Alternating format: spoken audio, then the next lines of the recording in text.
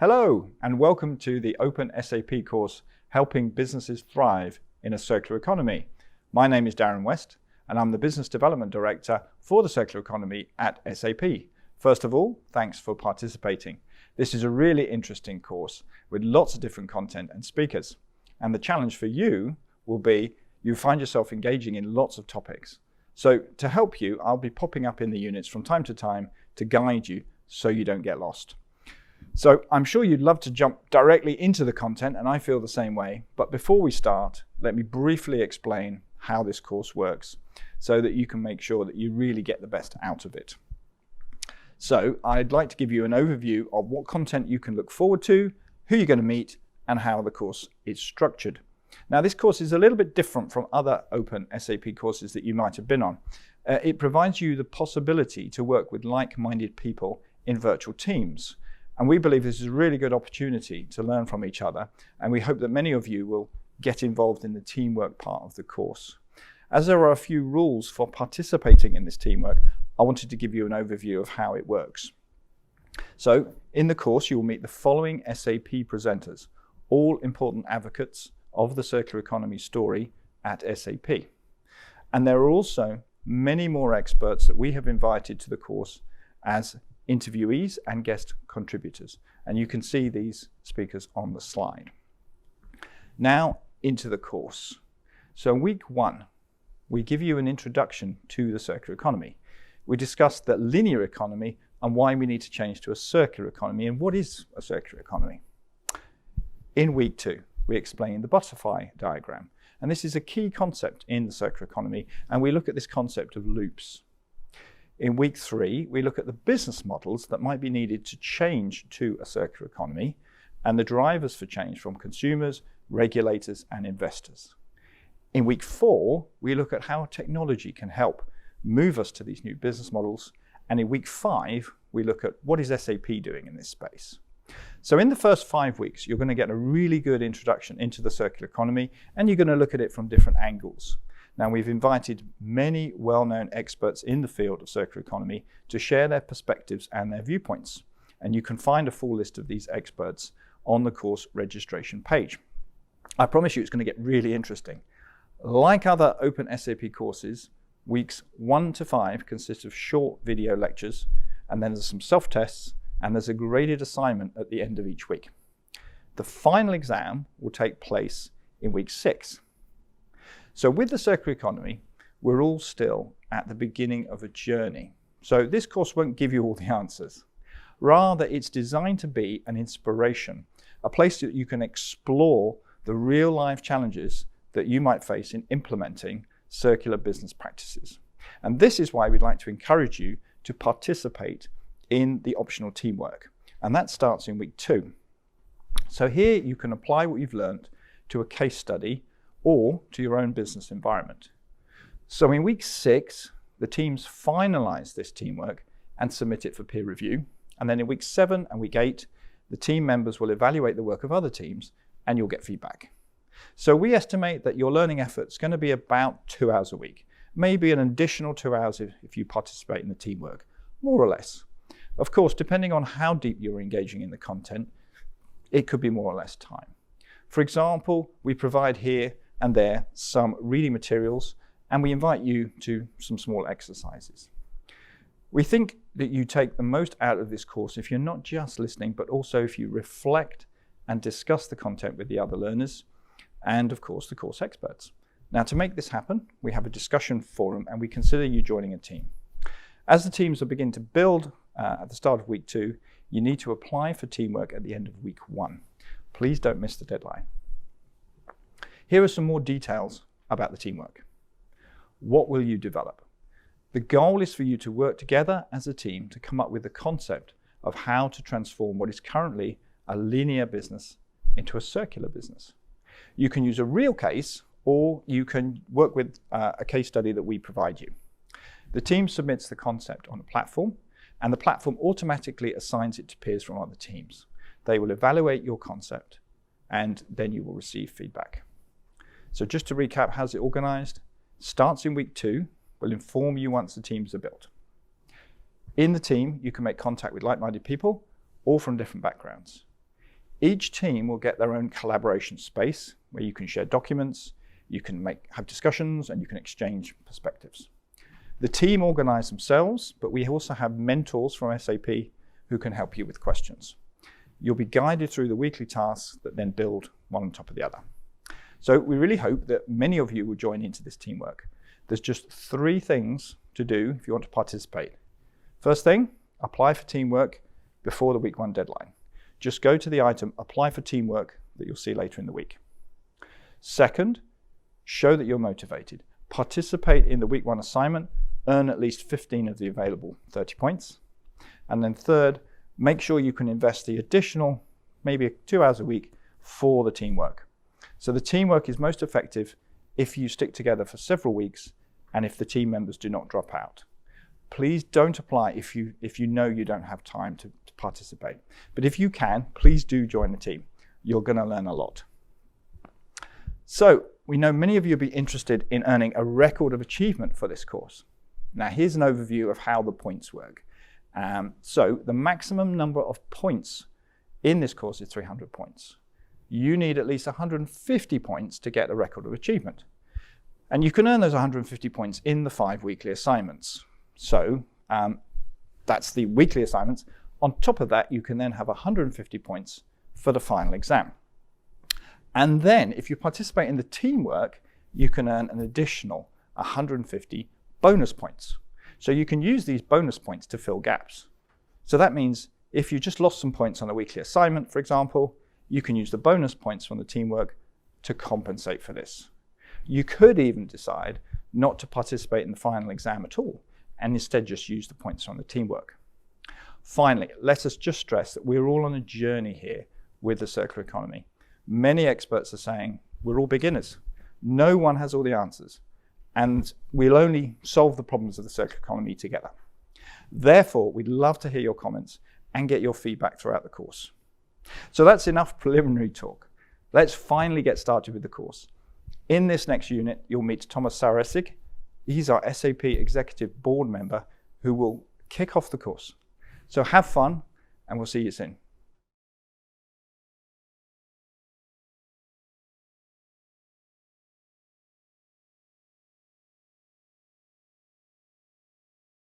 Hello and welcome to this openSAP course. We now have a whole range of courses on sustainable business topics, and I'm glad you decided to be part of this one on circular economy. For too long, since at least the Industrial Revolution, societies around the globe have lived beyond their means. We see an almost infinite demand for finite resources. Every year, most developed countries use up more resources than the Earth is able to regenerate. In some countries, resources would already be exhausted by February. Here in Germany, Earth Overshoot Day fell on May 5th this year. This means that currently we and many other developed countries would need 1.6 planets to be able to satisfy all of our wants and needs. And the world population is still growing. With another billion people projected by 2030, we will need 2 planets to sustain human demand. But of course, there is no additional planet. The consumption of goods and resources is not the only problem we face today. According to the World Bank, global waste could grow 70% in the next 30 years. High-income countries produce a third of the world's waste, despite having only 16% of the world's population. And these figures don't even include the much bigger amount produced from the industry. And then there's the biggest waste management problem of all. 30 billion tons of invisible but impactful carbon dioxide or equivalents being released into the atmosphere every year. The link between resource reuse and CO2 is only becoming clearer. 45% of CO2 emissions can be tackled by transforming the way goods are made and used, according to the Ellen MacArthur Foundation in 2019. The pathway to a low-carbon future is circular. The global goal under the Paris Agreement to limit warming to 1.5 degrees Celsius above pre-industrial levels can only be achieved by way of a circular economy. The circular and low-carbon agendas are complementary and mutually supportive, and where there is planetary risk, there is also an opportunity for businesses to lead. We must rethink, innovate, and implement at an unprecedented pace and scale to enable a thriving future for environment, economy, and society. This is the decade of action. We have to start now and start fast, and we need to be courageous. At SAP, we have started to go down the circularity path, pioneering approaches that support responsible design, sourcing, production, consumption, recovery, and reuse. Now, more than ever, to achieve circularity, we must connect linear, fragmented supply chains into unified, collaborative, and intelligent business networks that enable the reuse of materials. What's waste or output for one company can be a valuable resource or input for another. With our profound knowledge of business process software, we can identify those opportunities. By making circularity a key principle of design and production, manufacturers can reduce waste and unlock new value. We contribute with various solutions, such as the new SAP Responsible Design and Production. You will learn more about this new product as well as other solutions and enablers in the upcoming lessons over the next few weeks. We are of course aware that we as SAP can only be a credible partner to our customers if we ourselves integrate and exemplify sustainability in all our business processes. Consequently, we ensure that we apply responsible, ethical business practices that follow the 10 principles of the United Nations Global Compact to safeguard long-term sustainability. We accelerated our path to become carbon neutral in our own operations to 2023, 2 years earlier than previously intended. This is how SAP can make a positive contribution in two ways, acting as a role model of a sustainable company and enabling other companies to take action through our integrated set of solutions. Together, we can make a difference. Let's do good for business, the environment, and our society.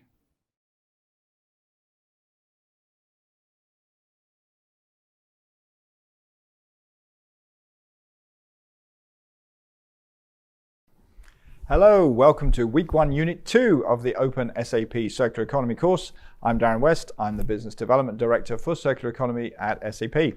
So in the last unit, we heard from our SAP Executive Board member, Thomas Sauer-Essig, speaking about the challenge facing us to move to the circular economy. In this unit, we need to understand where are we now, and therefore we're going to explain the concept of the linear economy and the effect that it has had. So in this unit, we'll explain what we mean by this term linear economy, the benefits of it, and also the results, but the problems, and what we can or we should do about it. Since you often hear this term linear economy here in the unit, I would like to briefly show you and explain what is meant by the linear economy. So you can describe it as take, make, use, dispose.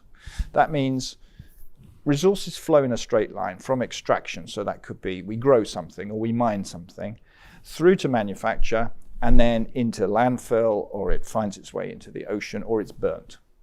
Now, a basic assumption of the linear economy is that resources are infinite, and also that the regenerative capacity of the Earth is infinite.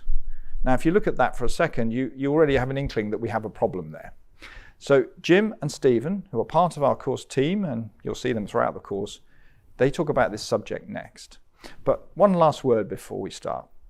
You will have those conversations or interviews throughout the course. And as a small service to you, we always like to summarize the learning points from these conversations or interviews in the slides that you find after the video. And also, there are often slides with further links and information. So check them out if you like. And now, let us jump to Stephen and Jim. We'll see each other later in the week. Hi, Stephen. How are you today? Hey, Jim. Great to be here. Thanks so much. That was a really exciting intro by Thomas. It really helps drive home the need to move towards a circular economy. I'm excited about the topic. I'm excited about the course and want to welcome everybody who's joining us over the next few weeks on our journey to move towards a more circular economy. In fact, I'm so excited. I'm just about ready to get rid of the linear economy today, Stephen. Take, make, use, dispose. What's there to like? In fact, what has the linear economy ever done for us? Sounds like the start of a Monty Python sketch, Jim. The aqueducts, of course. The what? The aqueducts. And the roads, Oh, well, of course, the roads. the cities, the sanitation, the landfills. Well, of course, the aqueducts, the roads, the cities, the sanitation, the landfills. Everybody knows about those. What about the same-day delivery drone delivering all of our household needs at the click of a button? Yeah, there is that. So, well, apart from the aqueducts, the roads, the cities, the landfills, the sanitation, the same-day delivery of every item we could possibly want to meet our basic needs in under an hour, apart from those, what has the linear economy done for us? What about packaging innovation? Packaging innovation that's working so fast that actually by 2040, we're expected to have 3 times the amount of plastic waste flowing into our oceans. Wow, that does seem like a lot of innovation. How is the linear economy going to handle all this innovation? Well, we don't quite know. What we do know is that about 9% is already cycled, so we have a start, and there is a great business opportunity to address the rest with a lot of innovation. So, 91%? That does seem like a big opportunity. How big is it, Stephen? Well, our friends at Accenture estimate there is a $4.5 trillion opportunity in terms of business growth that's possible in transitioning from a linear to a circular business model. Wow, that does seem like a huge opportunity. And if you think about it, it makes perfect sense. We extract things, we harvest materials from the earth. We, throughout all the industries and manufacturing, create value at every stage of the life cycle. And in our current system, all of that work, all of those materials, all of that value goes to zero if we properly dispose of them at end of life. And if improperly disposed of, such as leaking into a lake, into the ocean, it creates potentially a significant negative value for society. In fact, there's $13 billion in marine ecosystem damages that occur every year due to this type of plastic pollution.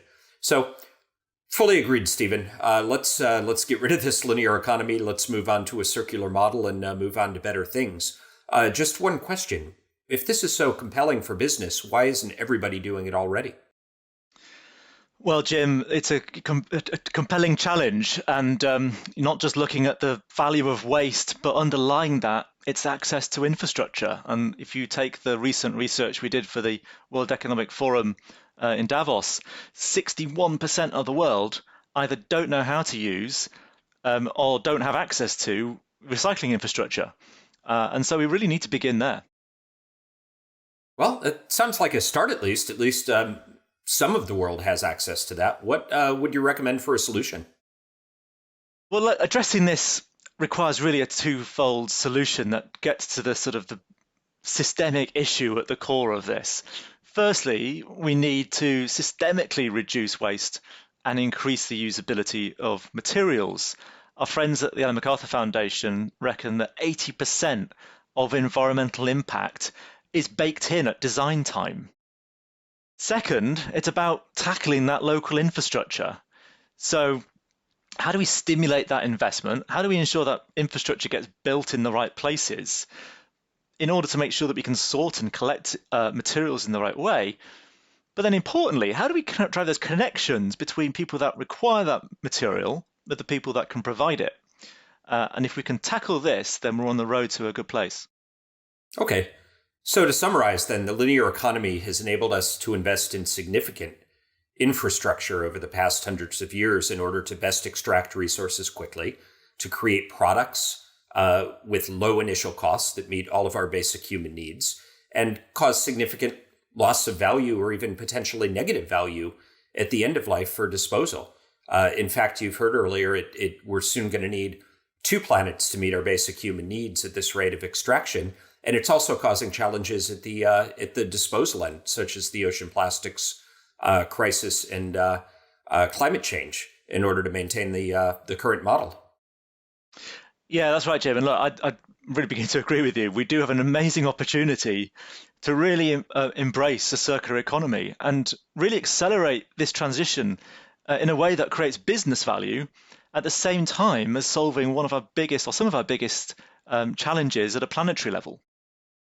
Yeah, of course, Stephen. I like to ski. I like to grow up in the mountains, and it really seems like the circular economy in this type of model makes good sense for any of us that breathe air, drink water, or really ever interact with nature.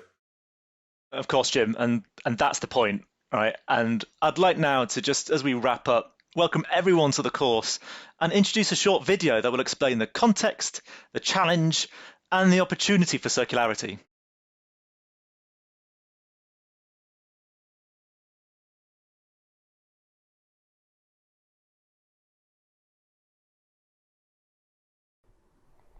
Hello and welcome to Week 1, Unit 3 of the openSAP Circular Economy course.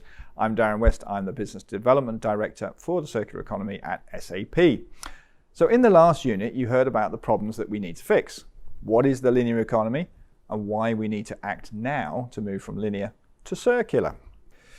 So in this unit, Stephen Jameson from our Circular Economy team has invited two guest speakers. So we have Andrew Morlett, who's the Chief Executive of the Ellen MacArthur Foundation, and we have our own Daniel Schmidt, who's SAP's Chief Sustainability Officer. And they talk about questions that you can see on the slide.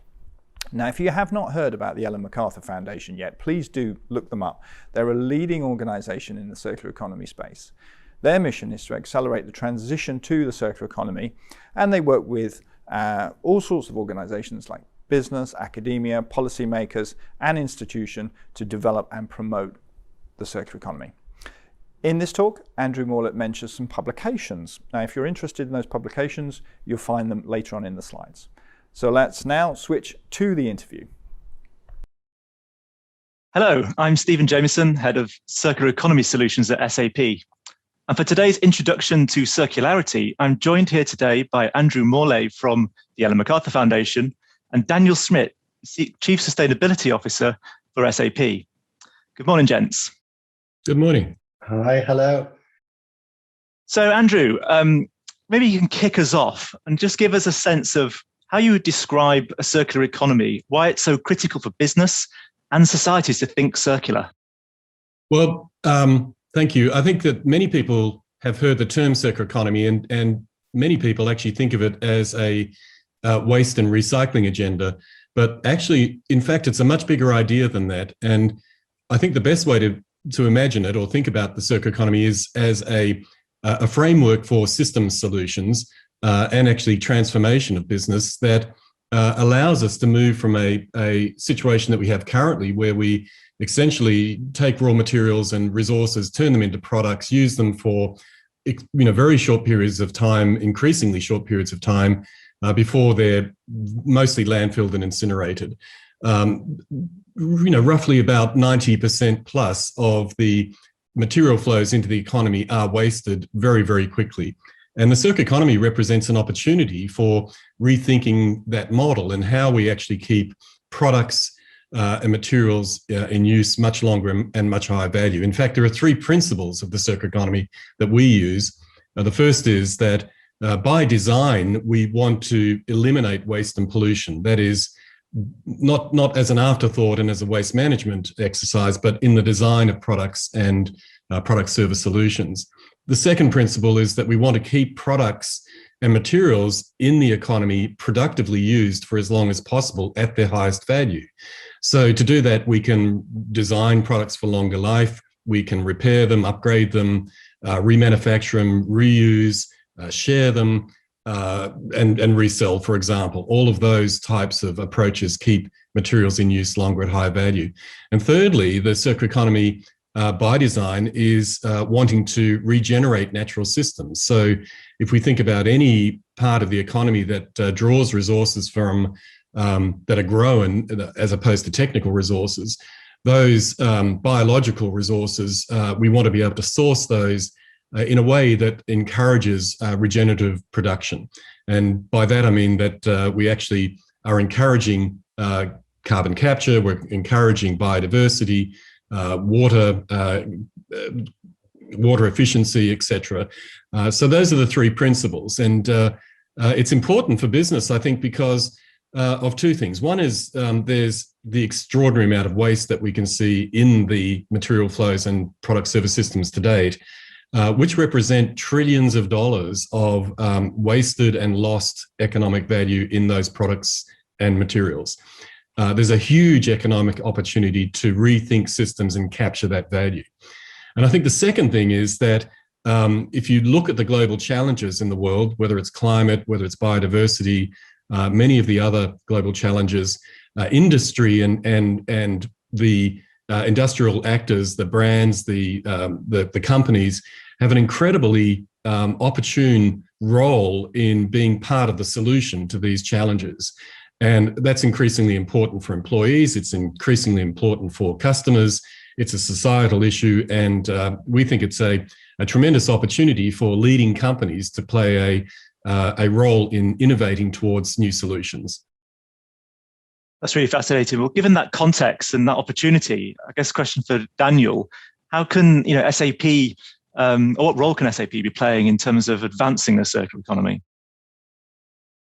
Yeah, we definitely need to play a role building on what Andrew just outlined in a beautiful way. It's about the core business processes at the end. And sometimes I have the feeling that stakeholders think, oh, SAP could lean back because already for 5 decades now, we help customers to deal with resources in the most efficient way. But with efficiency alone, and don't get me wrong, it's important, but with efficiency alone, we will not get it done. Yeah, we will not solve today's challenges. We have the societal and environmental challenges, and they are connected. They are connected.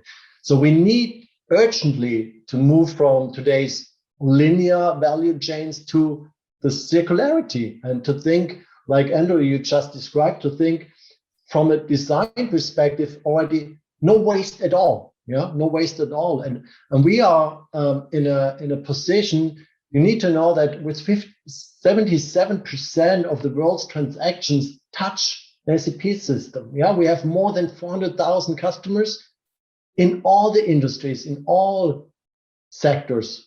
So it's hard to imagine that SAP is not playing a role. No, we need to play a role here, and we need to help with the data consistency and allowing the transparency across the entire value chain to accelerate that movement towards circularity. And there are key focus areas we at SAP need to look at in order to help our customers on their transitions. Yeah, and Andrew, you just described these design principles. Yeah, and how to design out waste and pollution, or keeping products and materials in use and regenerating natural systems.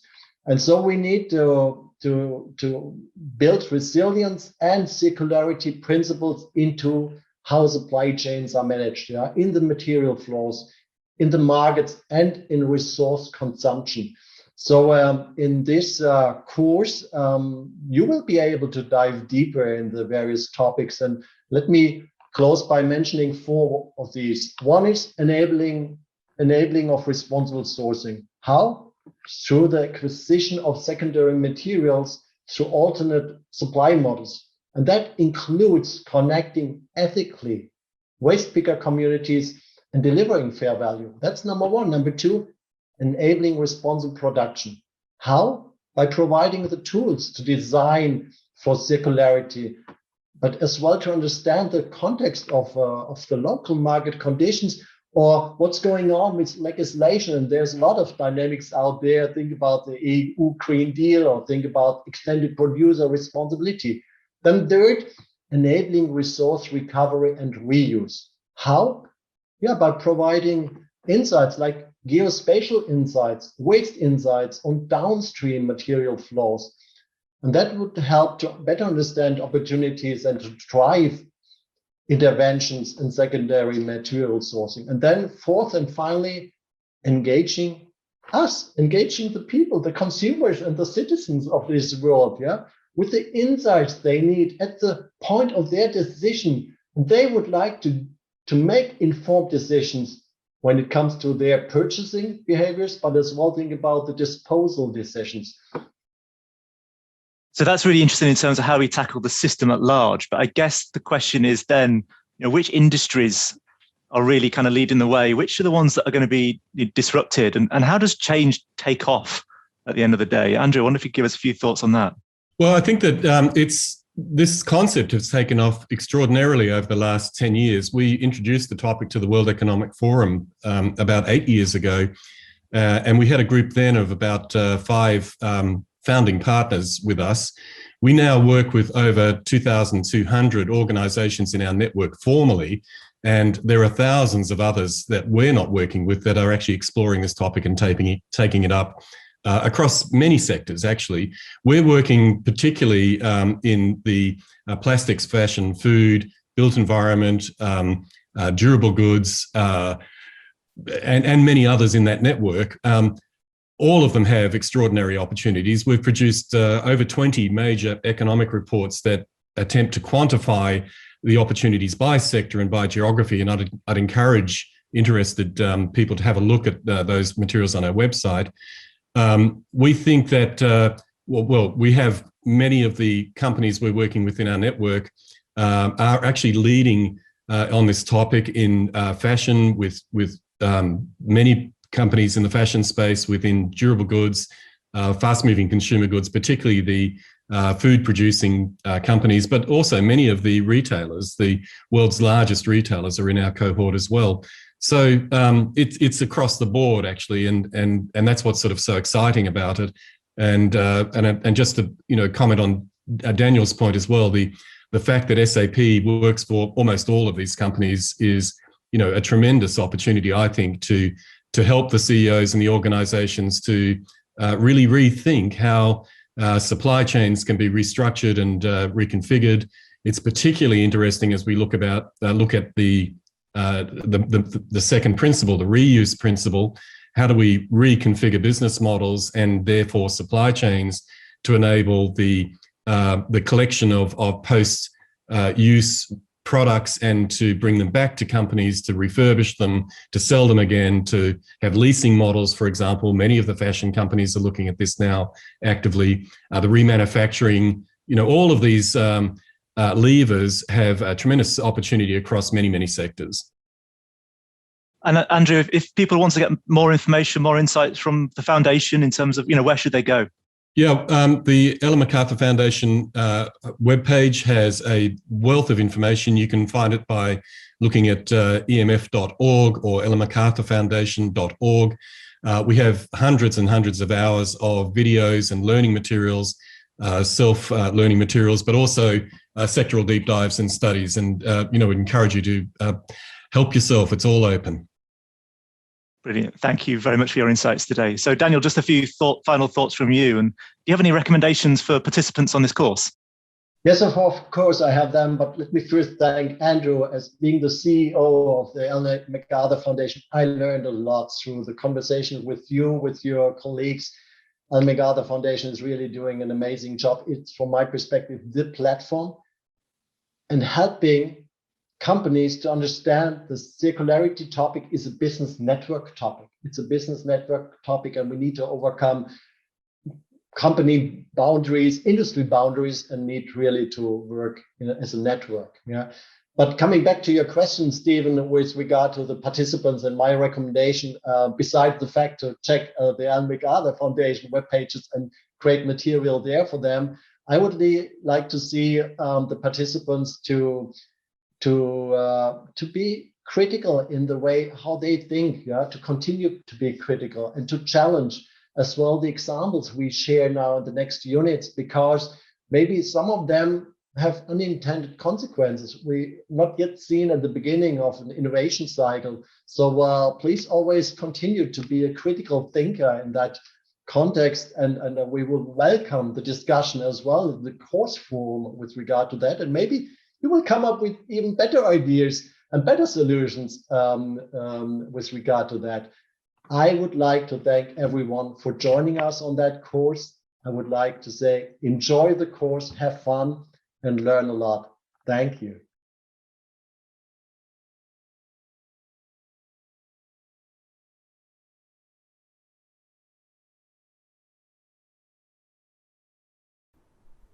Hello again. Welcome to Week 1, Unit 4. I'm Darren West, and I'm the Business Development Director for the Circular Economy at SAP. So in the last unit, you heard from Andrew Morlett and Daniel Schmidt, who were talking about the principles of the circular economy. Now let's take a look at the problem of waste and how important design is to eliminating the problems of waste and keeping materials in use. So I'm going to give you some more figures as to why the waste problem is important. And also my colleague Michael Jordan will show how this affects us all. We'll look at recycling and we'll discuss why this is useful, but not the whole solution. And then we'll look at the impact of design. And finally, we close the unit with some strategies for designing out waste. So, according to the Circularity Gap Report, in 2020, only 8.6% of the world's resources are recycled. So just think about that for a second. That means that over 90% of the world's resources are thrown into landfill, or they're burnt, or they find their way into the ocean.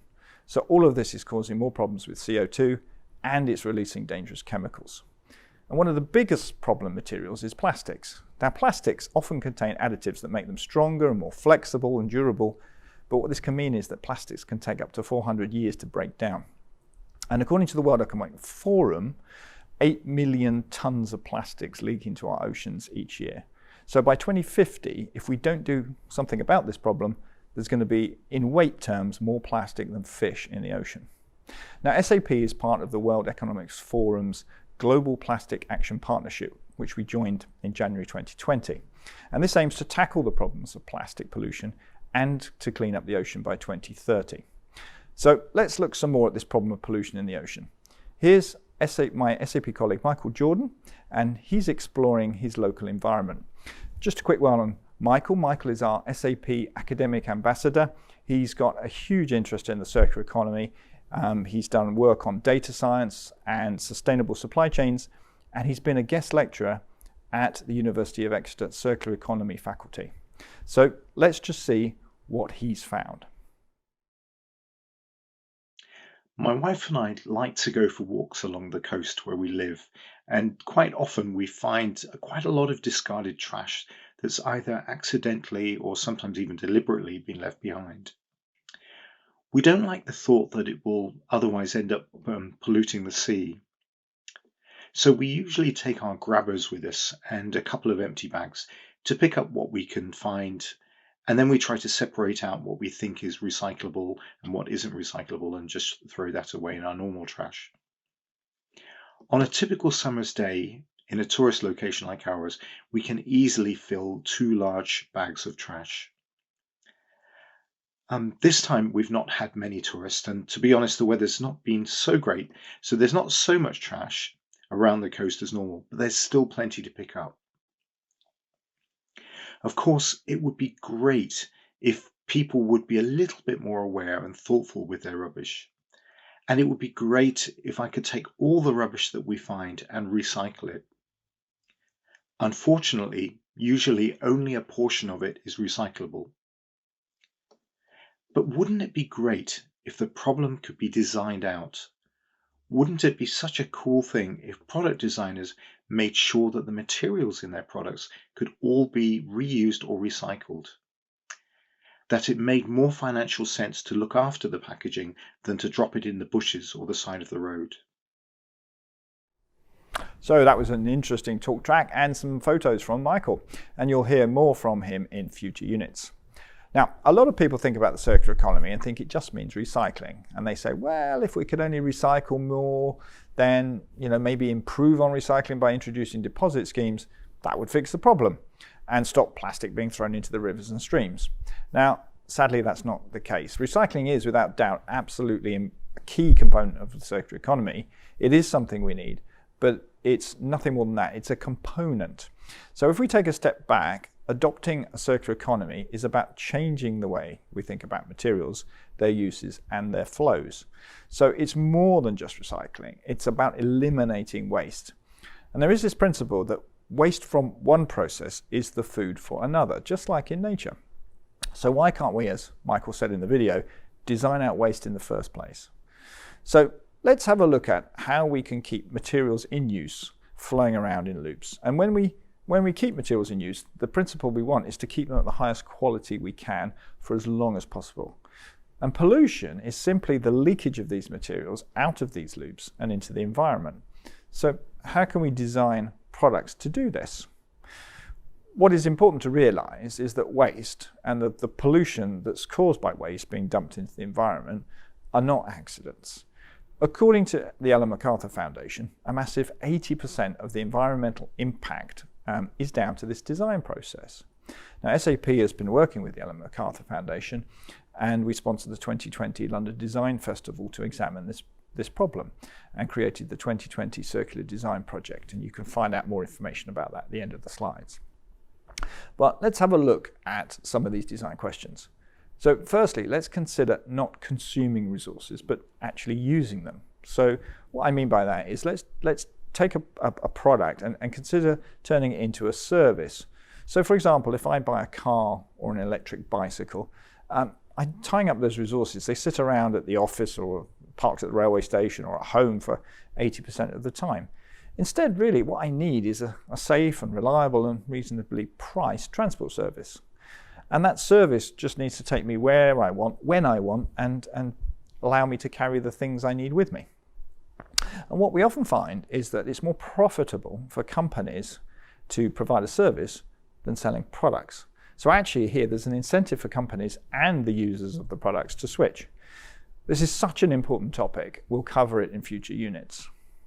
Next, is there a way that I can make my product virtual? And we call this dematerialization. So for example, I could publish an ebook instead of paper, or I could use Spotify instead of buying a CD. And some of you may be as old as me remember that we used to listen to music by putting a metal needle onto a piece of vinyl plastic, but that's ancient history. Moving on, we can think about designing products to last. So today, many products have what's called planned obsolescence, in that they will expire after so many uses. And this is terribly wasteful, and it's something that's a throwback from the manufacturing culture and the economic model of the 1950s. People were trained to be consumers, always demanding the latest and the greatest. And the current trend with fast fashion is simply an example of that. So why can't we, instead of making these products that just get thrown away, why can't we make them more durable and have them rented out to users, or have effective take-back schemes where the product can be stripped down and the parts can be reused? So we could, for example, standardize on components. We can make maintenance and repair easy. We could design the product so it can be upgraded, or we could allow for assembly and disassembly. This saves valuable resources. And let's not forget the emotional appeal of a product. Things that you love, you do not throw away. Another part of the design process is to design the product to use more sustainable materials in the first place. For example, do you need to use a single-use plastic, or could you use 100% recycled plastic? Let's suppose you're making a cleaning product that comes in a bottle with a squirty trigger pull there. Does it make sense to ship that product every time? Or could you use perhaps a refill model where you sell a little refill that the consumer can buy, put into the bottle, shake up with some tap water, and then they have your product again and again? This saves on the plastic of the bottle, of course, but it also saves on the weight, and therefore you're saving shipping and valuable CO2. And that's just a few ideas. There's plenty more that we haven't explored about circular design in this unit, but hopefully that's got you thinking. There may be other ways to design out waste. And if you're interested in this full process and the related design topics, there's some further links in the reading section at the end of this unit. If you download the slides, you'll see them. So in the next unit, we'll look into the circular mindset and how you can personally make a difference. See you there.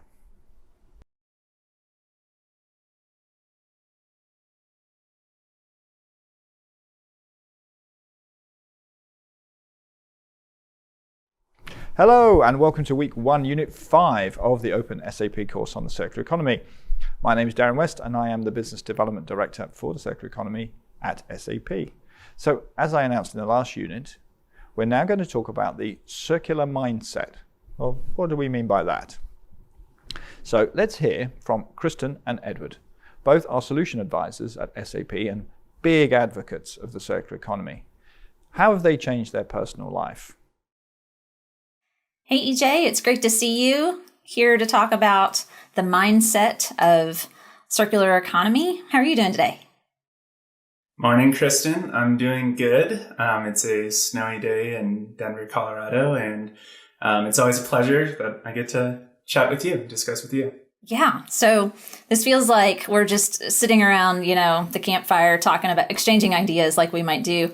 But we're really just going to talk about some of the changes we've both made in our personal lives when it comes to sustainability, more specifically around circular economy. So I'm going to put you on the spot, let you go first. Since we have people listening in from all different experiences, right? Some people are just starting out. Some people have been doing this for a long time. Let's go to the just starting out. What was the first change that you made kind of around your house or personally when it comes to circular economy? A huge part of, my circular practice, and moving towards a more sustainable lifestyle, was, first off, my fiance was a huge help to that. And, we wanted to be more conscious in every decision that we made, every purchase, and how much waste we diverted as well. So the first piece that I can at least remember that, was a little bit hard to overcome even was removing all paper towels from the house. So we got rid of all paper towels and moved towards reusable napkins and cloths that you can clean the house with. There really isn't as much need once you get rid of them. You realize that it's just a very wasteful practice. Yeah, you know what? That was my first one too. Isn't that funny? That's the first step to circular economy, right? I know. And it's just like noticing what you're throwing away, I guess. I also recognized, and this is maybe more of a girl thing or a woman thing. I'm not 9. I would use those little round cotton things on my face for a toner.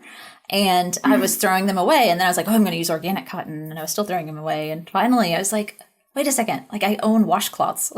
So that was kind of an aha. I can use something that's already like sitting in my closet. So And then once you stop with the paper towels and you just start noticing all these other different things that really you don't need to be wasting on such a daily basis. Right. It gets a little addictive actually for me. Yeah. So you and I have been at this for a while. So let's go to your most recent change. What's your latest aha around how you can be more circular at home? So this one has been almost life-changing and definitely very eye-opening. We started using two different companies that we've worked with are Misfits and Imperfect. And what they do is they take produce that isn't the most attractive looking produce and it doesn't get picked from the shelves in grocery stores. So buyers from these stores aren't buying this particular produce. And what would happen in the past is that produce then would all just go to waste. And really it has the same nutritional benefits. It tastes just as much the same. It just may look a little different than your typical red, shiny apple. So we've started now helping that waste problem in the agriculture space, agribusiness, and started helping divert waste in that area. So it's been extremely beneficial for us, and we've saved money also within our household. And it's just been very eye-opening and pretty mind-blowing that so much of this waste was just thrown away, or so much of this produce was just thrown away. It's been the latest one and probably the most exciting one.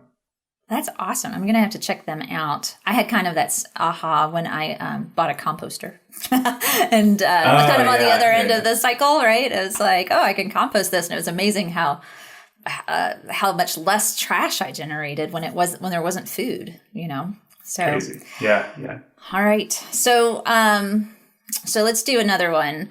I'm going to tell you one more thing though, because it was kind of an aha. When we were taking that circular economy class, I had somebody in my group that worked for a disposable pen company, and he was talking about how hard it is to get those back. It's a low value kind of product that people really don't think about. And so this has been a challenge for me. I'm still working on it. I have a fountain pen that's refillable. And so I'm trying to refill my fountain pen instead of use disposable pens. But it's not always possible, but it's a start.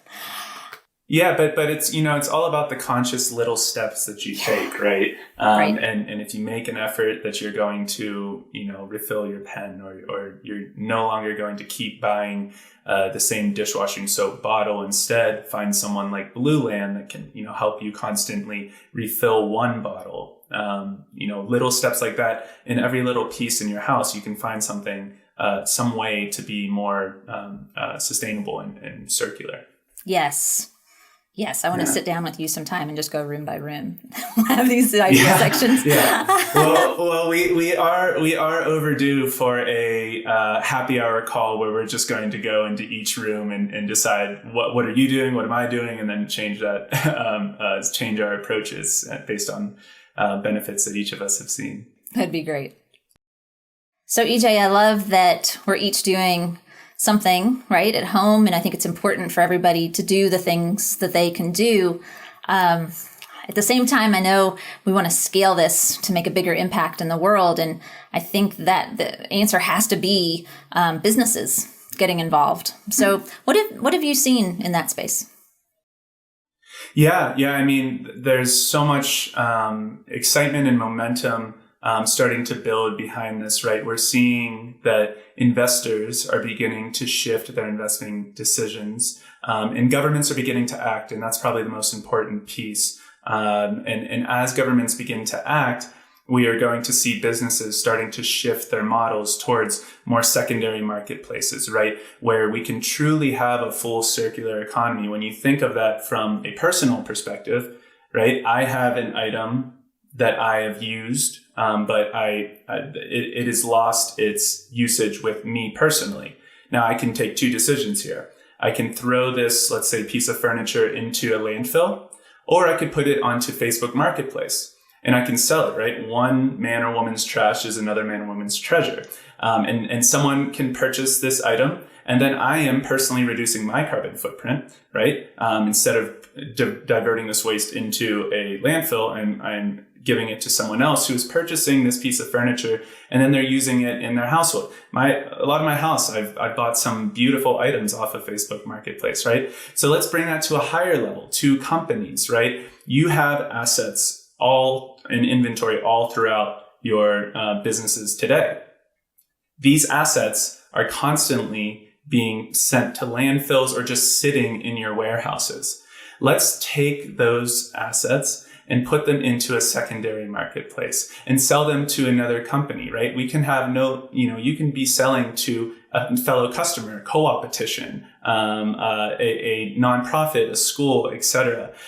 So that's really where I see the future going within the sense of circular economy from a B2B perspective, and even B2C in the long run, where we're taking that concept of a marketplace and taking our assets that our businesses currently use today and putting them out back into a new business's inventory and allowing them now to operate with these assets instead of letting them go into a landfill and continuing to build up the billions and billions of tons that we're seeing today.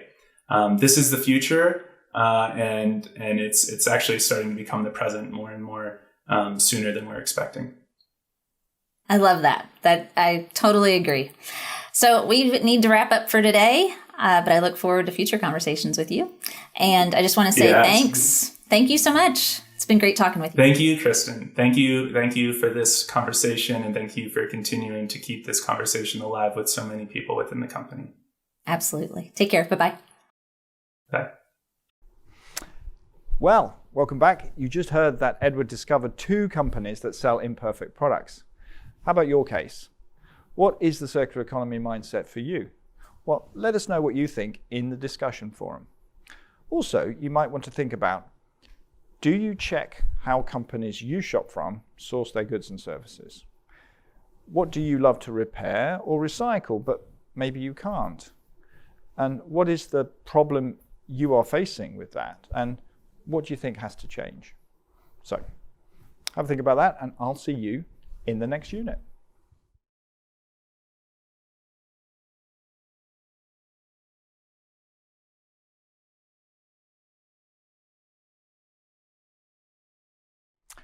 Hello and welcome to week 1, unit 6 of the openSAP Circular Economy course. As you know, my name is Darren West and I look after business development at SAP. So in the last unit, we looked at the circular economy mindset and what you might do personally to think and to be more circular. I think you'll enjoy this next unit, which is all about the major themes in the circular economy. And we've got an interview with one of the leading lights from Exeter University. So in this unit, my colleague Michael Jordan will meet Professor Peter Hopkinson, who is the Professor of Circular Economy and the Co-Director of the Exeter Centre for the Circular Economy at the University of Exeter. They'll talk about the major challenges of the circular economy and what is required to implement a circular economy at scale. So let's run that video. Peter, thanks so much for giving some of your time and expertise to help us with this course. We wanted to use the opportunity to think beyond technology a little bit and look at some of the wider context of circular economy.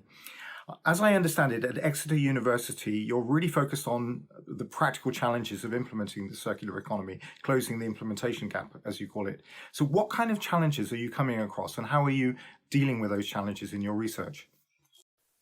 Well, thanks, Mike. That's a really good question. As you know, we run a global masterclass on the circular economy and the challenges of implementation. So we get insight from businesses and organizations from right across the world in many different sectors, from many different roles. So there seems to be a common pattern that emerges, has emerged over the past few years. And the first one is the understanding of what is a circular economy, to understand what it is, what are its key building blocks, and what are the key opportunities around the circular economy. Having grasped that, then the next challenge is how do you initiate? How do you make a start? And that's different usually from every organisation and every sector. From the initiation phase, then there is the next challenge of scaling up. And I know we're going to talk about that later. But let's just go back to the initiation phase and what we consider to be some of the key building blocks that are the common challenges. The first is a design challenge. How do we design products and services to enable them to enter a circular economy? What does that look like? We're very good at designing things for a linear economy, but designing for a circular economy is new to all of us. So what does that look like and what does it mean in different contexts? The second challenge is the business model. What is the business model that enables us to bring those products, services and other elements of a business back into circulation?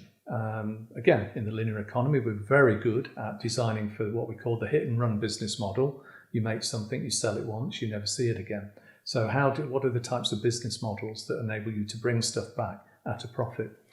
The third challenge is what we call the reverse logistics element. And this is often the most challenging because we're used to sort of sending stuff out. We're not so good at sending stuff, bringing stuff back. And of course, sending stuff out in bulk, in a standard form, is one thing. Bringing it back from a very diffuse and dispersed market is incredibly difficult and can be very expensive if you haven't put the first two building blocks into place at the outset. And the fourth and final challenge is what we call system enablers. That there are various things that you need or you have to put in place that enable those other three components to work together efficiently and effectively. And of course, if you don't have them, then those represent some of the main barriers and challenges. So those could be regulatory challenges, they could be issues around shareholders and financial requirements, or it could be around public acceptance and public acceptability of the changes in the other three building blocks. So there's four building block challenges that have to be addressed, in our view, systematically and simultaneously to create new circular value propositions. Sure. Thank you for that. When people like me in a company like SAP hear about the design challenges and the reverse procurement challenges and all those kinds of things, we tend to think there's a technology answer for everything, and the technology lies at the core of all solutions, which clearly there is a technology component. That's why we've got this course. If you were to go beyond that and kind of bracket out the technology part of it, what are the other main issues, maybe mindsets and practices involved in implementing the circular economy? Yes, you're absolutely right that technology is an important enabler, a system enabler. It can also be a blocker. It can also get in the way. That the circular economy it's not a technological fix. There's no one technology that's going to bring about the transformation from linear to circular in one stroke. So some of the things that we find are really important to sit alongside that technological dimension. You've described it yourself. It's about the mindset. It's about not only your mindset, but the mindset of the leadership team and the people around you. That's the first thing, mindset, really important. Secondly is, you can't do this by yourself. You need to collaborate. You sit inside a supply chain, you sit inside a value chain, and there are also other partners who you may not yet be working with who are really important to your future proposition. Therefore, collaboration and the ability to create new partnerships is really important. And the third, I think, is really understanding your market, understanding your customer. What are their needs? What are their pain points, as we sometimes say? And how does your proposition, your new circular economy proposition, fulfill or meet or address those particular pain points and needs? So, I mean, we could go on.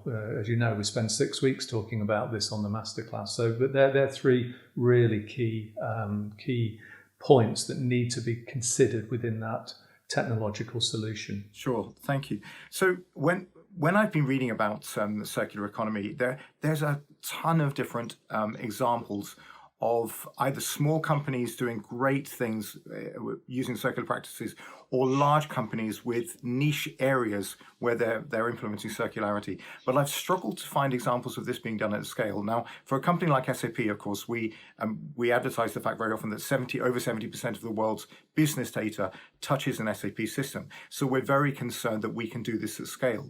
What kind of challenges and opportunities are there to make this scale? And are you seeing examples of this being done at scale? Yeah, well, it depends on which aspect of the circular economy that we're talking about and which business model we might be talking about, or which type of product. So what we tend to see is lots of examples of products that are described as circular economy or circular that operate at scale. So, one we know very well, it's very familiar, might be remanufactured products, remanufactured hardware, whether it's computers, industrial diggers, conveyor belts, lifts, and so on and so forth. So these are well established, these are mature markets, they've been around for 40 or 50 years. The well-known example of Rolls-Royce, power by the hour. You don't own a jet engine, but what you have is access to a jet engine. Rolls-Royce take control and maintenance and management of the jet engine on your behalf. What you buy is miles, air miles, and that's what you want as an aircraft company.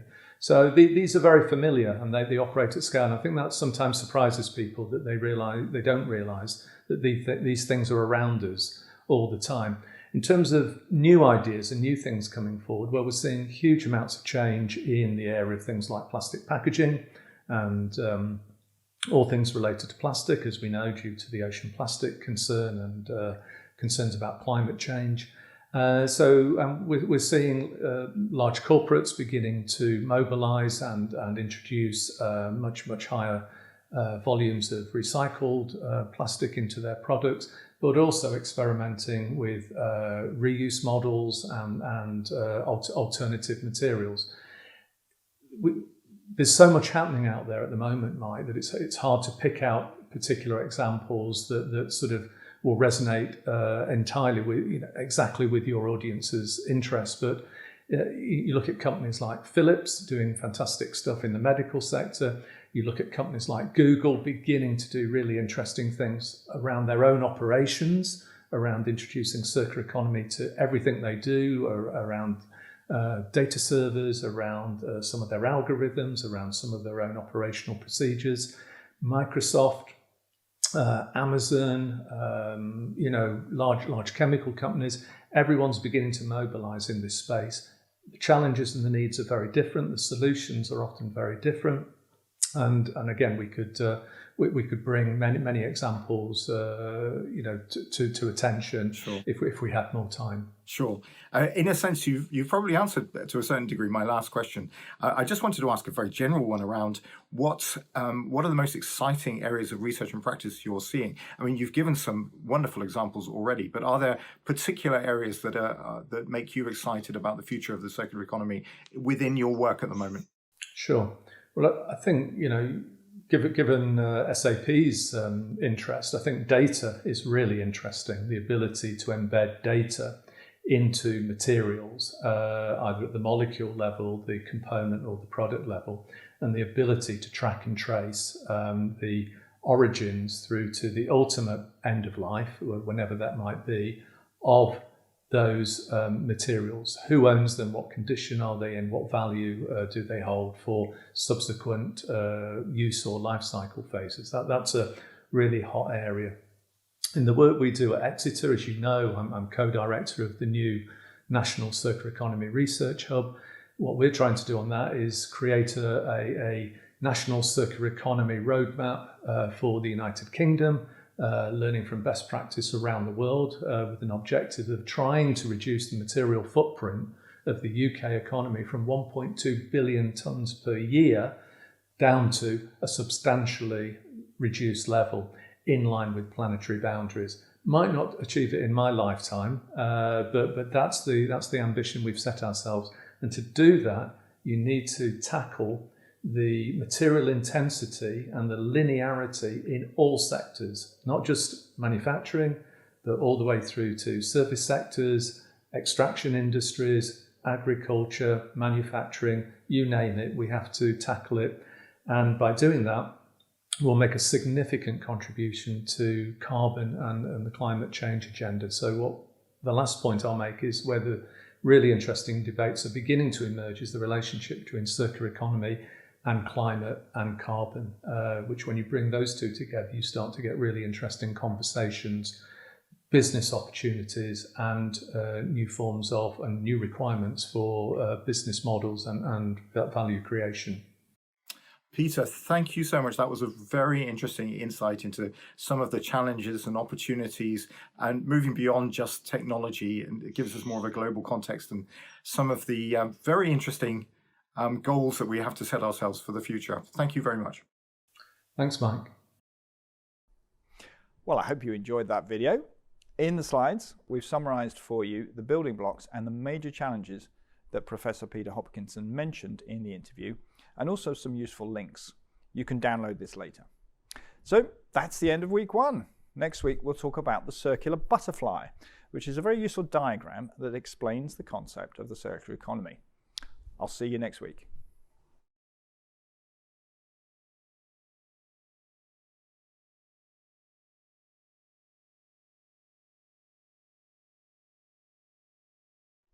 Hello and welcome to week 2 of the openSAP course on the circular economy. I'm Darren West and I am the Business Development Director for the Circular Economy. It's great to see you again. So last week we had our introduction week to the circular economy. You heard about the problems of the linear economy and the major themes of the circular economy. You were also introduced to some topics like designing out waste. This week you will get to know the so-called circular butterfly, and you will learn how the principles of the circular economy can tackle the issues that we raised about the linear economy last time. And now I'm going to hand over to my colleague, Natasha Pergel, who will explain this unit. Hello and welcome to week 2, unit 1 of this openSAP circular economy course. I'm Natasha Pergel and Global Circular Economy Lead at SAP. In this unit, we will be covering the circular economy butterfly. You've been introduced to the concept of the circular economy and how it contrasts to the wasteful take, make, dispose approach of the linear economy. You also learn that it's essential to keep resources at their highest value for each cycle with minimal or no waste. You've also learned that this is the way natural systems have successfully evolved for millions of years. So-called waste becomes food for another part of the natural ecosystem. We're also going to show you a way that all of this can be summarized in one image. This image brings to life the fundamental principles of the circular economy. It's been nicknamed the butterfly diagram and was developed by the Ellen MacArthur Foundation. This summarises what the circular economy is all about. Ellen MacArthur are an important partner of SAP in enabling business to transition to a circular economy. You can find out more information about the work that they do, including their circular design toolkit, design guides, and case studies using the link below. This is the circular economy butterfly. You'll notice that this is separated into two halves or cycles which represent two flows of materials: biological, shown in green on the left, and technical, shown in blue on the right. Both sides represent the continuous flow of technical and biological materials through value circles. At the top of the diagram, you have the nutrient inputs, energy, and materials. In the middle, you have the spine, which represents the linear economic model. For the rest of this unit, I will go a little deeper into each part, and by the end, you should understand how all these different parts will fit together. So let's start with the middle of the diagram. At the top, you can see the materials and energy input. This represents the starting point for developing the parts for our TVs, our washing machines, furniture, and food. In the circular economy, energy inputs should be based on renewables that do not pollute the environment or add to GHG emissions. Material inputs, where possible, should be from sustainable sources or parts that have been designed to be kept in use through several use cycles. For example, a manufacturer purchases some parts to be put together into new products, but also with a view to being able to keep those products in use for multiple cycles without ending up on a landfill site. These products then go to a service provider or a retailer to be sold, or in a circular business model, more likely leased to the customer. However, manufacturers don't usually have control over materials when they leave the factory gate in traditional linear models. In contrast with the circular business model, this means that the manufacturer has more ownership over products and can lease products as a service. Finally, at the bottom of this diagram, there needs to be the capability to collect the materials, to be kept in productive use, and systems to mitigate any waste and polluting leakage into the environment.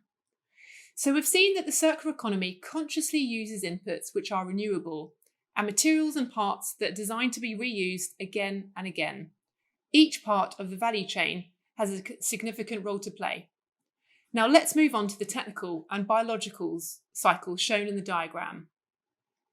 We'll look at the technical cycle first, shown in here in blue on the right. Technical materials are things made by humans, like metals, plastics, and synthetic chemicals. They cannot re-enter the environment and must continuously cycle through the system so the value can be captured or recaptured. Let's illustrate this by taking the example of a washing machine. What would this look like in a circular economy world? The raw materials will have been ethically sourced with renewable energy used in the parts production. The parts go to the manufacturer, who have designed the washing machine to be kept at its highest potential value for as long as possible. And then the service provider has leased their washing machine to you. You use it for many years, and then when you're done with it, there's several options to prevent the older machine going to landfill. You can see these possibilities in the blue loops on the right. For example, the item could be shared, perhaps not so easy for a washing machine, but think of a drill or a car. Another option is leasing the product, and this lease item could be maintained to prevent problems and lengthen its life. In the washing machine case, you don't buy it, but you lease it, and it comes with a service contract.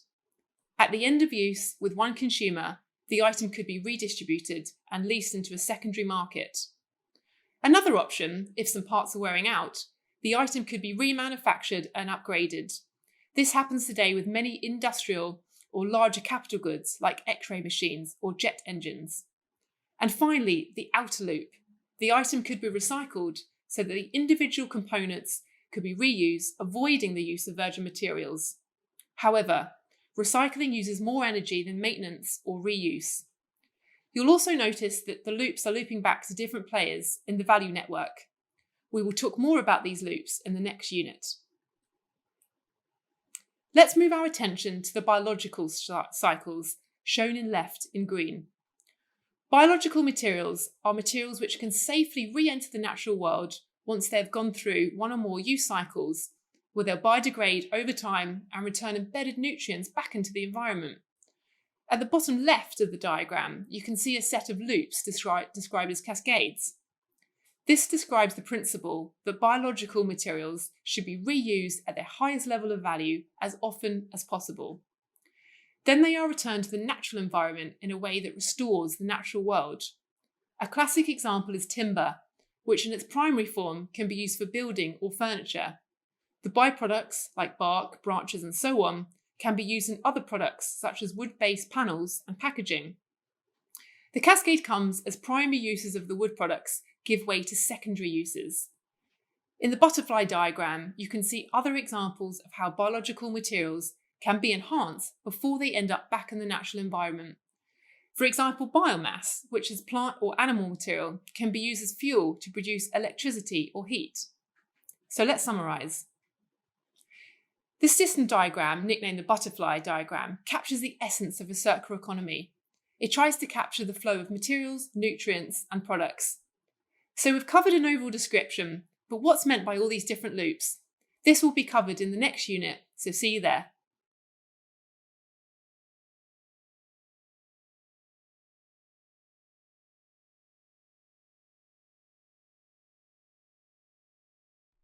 Welcome to Week 2, Unit 2 of this openSAP Circular Economy course. I'm Natasha Pergel and Global Circular Economy Lead at SAP. In the last unit, I introduced the butterfly diagram. In this unit, we'll look at all the different loops and explore if all those loops are equal, and we'll provide you with some more examples. In this unit, I will focus mainly on the loops on the right-hand side, which are the technical loops. We'll learn why there are different loops and their relationship to the value of materials and products retained in each cycle. In a circular economy, it's really important to retain this value. We'll look a little more into the biological loops later in the course, but for now, let's try to understand the technical loops more deeply. We'll also look at how successful they are at retaining the value of materials. The inner loops retain more value than the outer loops. But with things like recycling, you're left with only the material value. All other energy is lost through the process. We have various loops in the circular economy, which you look at from outside in. Please note that each loop relates back to a different actor in the value chain. Let's start with the outermost loop, top right, and work in. So first we have recycle, where materials are captured for reuse, going back to the parts manufacturer. Refurbish or remanufacture, where older and non-functioning products are returned to the product manufacturer to be made like new, or even better. Then we have reuse or redistribute, where a component or product which is no longer needed is made available to someone who does need it. Then we have maintain or prolonging, where a service provider ensures that products are available to be used and keeps the responsibility of maintaining them from user to user. And finally, share, where people can choose to share the products that they own. But we still need to answer the question whether all loops have an equal circular impact. So does it really matter which loop you choose to follow when building a strategy for implementing a circular economy in your business? You'll see that some loops implement circular principles in a less resource-intensive way. What all loops have in common is the fact that they work on the basis of feedback with the goal of retaining value. But where do the differences lie? Why are the loops positioned in the diagram from inner to outer? It's certainly not by accident. Let's start by looking at the most outer loop, recycling. I'm sure that we all try to recycle as much of our waste as possible. However, this is often referred to the loop of last resort. If you think back to the goal of the circular economy, it's about being able to retain value. But where does that value come from? Of course, some of the value sits in the raw materials, but also in the design of the product, the energy inputs, and labour. Once a product is recycled into its separate parts, all that value is lost. You're only left with the raw materials. Another consideration when recycling is that the new use of those materials will typically be downcycled. That is, their value is reduced through each successive loop. We want to reduce this value leakage, or at least ensure that the final materials can go back to the environment, causing no damage. Then, new design, new energy, and new labour have to be used to turn the raw materials into a new product. Certainly, recycling is a good circular approach, but it is one that needs to be carefully evaluated against the other loops to identify whether it's actually the best approach. Now let's go further inside the loops. Perhaps now we have the option to refurbish or remanufacture the product. The materials retain the labour and design value of the product with a few upgrades and fixes. If we look at refurbishing or remanufacturing, the product hasn't been taken apart for its raw materials, it just needs to be tested. Then any faulty parts can be swapped out before adding a new warranty and resold.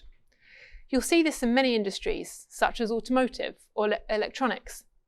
In everyday life, you might be offered an as-new camera or phone, which was sold but sent back. It's not difficult to see in this case that much more of the original value of the product has been retained and less energy is required to keep the product in use. I think you've probably got the idea now that each successive loop retains more value than the previous one. So let's move further inward. Maintaining and prolonging products that might end up in landfill requires a relatively small input to maintain them in use. And finally, sharing requires almost no work at all on the product, except perhaps a clean, and of course some kind of platform or app to share products. So here's a summary of the key points.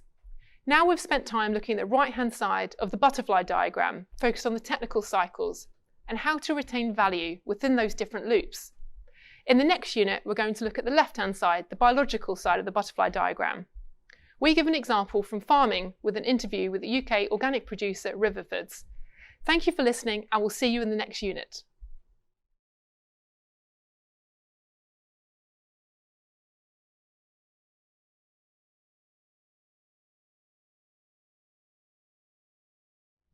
Hello again, it's me, Darren West. I'm the Business Development Director for the Circular Economy at SAP. So welcome to Week 2, Unit 3 of the openSAP course on the Circular Economy. This unit, we're going to look at the biological loops. So, first of all, we'll quickly recap on the biological loops in the butterfly diagram that we heard about earlier, and then we'll go to an interview with a company called Riverford, where we examine what measures organic farmers take to reduce the burden on the environment and how we regenerate the environment.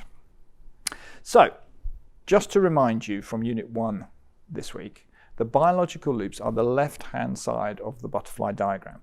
Here we aim to return materials to the environment through loops and cascades.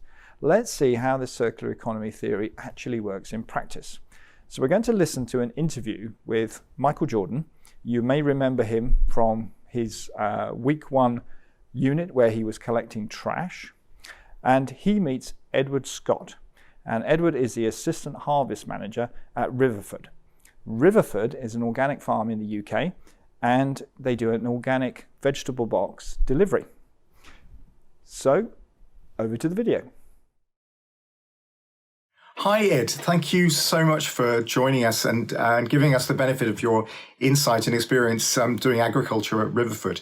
I'd like to ask you to start off with, how do you replace the nutrients that are taken from the soil just by the act of growing vegetables? Well, we work a rotation being organic because obviously we can't top up those nutrients with artificial fertilizers, things like that. So we work a 5-year rotation on our farm, and that means we'll grow veg in a field for 2 years, and then we'll spend 3 years rebuilding the fertility. And we'll do that by several different methods. We'll plant it with various plants, so things like clovers, which take nitrogen out of the atmosphere and fix it in the soil. And we'll have cattle grazing on it, things like that. So we'll slowly build up that nutrient base again. And then just before we plant, we'll also put some manure on top. So Ed, what is the best way to preserve soil health? The best way is actually not to go into the field. 80% of the damage you do to a soil structure comes the first time you go into a field with a tractor. So yeah, the best thing is to grow walnuts or acorns and not do that. But other than that, it's a matter of looking after it. So we use a lot of tracked vehicles, which are very similar to a tank basically in principle, and you're spreading that weight over the fields, and that really helps things. We'll do a risk assessment of our fields actually and look at them and which are most susceptible to problems, and we'll tailor our cropping program accordingly. And then I suppose the other thing that we have looked at is there's something called minimum or no-till, and that's where you're going into a field very rarely, and you're not actually ploughing it. You're planting on top of things like that. For us, that doesn't work at the moment, just because of the broad variety of vegetables that we grow. It's more suited for specific crops and also for colder climates, because really you want a nice hard frost to sort of kill that cover crop off. So that doesn't work for us at the moment, but we're still looking at it. So all sorts of things you can do that help. So basically, for a layman like me, is don't compress it, don't dig it up, and let it frost. Is that a fair description? Do as little as you can. Right, that sounds good. Okay, as a layman, a novice in this whole area, I would imagine that doing everything, growing everything organically means you'd have a lot of problems with pests and disease. How do you deal with that in your environment, growing things organically? Well, I mean, it is an issue, obviously, but it's not actually as bad as you think. I mean, if you've got a healthy ecosystem, so if you've got hedgerows that are buzzing with insect life and things like that, you'll actually have insects in the hedgerows that will naturally come in and predate on your pest species. So things like you'll have parasitic wasps and hoverflies, which will come in and eat aphids. There does tend to be a bit of a lag with that. So in the spring, there tends to be a bit of a lag. So some of our more precious crops, so things like in our polytunnels where we've got tomatoes and cucumbers, which are more high value, we will actually introduce early on in the season some beneficial insects to help do that. And then you're trying to deter them. So we'll put things like kites up, which are good for scaring pigeons off because they look like birds of prey. We'll put electric fences round to deter the rabbits. But it tends to be you'll have problems on the margins of the field. So on a field scale, it might be the edges of the field that get damaged a little bit, but the heart of it tends to be pretty good. But yes, it's obviously harder when you can't spray with chemicals, but we're able to do it. Are there any cases that you have to compromise, or are you quite strict about making sure that everything is organic and your approaches avoid all insecticides and pesticides? Are there any compromises that you need to allow? Well, we're part of the Soil Association, and so we work to a set number of standards. And one of the rules is you cannot use artificial pesticides. So if we did, we wouldn't be an organic farm anymore. We couldn't sell our vegetables as organic. So we don't do that at all. I mean, there are a limited number of things that you can put on to spray. So there's things that, there's just simple things like a seaweed spray is good for leaf health, so that will help the plant fight off pest and disease. Soapy water's another one that's relatively good for aphids. There are some things that you can apply for permission to use. So there is something called pyrethrum, which is an insecticide, but that's plant-based. So it's actually comes from extract of chrysanthemum, in fact. So it's 100% natural, and we can use that. We still don't like to because it is still a pesticide. So you will get rid of the bad insects, but you are getting rid of the good insects at the same time. So those sorts of things are very strictly controlled. But yeah, basically, we can't do it. So we don't do it. Okay, that's fascinating. Within the context of this course, we're talking about the nature of waste, often technology waste, e-waste, and how you design out waste. Do you have a problem with food waste, with all the food, the vegetables and fruit that you grow? And if so, how do you handle that? How do you deal with that or prevent it in the first place? Yeah, it can be a real issue, the food industry with food waste, that, from farm right to the end user, and anything you can do to minimize that is great. One of the best things that we're able to do is because we're basically a closed system. So we grow vegetables and we deliver them. We'll box them up, pack them up and deliver them to a customer. So we don't have any of that wastage where you're dealing with middlemen or third parties. Supermarkets are a good example, and supermarkets tend to have very strict specifications on the size and shape of vegetables that they want. So anything that comes out of that, you can't sell. But with us, because we're organic and our customers are more understanding, so effectively you can get away with more. And so long as we're communicating with them regularly and saying, this is why you've got a small courgette or a big potato, then people are very understanding of that. So that eliminates a huge amount.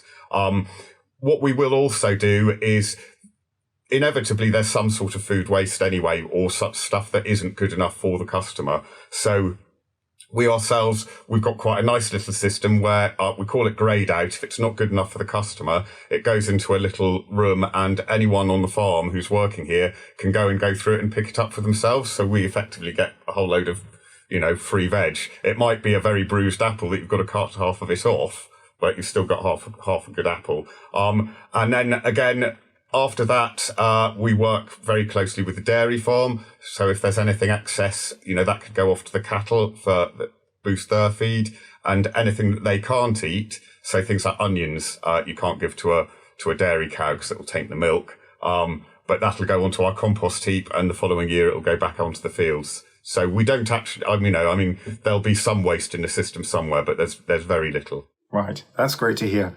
My last question is, I noticed that you don't grow everything yourself, that you source some fruit and veg from other places, and indeed, I think, if I understood right, some other countries.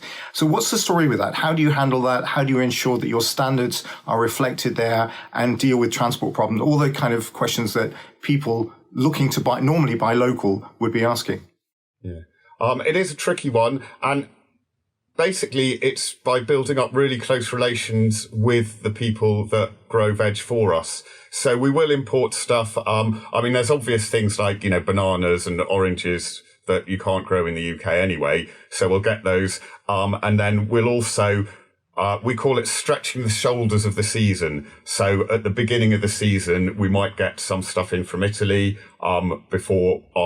some lettuce from them, say, before our lettuce starts. And again, towards the end of the season. And we work with growers who we've been working with for years and years. So there's a couple of growers in Spain who've been growing tomatoes for us and spinach for us for 15, 20 years or more. And it's working with like-minded growers and building up those relations. And also, we don't believe that the customer is always right. So, there are a lot of cases where convenience comes out over your green credentials, I suppose.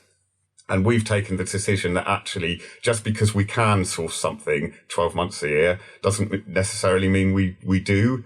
A good example of that is actually quite recently, we've made the decision to stop buying New Zealand apples. Because, the distance of shipping them over from halfway around the world just seems ridiculous in terms of carbon footprint. And it does mean that at certain times of the year, our apples will be slightly thin on the ground. And they may be, we might not be offering them out every week. So it's that really. But yeah, the heart of it is building good relations and working with like-minded growers. Right. Ed, that was fascinating. That was a very interesting insight into how you're working. And it lines up very nicely with the circular economy approaches. Thanks very much, Ed, for joining us and giving us your expertise. No trouble at all. Glad to help.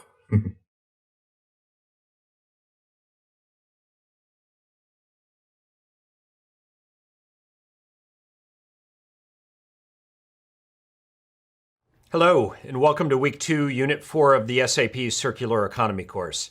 My name is Jim Sullivan, and I'm heading up the Circular Economy program here at SAP.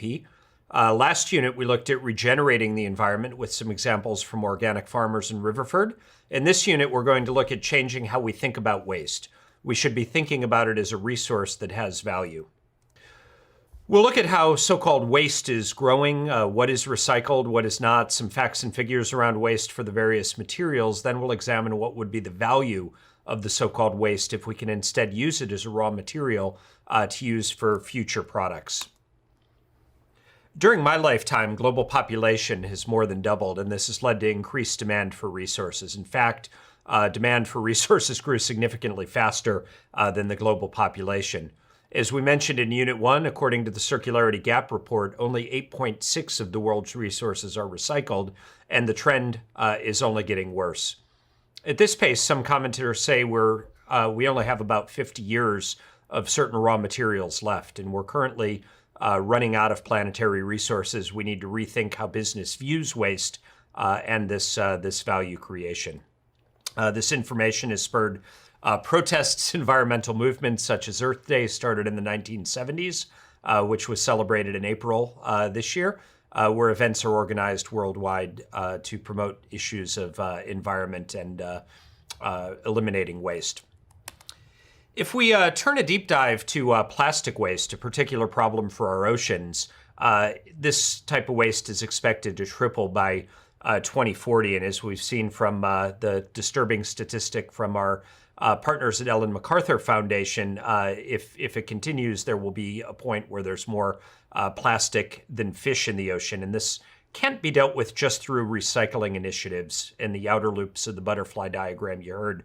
We really need to take a more systemic approach, and it will need to be a combination of refusing unnecessary single-use materials, reducing other materials, designing out problematic plastics, reuse models, and recycling is a holistic solution that will address this issue. If we look at electronics, the story is very similar. According to various studies, the number of connected devices in North America is more than 10 per person. That's laptops, phones, gaming consoles, cell phones. Think about how much gold, copper, and rare earth metals are tied up there as well. Now, let's drill into those materials. My former agency at EPA did a number of studies, but one is really, looking at why should we mine fresh ore from the earth, which is increasingly harder, more costly. There's human rights issues when we can mine our existing waste streams. An interesting fact is 1 ton of circuit boards contains 40 to 800 times more gold and 30 to 40 more times more copper than 1 ton of mined ore. So it really makes good sense that we look to our waste streams for value. And what is considered waste clearly has value here. Let's then turn to the fashion industry. Fashion industry is particularly wasteful. According to Boston Consulting Group, by 2030, global apparel consumption is projected to rise by 63%, from 62 million tons today to 102 million tons, equivalent to more than 500 billion additional t-shirts. You'll see on the slide that we make 20 garments each year for everyone on Earth, and it's worth noting that Americans consume nearly 20 billion garments a year, equivalent to 62 pieces of clothing each. And so what can we do to make this more circular? Making a single cotton t-shirt requires over 700 gallons of water, whereas using pre-existing t-shirt to make something new requires nearly no water. In addition, upcycling can divert some of the 85% of textile waste that ends up in landfills. So what we should be doing is really thinking about how to reuse the materials we have. We now want to turn to how much value is there being ignored or thrown away, as you would expect a lot. So let's start with packaging. The global plastic packaging market is nearly $500 billion, and we know that very little plastic is currently reused or recycled. The percentages vary greatly from country to country and even state to state. So what can we do about this? The best mantra is, of course, reduce, reuse, recycle. Through good design, we should be reducing waste and designing out problematic materials at the design phase. However, given the relentless growth in material use, the plastic issue is not going away anytime soon. So we also need to start valuing plastic as a material that can be reused and recycled. We know in some regions like California, in the US, in the EU, and the UK, there are laws coming in around minimum recycled content in plastic packaging. And these laws typically start at about 30%, but over time increase to 50% and beyond. So this begins to level the playing field. It means that recycled plastic has value, and companies will begin to seek it out and want to use it in many more cases. So turning from plastics to electronic devices, what about the millions and billions of these that are thrown away each year? E-waste is the fastest growing waste stream and is projected to double in 16 years, according to the UN. And we can see that only 17% of this waste stream is currently recycled. The value of e-waste thrown away in the US alone is $7.5 billion in 2019, and that's about a quarter of the global total. So if we do the math, it's right. We throw away electronic and electrical materials worth about $32 billion every year into landfills. Similar story in fashion. I've put some interesting facts about the value and growth of this market on the slide, but really a key takeaway here is, according to our partners at the Ellen MacArthur Foundation, there's a lost value there of $500 billion that we could tap into through more circular business processes for the fashion industry.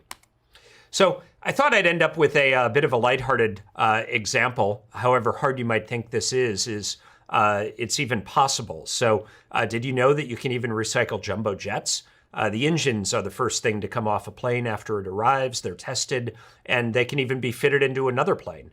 They can be stripped down further for parts. They can be returned to manufacturers to be repaired. And it's interesting to note that you get more money for parts from some of these engines rather than reselling the engine as a whole. The parts of a plane that can be taken off for reuse are beyond engines. Items such as the flight deck, instruments, the black box recorders, air conditioning, flying controls, landing gear, flaps, spoilers, etc. Cabin interiors even, doors and windows. These parts must undergo stringent checks and be given a certificate of airworthiness before they can be reused on a working aircraft. So every part, right down to the nuts and bolts, has accompanying details and traceability that details everything about its history. And these documents are kept for 9 years after a plane itself is destroyed.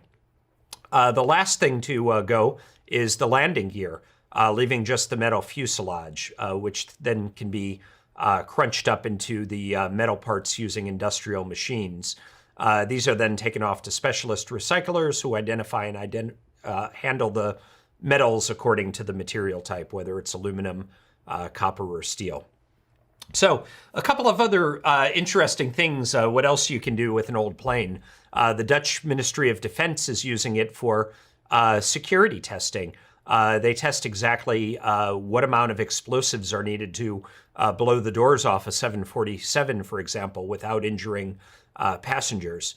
Doors from an Indian Airlines A320 go to a training company in Spain, which allows flight attendants an ability to practice removing them, throwing them out to allow testing and training for emergency escapes. The rear section of another Airbus is sliced off and sold to British Airways, allowing its baggage handlers a practice ground for loading luggage more effectively and efficiently into the hold. And one pilot even brought a complete flight deck of a veteran BAC 111 to install in his home as a bar, proving there's plenty of uses for these planes long after they stop taking to the skies. So this just goes to show there's value in every material. You just have to search and you have to find it. And thank you. That's the end of this unit. Thanks for listening. There are links to further reading in the slides that you can download. And the next unit, you'll meet Stephanie Benedetto, who has made a business out of what we have just talked about.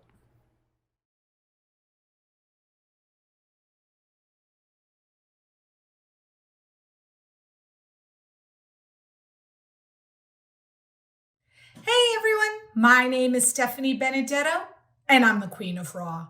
I'm really excited to be with you today, to be going through week 2, the Circular Butterfly, Unit 5, Secondary Waste Markets, which is clearly a topic that is very near and dear and close to my heart. Just as a recap, last week you looked at waste as a resource and waste as value with Jim Sullivan. And he explained how the principle of circular economy really ties to nature. Ideally, there is no waste at the end of the day, right? And any leftover materials get reused and become the food and inputs to go back into the circular flow of materials. Queen of Raw does exactly that with fabric, and I'm excited to be here to show you how. So to give you an overview of what we're going to be talking about in this unit, we are going to discuss how fabric waste affects climate, people, and planet, the value of identifying and monetizing unused inventory today, leveraging tools like blockchain and machine learning AI in order to be able to centralize and track and trace all this information to minimize waste streams going forward, automating data collection, which is really important in sustainability and storytelling, and how technology is used to save money and benefit the environment. So without further ado, let's just jump right into it. Fabric, it's everywhere. It's your clothing, the material on your chair, the inside of the car, the carpet under your feet. So it's clearly where it's supposed to be, right? Covering things like us. But guess what? It's also where it's not supposed to be.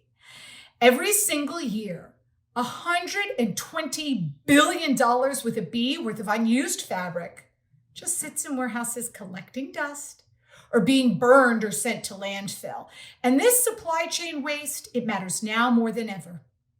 We are currently experiencing a crisis of supply, more unused inventory than ever before because of all those closed stores, canceled orders, missed seasons, and collections.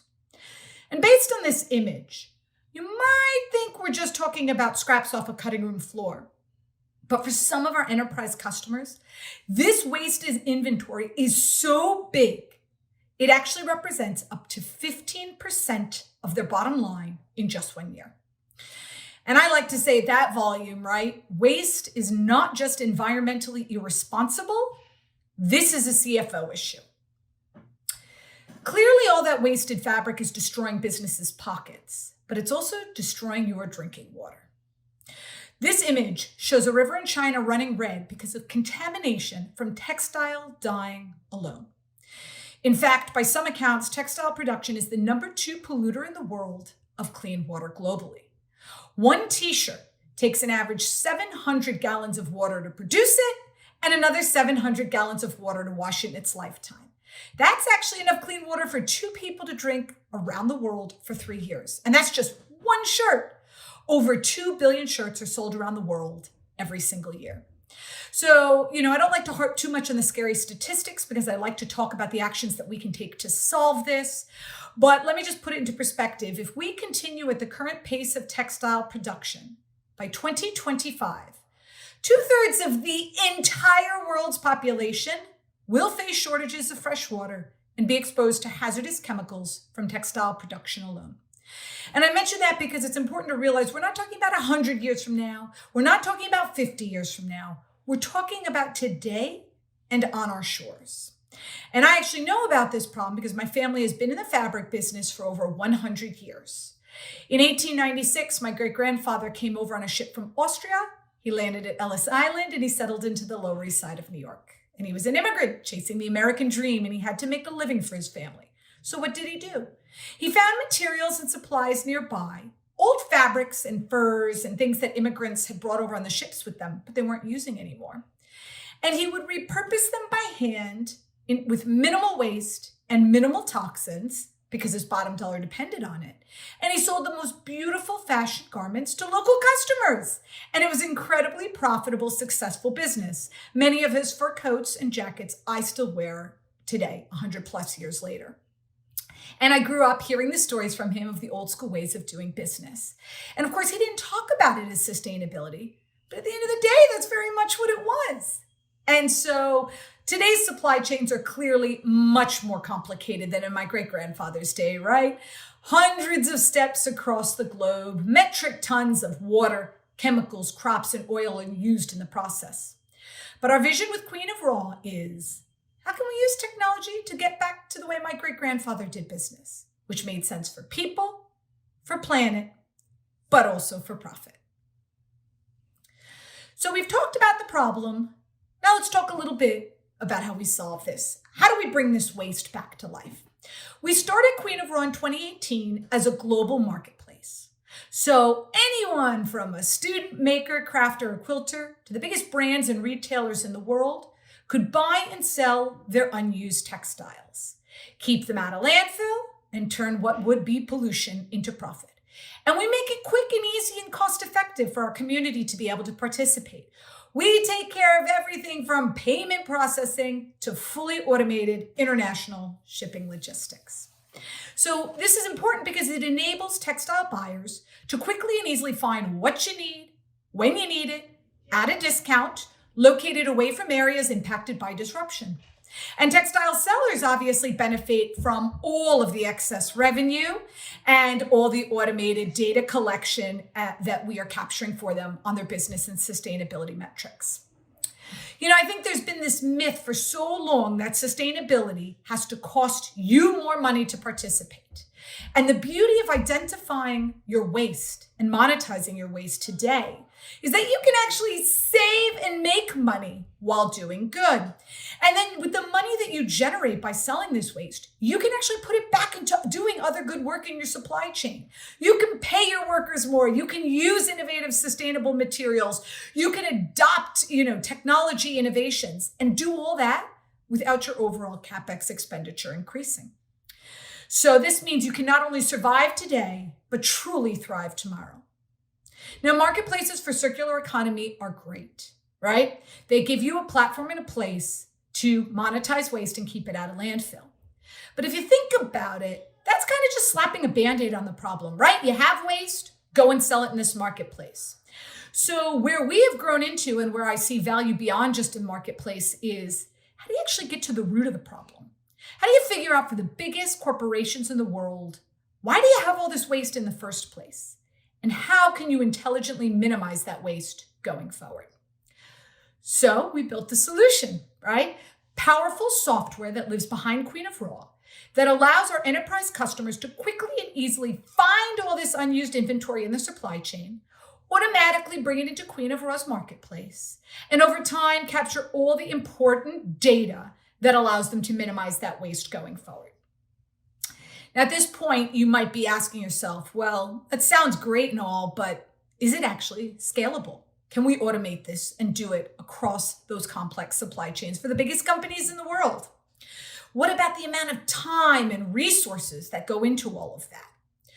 So the idea is that we make this process quick, easy, and cost-effective, but that we do it at scale.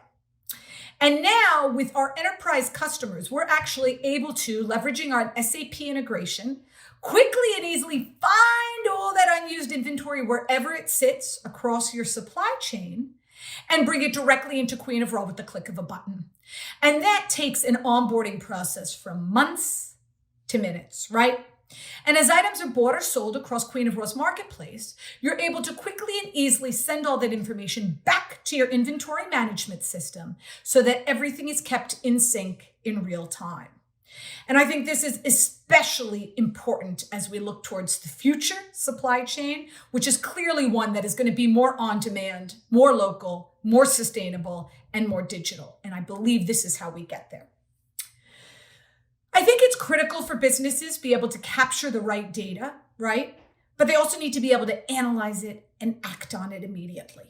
And then they need to be able to share that information confidently with the public, with their end consumers and with their stakeholders, so people actually know about all the good work that they're doing. And I feel like there are a lot of large companies doing good work, but they're not talking about it. They don't have the tools at their fingertips to be able to communicate it articulately and to do it with confidence, with a report to back it up.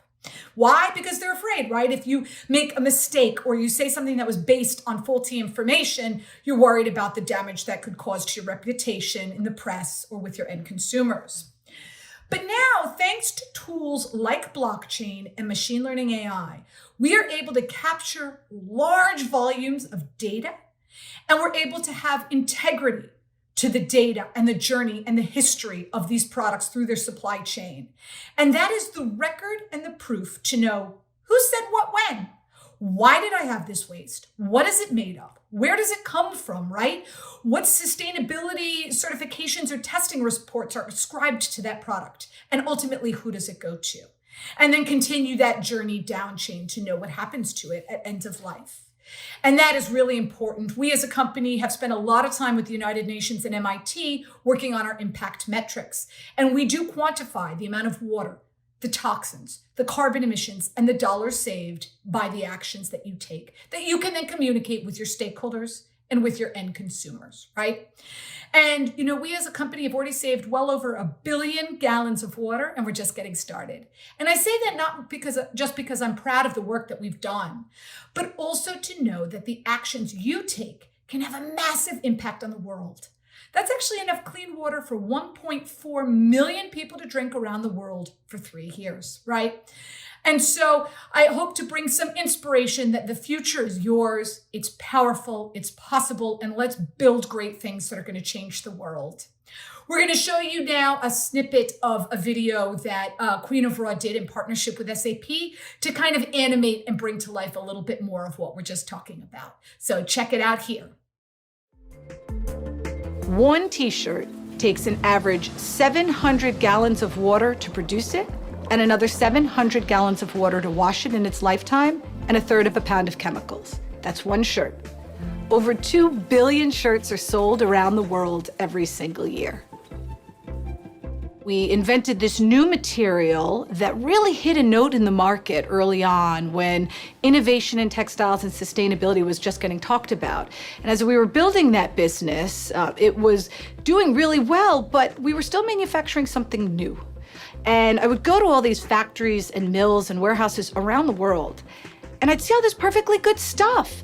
All this fabric sitting there just wasted that was going to be burned or sent to landfill. And it didn't make sense to me. Here they were wanting to buy a sustainable new material, but there's all this perfectly good stuff. It's made out of this, but like a cool bolero. When we started quantifying it and looking at it, especially for the big brands and retailers, we realized that every single year there's about $120 billion worth of unused fabric that gets wasted. We looked at that number and we said, this is powerful. There's huge opportunity here and we can do better. All of this supply was out there sitting in those warehouses, but knowing how you get it quickly and easily digitized on the web and then be able to match it intelligently to buyers around the world, that was going to be the challenge.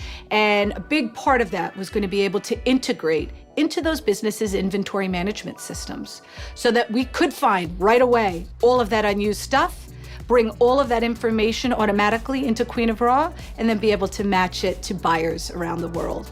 It'll help drive traffic to that location. We've actually linked this QR code to that unique identifier for that product so that it can be used across our software as well, so that individuals have access to all the details, data, the whole story of the actual product itself as well. The farmer who sheared the sheep, the mill that processed the actual cotton itself, customs, transport.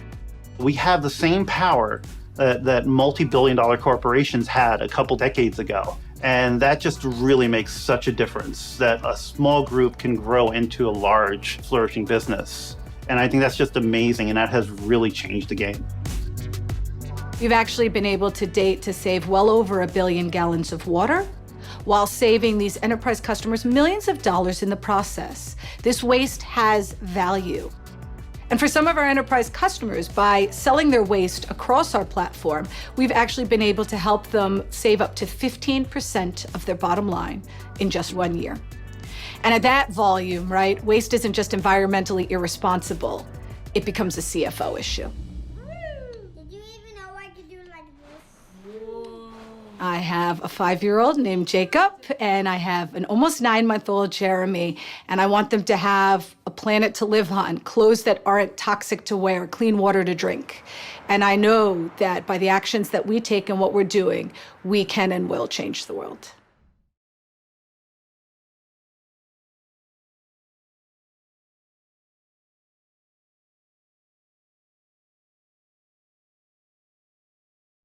Hello, it's me again. It's been a few days. I'm Darren West and I'm the Business Development Director for Circular Economy at SAP. So welcome to the last unit of this week. So we're in week 2, unit 6. So last unit, you heard from Stephanie Benedetto about how she takes waste fabric and has made value and indeed a business from this. So you've been introduced to the concept of the circular economy and how it contrasts to the wasteful take, make, dispose approach of the linear economy. You hopefully understand that the goal is to keep all kinds of capital, that's technological, biological, those materials at their highest value. So our goal is to repeat the loops cycle after cycle with minimal to no waste. You've also learned that this is a way that natural systems have successfully evolved for millions and millions of years. So-called waste becomes food for another part of the natural ecosystem. So the last time I watched a documentary about plastic waste, I never saw a landfill created by nature, just us humans. So in this unit, let's look again at what happens if the cycles, the loops of the circular economy butterfly diagram, are not closed. This is so-called leakage. We then end up with materials such as plastic leaking into the rivers and then ultimately into our oceans. We're going to show you a recording from the SAP Sustainability Summit in April 2021. You will meet Emily Penn, who is an ocean advocate and a skipper who has spent the last decade exploring plastic pollution. She's the co-founder of the non-profit organisation Expedition, a series of all-female sailing voyages that are investigating the causes of and the solutions to plastic pollution. She will share her personal story and what is driving her commitment to this cause. I think you will find this very motivational. So one of the things that I love about being at sea is how you constantly have to react to the changes in the environment around you. So if the wind picks up or the waves change direction, you have to adjust your sails and shift your course. Sometimes your life depends on your response. This idea of reacting and shifting direction is something that has really shaped the course of my life. I was on a journey around the world on this powerboat run on biofuel called Earth Race. It was a journey that began as a way to hitchhike from England to a new job as an architect in Australia. But one morning I jumped over the side of the boat for my daily wash.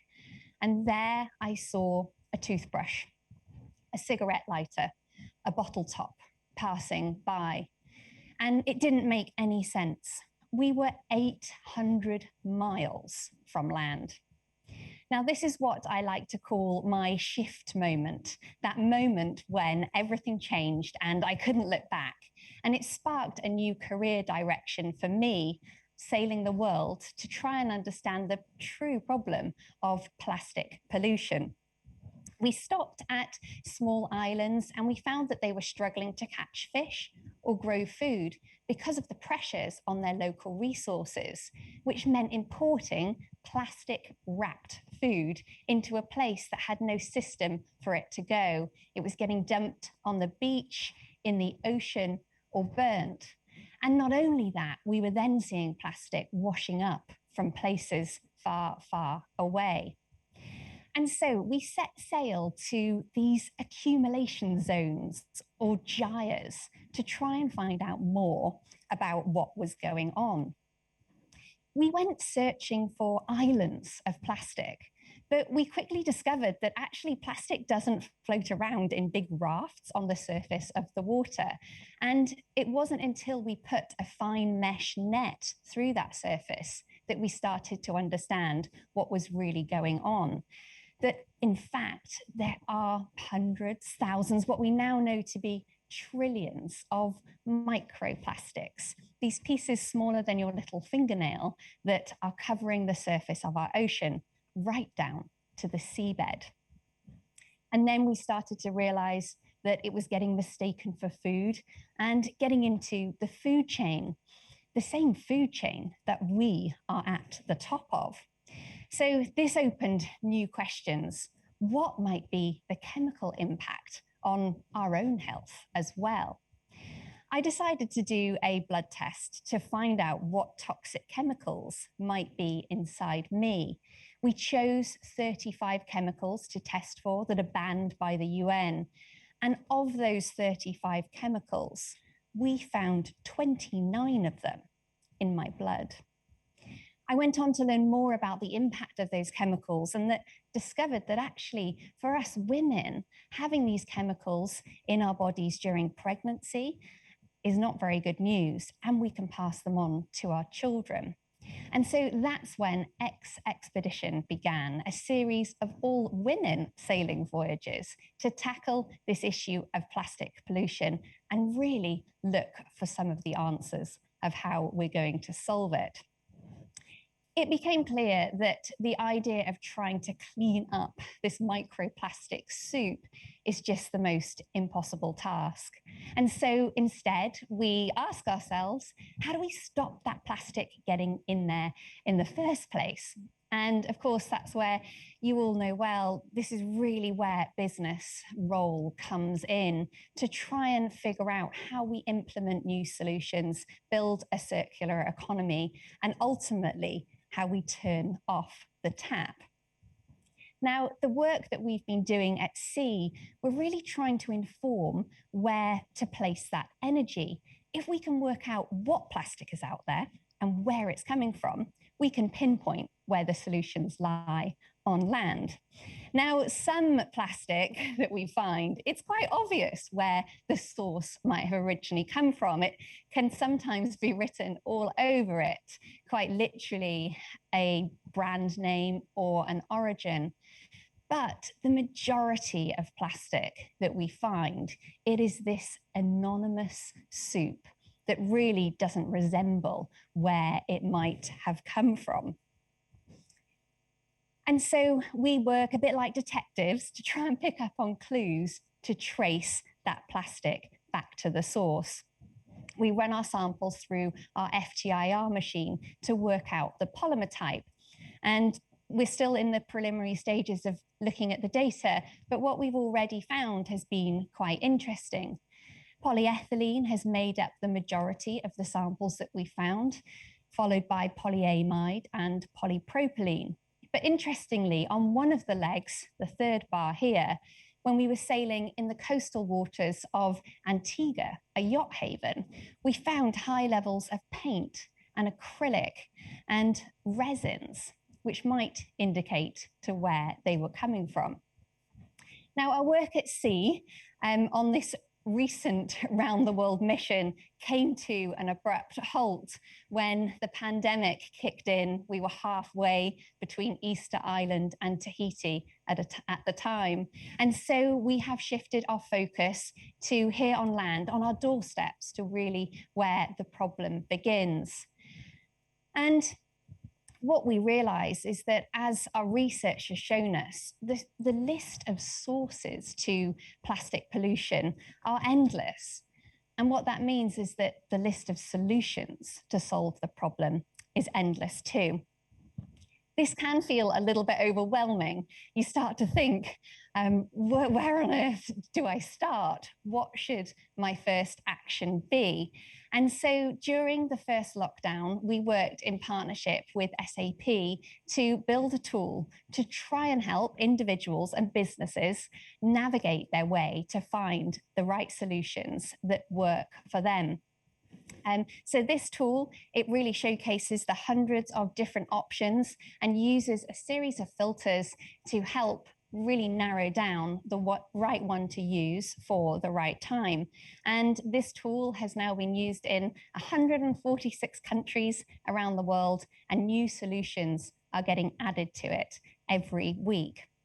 And we realize right now, particularly for business, we've had this amazing wave of consumer awareness and public awareness that there is a real opportunity right now that lies in business to be able to scale a lot of these solutions and ultimately drive change closer to the source of where that problem begins.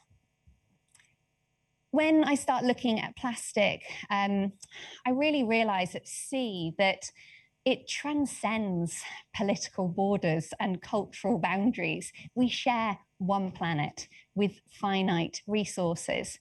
But when we are trying to solve a global problem with global solutions, that scale is really challenging, particularly when it comes to transparency. And right now, we need to really regain sight of our supply chains and our waste chains and get better understanding of where our resources are coming from and where our waste is going. And that's why I'm so excited to be working with SAP, who are doing just that, providing us with the insights, the tools, the data, the technology, and the connectivity that's going to allow us to solve these problems. And we have a moment right now where our whole society is rethinking everything we do, how we shop, how we travel, how we eat, how we play. And we have this opportunity to hit the reset button, to do things differently going forward. So thank you for being here today to be part of this conversation about how we rebuild our future and shift to zero waste. I hope you enjoyed those powerful messages from Emily. So we've summarized the learning points in the slides, and you can download these at the end of the unit. So this is already the last unit of week 2. Do you want a little bit more? Then we invite you to a small thought experiment called If Only. Are you curious? Okay. You will find it after this unit. We hope that many of you will participate in this. I'll see you again next week, and then we can talk about the business models of the circular economy.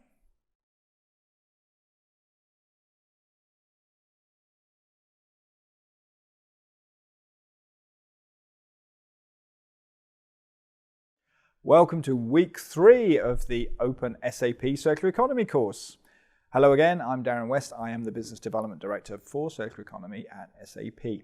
So last week you learnt about the circular economy and the principle of loops and the idea that we keep materials at their highest value. So the question is, how can you do that and run a business? So how do business models need to change for us to achieve this circular economy? That is the theme for all of this week. And we're going to start off this unit with Michael Jordan, who is the speaker. So over to Mike. Hello and welcome to week 3, unit 1 of this openSAP course on the circular economy. My name's Mike Jordan. I'm the Education Portfolio Manager for Sustainability Topics and also an SAP Academic Ambassador. During this unit, we're going to be talking about business models and how they can be changed to become more circular.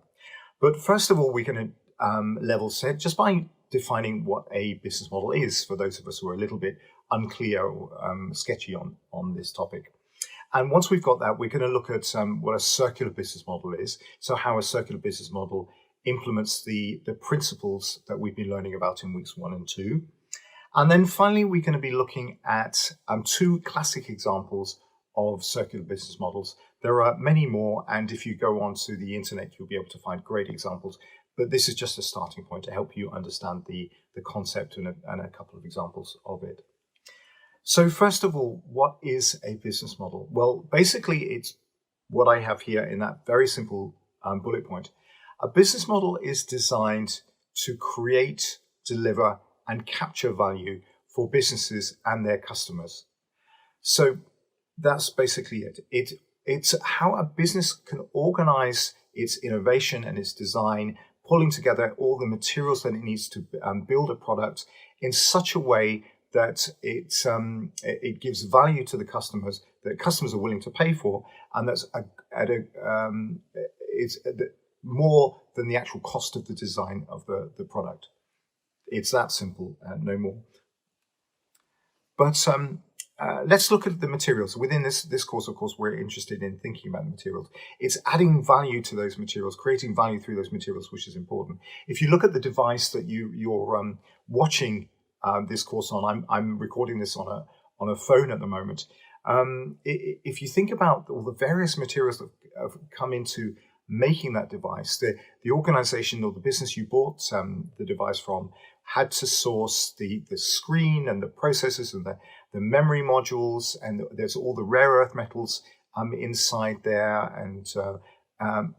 and circuit boards, all sorts of different components, and they've designed them, brought them together, manufactured them in a clever way so that it can do things for you which are incredibly valuable. So, for example, you may you take part in courses like this. You probably take part in different kinds of Zoom or Teams or Skype calls.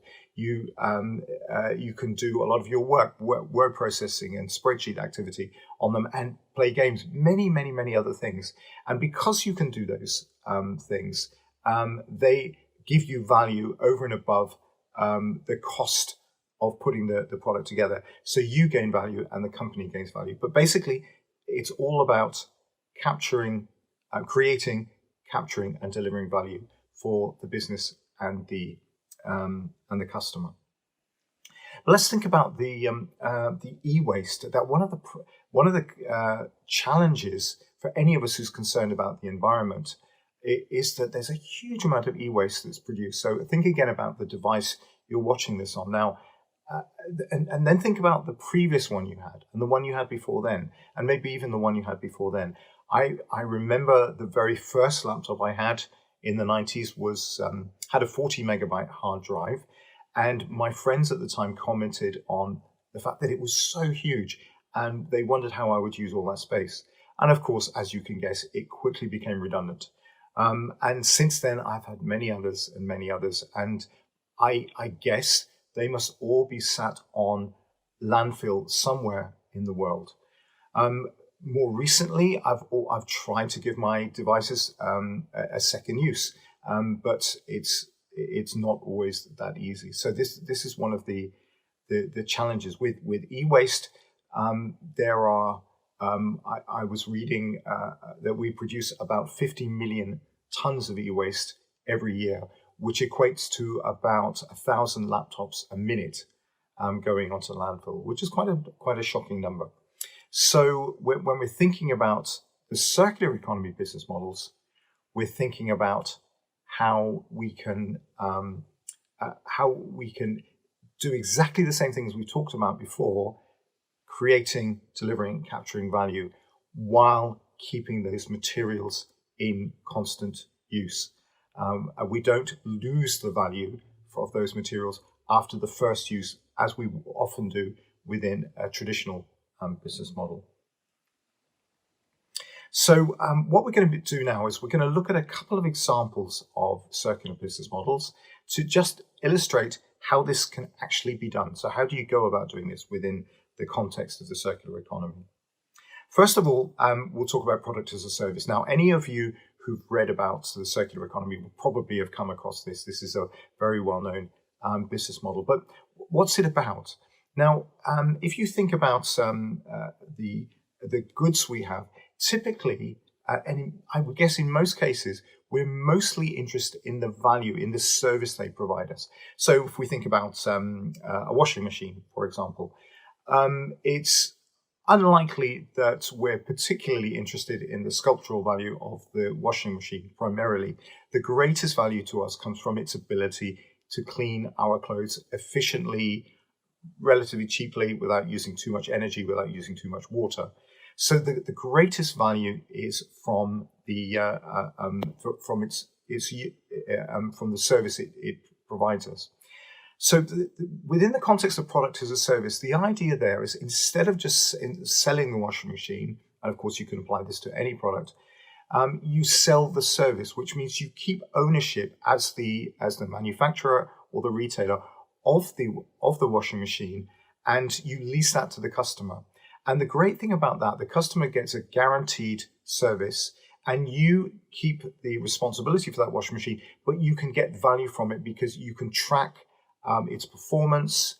You can track the performance of other washing machines of the same model. You can see where you need to improve them. You can identify where, if and when the washing machine needs to be upgraded, or it can be brought back in at the end of its first use, maybe to be dusted off to go to a secondary market, or ultimately at the end of its life to be remanufactured, so that at least the material value of the washing machine isn't lost, even if the design value has been lost. But at least it can be used in, the materials can be used in a new washing machine. But you can only do that if you keep ownership and you're tracking the performance of that machine. So that's product as a service. A slightly overlapping example, but again a common example, is product life extension. Now, we've all heard of planned obsolescence. There's a good case within the traditional business model world of not over-engineering a product, because if it's only going to be used for a couple of years, why do you need to design it for 20 years, for example? My grandmother, who's 96, started as a hairdresser when she was 16, and she has a pair of clippers which are built incredibly solidly, and they still work. But that's fantastic, and we often tell the story. But it's been great because she's never had to get rid of them. But from a business point of view, if something's not being used that much or for that long, then it's maybe a waste of resources. However, within the circular economy world, we want to keep those materials in use for as long as possible, even with a new customer. If you think a common example we're all aware of, I mentioned before, I'm recording this on my mobile phone. Very often we upgrade phones when just one feature has changed. For me, it's traditionally been the camera, because I enjoy photography and I like to have a nice a camera phone with me so that I don't miss opportunities. But often the rest of the components may have changed a little bit, but the actual phone itself is perfectly good. And then the whole phone ends up on landfill because of this desire to upgrade because of a new design, a new camera, or some new interesting feature.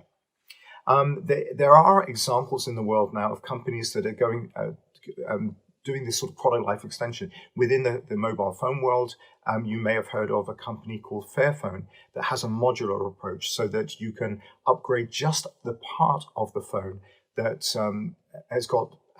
can be upgraded. So, for example, you can put in a new phone, or you can add new batteries or other components, rather than just having to throw the whole phone away and then and get a new one.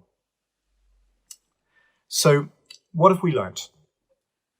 We've learned what a business model is, that it's designed to capture, or to create, deliver and capture value for businesses and customers. We want to implement these circular economy principles, but within the context of capturing value for us. We've learned that circular business models do this while retaining materials and products in use through successive cycles. And we've learned about specific circular business model examples, products as a service, and product life extension.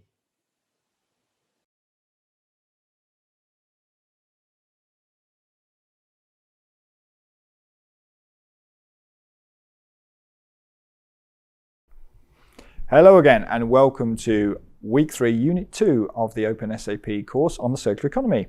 My name's Darren West, and I'm the Business Development Director for the Circular Economy at SAP. In the last unit, Michael explained some new business models, but how do consumers react to that? Let's explore this.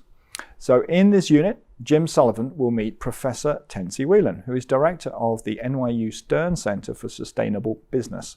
He talks to her about her research on consumer behavior and sustainable purchasing patterns. So let's hear from them. Over to you, Jim. Hello, circular economy learners. Today, we're here to talk about circular business models and the drivers for change. The first driver we're going to focus on is around consumers and sustainable purchasing patterns. So people may be familiar that we've looked at this topic for probably a number of decades at this point, primarily with willingness to pay studies, where we've asked a lot of people, would you be willing to pay more for a more sustainable product? And not surprisingly, the answer is usually yes, but those answers are not always fully understood within the buying behavior. So today we're going to take a look at the latest research, a deep dive around that, and I'm happy to be here with Professor Tensi Whelan, who's the director of the New York University Stern Center of Sustainable Business. So hi, Tensi. Glad to welcome you here today. Hi, Jim. So glad to be with you. Thanks. So you have done some great research into this topic of consumer behavior, specifically around the topic of sustainably marketed products. So can you share with us how this is really a bit different from the past studies that I just briefly mentioned, and really how the IRI partnership has helped you to quantify the real business value of this behavior for sustainability? Absolutely, Jim. Well, I have always been interested in consumer response to sustainability, and I've often heard from corporate executives, marketing executives, people say they want to buy this stuff, but they don't actually buy it, or they don't want to pay a premium. So I looked at the literature and found actually that almost everything was looking at these surveys. Survey whether you bought it and survey whether you said you were going to buy it, and there wasn't actual purchasing data. So we partner with IRI, which collects all of our barcode data at retail, all around the country, from small mom and pop shops to Amazon and Target. And we looked at 73,000 product lines, 36 of 40 consumer packaged good categories. So that means personal care and food products. And what we found is that 55% of the growth in consumer packaged goods over the last 5 years came from sustainability marketed products. And in fact, that growth continued during the pandemic. We moved from, in total, about 16% of products that are sustainably marketed to about 17% over the course of the year. So there's real demand and real interest in sustainable products. And in fact, sustainable products are going 7 times faster than conventional products. Thanks so much, Tanzi. So my understanding is you've done the study for a few years now. Does this look like to you kind of a short-term trend, or do you feel like it has a bit more staying power? You'd mentioned it seems to be, have some staying power within the recent COVID crisis, but do you have any demographic information that would help support this as either a short or long-term trend? Absolutely. It's actually quite exciting. So we see across millennials and boomers and Generation X that they're all purchasing sustainable products. But in fact, we see that millennials over-index. In other words, if a certain category normal purchasing levels are 50%, millennials will purchase 60, 70, or 80% of that particular product line as sustainable. So while currently Generation X and boomers have more buying power, as millennials come into their buying power, we expect this trend to really accelerate. And we expect the generation after them, Generation Z, to also have similar interests. When we look at income levels, we see that while upper and middle income folks tend to index or over-index, even those in the lower income, when they have the product available and not at a premium, they're able and do index. Like, for example, they'll buy yogurt, dairy, paper products at the same average level as anyone else that are sustainable. We also see something similar for locations. So while urban areas and suburban areas tend to index or over-index and rural areas tend to under-index, when those products are available, like dairy, yogurt, and paper products that are widely available in some type of sustainable option, they tend to purchase those products. So I think there's huge upside and opportunity for this trend to continue to grow. Wow, that makes great sense. Thanks for sharing that. Turning directions a little bit, in the past, maybe we'd seen sustainable market claims on products that might be a single dimension, something around climate or packaging or that. What are the latest trends you're seeing for sustainability claims on products? Are they becoming a bit more robust or a bit more all-encompassing? What did the research show you on that topic? Well, different categories tend to have different types of labels predominate.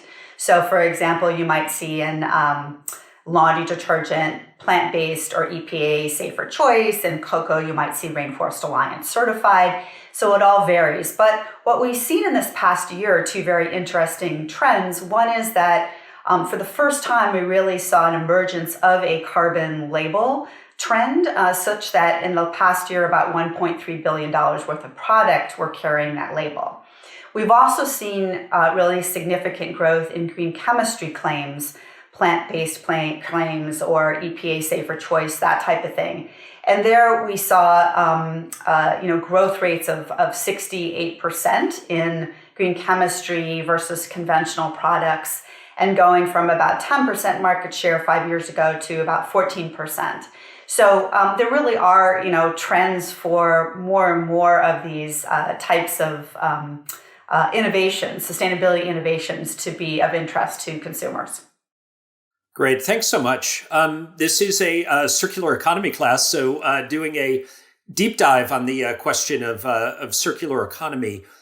You've done a study with Reformation and Eileen Fisher related to the apparel topic, and specifically around circular apparel. So what did you find around that topic in terms of financial returns and kind of the business value for companies that are going in that direction?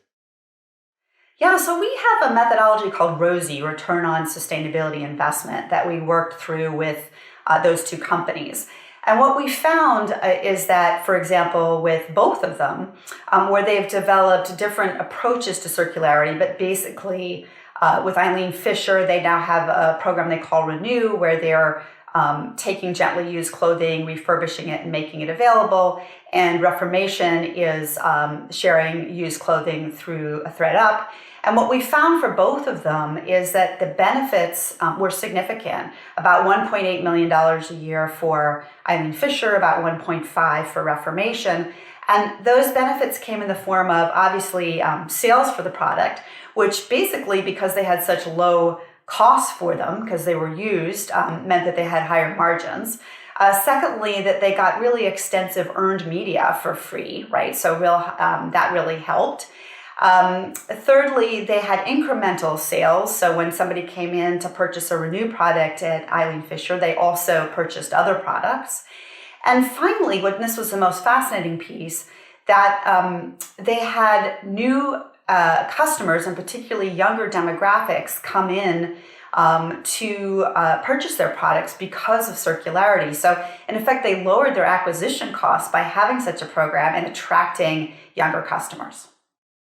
Great. Thanks so much. That sounds like a really interesting combination of both hard business metrics as well as maybe some of the softer metrics with customer acquisition and marketing we've seen in the past, but really presents a compelling case around moving towards more circular business models. So unfortunately, we have limited time. I would love to sit here and talk to you all day about these topics because the research is so compelling. But let's end with a final question, crystal ball time.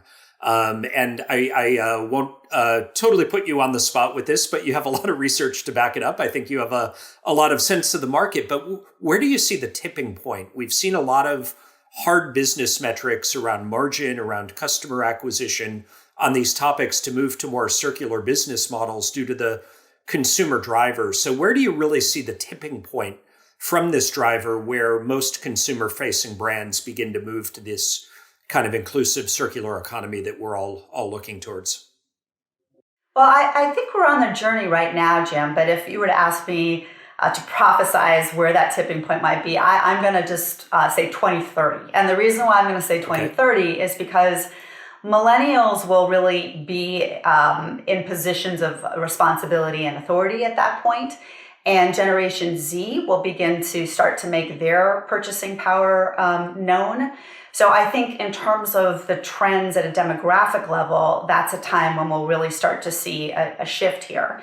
But then also I would say that the broader trends in society, with the impacts of climate change continuing to accelerate, with the challenges around inequity and poverty also accelerating, with governmental regulation out of EU and elsewhere, beginning to really take hold to address some of these really systemic challenges for society, I think that there'll be real shifts and transformational shifts in how we approach this and how government requires and also supports that kind of behavior. So I think the combination, and I should also say investors are increasingly focused on these sets of issues too.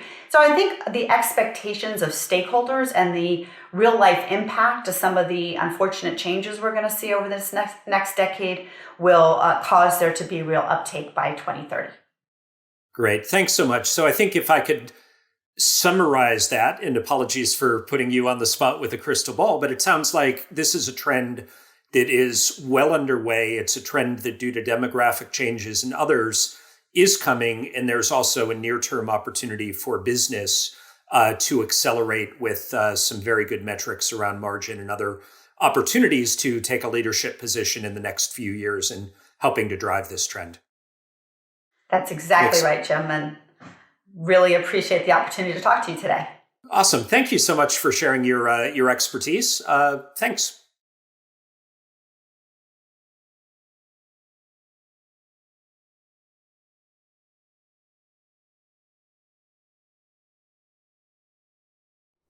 Hello and welcome to week 3, unit 3 of the openSAP course on the circular economy.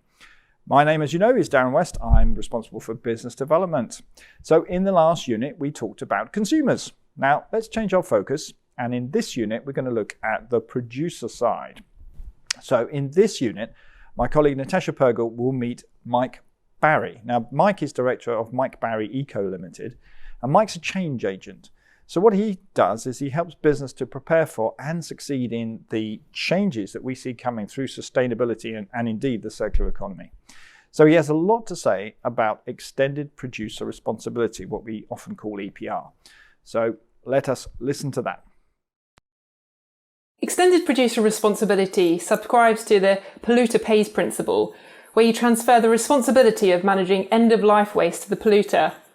Mike, what is extended producer responsibility and which businesses will be affected? Well, Tash, it's a radical change to how business does business. In the past, we've produced products and then we've fired them off into the marketplace. Consumers buy them, they walk away with them, end of our responsibility. That's changing now. Business has to keep an eye on what's going to happen to that product throughout its life cycle, the consumer's use of it and disposal, and either be actively responsible for it or be responsible for it through enhanced taxation to make sure that somebody else can. This is very different from anything we've done in the past. And what do you think is driving this shift to EPR? Well, I think there's 2 or 3 big drivers, Tash. I mean, the first one is this sense of moving from sustainable production to sustainable consumption. Sustainable production was all about better factories, farms, lorries, fields, behind the scenes. The consumer never saw that. Businesses worked hard on it, but it never really touched the consumer's life. We've begun to realise that for all the improvements we've made behind the scenes, the rising tide of consumption of stuff, the sheer volume of stuff that we're selling on this planet, means that those supply chain savings are being washed away. And let me give you a couple of examples. I mean, a big retailer might be now selling 100 billion items a year. Coca-Cola, the world's biggest fizzy drink company, is selling 700 billion servings a year of its drinks. H&M, 2 billion individual clothing items every year. So all around us, the sheer volume of stuff that we're consuming is increasing. Now, that's not gotten unnoticed by policymakers. All that stuff is causing pollution. And in the past, it was relatively easy to deal with. It just shipped it off to China to be recycled in inverted commas, meaning it was usually incinerated or landfilled. Then China brought in something called Project Sword in 2018 that banned the import, particularly of plastics, of all these materials. It refused to be the dumping ground for the world. And suddenly countries all over across the world, the States, Europe, are scrabbling around to invest in their own infrastructure to properly recycle and reuse materials. Now that doesn't come cheap. It has to be paid for. So what governments are going to be doing is raising taxes, EPR taxes on business to pay for that recycling infrastructure. So that's the first driver. The second driver is the consumer themselves. I've been looking at 180 different surveys of citizens and how they're feeling about sustainability issues before the pandemic and after the pandemic. And people are really concerned about the planet. And what they're saying is we're beginning to realise that the individual decisions that we make as consumers, do we buy a coffee in the morning from a coffee shop in a throwaway item? Do we buy throwaway fast fashion? People begin to realise that the individual choices they make have a big difference too when aggregated together. So between policymakers and then between citizens, people are starting to get concerned. And the third thing that's changed in the marketplace is disruptors. New business models that are emerging that are allowing people to reuse, recycle, repair, or resell products. And again, if you as a big incumbent business don't respond to that now, you're going to get left behind. Just in the way that Tesla disrupted diesel cars and wind has disrupted coal, new, better alternatives will enter the marketplace and take your market from you if you don't respond. This is a big change and it's coming soon. This is an awful lot of disruption for businesses to cope with. What do you think are the main challenges and also opportunities that this poses for them? Well, the first big challenge is all about the sheer volume of stuff. In the past, when we dealt with sustainable production, we were measuring thousands of factories or fields that needed to be improved. Now we're talking about billions of individual items. I mean, across the global food system, we're probably consuming trillions of individual items. So as soon as you get to this item level scrutiny, both as a business and then in the marketplace, you have to have some really big data sets to be able to manage it. And we couldn't do it with the old spreadsheet approach the businesses were using. Artificial intelligence, big data starts to give us the tools to really sort of get our arms around that huge data set. And then, of course, we need a very different relationship with consumers. It's not enough to market our products as fantastic or cheap or whatever it may be. We need to engage the consumers in how to use that product properly, what to do with it when they're finished with it. And then we, at the end of it, as businesses, also need to be able to take back and reuse the materials that are recovered. So lots of businesses are starting to use more recycled content in the product they're putting on the marketplace or the packaging. So they're starting to link up what they produce, how it's used in the marketplace, how it's recovered then, and how they reuse it back into new products going forward. And again, that's very different from the way that business has done business in the past. And again, I'm very excited finally about this new business opportunity. I'm seeing lots of energy and excitement going into, for example, resale platforms, where people are no longer just throwing clothing away or donating it to charity shops. That's brilliant. but people are also able to resell clothing online to each other, creating a little bit of economic value for themselves and making sure that clothing has a second, third, fourth life going into the future as well. And we're only going to see more of that activity in the future. So it sounds like this EPR, new regulations across the world are going to be instrumental in driving a circular economy. How do you think businesses should respond to this? Well, there's only one way for business to respond, and that's positively. Now, there's 2 or 3 different things you've got to do. A, you've got to use the technology to measure the data sets. If you don't, you're going to be paying the wrong taxation bill, which, as we've just said, is increasing dramatically in many different marketplaces around the world. So you've got to have really precise information about the individual product level, how it's made, how it's used, and where in the marketplace it goes. So that's the first thing. The second thing, business have got to have a mindset of designing products to be reused. It's not enough to say I've sold it. It might be used once, it might be used 100 times, not my problem. You as a business, as you develop products and marketplaces and business models, have got to have in your mind, what's the total life cycle of a product, and how can I as a business get maximum benefit from recovering material and products and also keeping customers loyal to me. We live in a very promiscuous marketplace now. People buy one goods from one company and move on to another very rapidly. Done right, EPR can help businesses create lifetime loyalty. As customers bring things back, buy the new thing from you, you can create that stickiness in the marketplace that we don't have. And thirdly, businesses have to have a different conversation with their consumers. Again, it's not enough to teach them as this sort of distant object that, they buy the black jumper and disappear with it. You have to have a conversation with them to say, this is why we're asking for you to care for it, repair it, recycle or reuse it at the end of life. Again, that's a total lifetime support for the consumer. Again, very different from what we've done in the past. So we know that this will be top of mind and probably a key concern for CEOs and business leaders. What are some of the key insights do you think that they will need, and how can technology act as an enabler? Well, technology underpins everything to do with the circular economy. I mean, firstly, we've got to simplify the materials we're using in our products. The more that we have lots of different materials all laminated and mixed together, the harder it is to recover and reuse. And you'll be taxed, penalised for that as well. So simplification matters to business. But technology underpins this. Again, I keep talking about these billions of items that wash around global value chains at the moment. A business that's not able to have a precise understanding of what material in what product coming from what factory to what shop or website to what consumer in what marketplace will struggle. Not least because you will have a very significant tax bill which might be inaccurate, but you're not able to prove to the authorities that you actually know what's going on.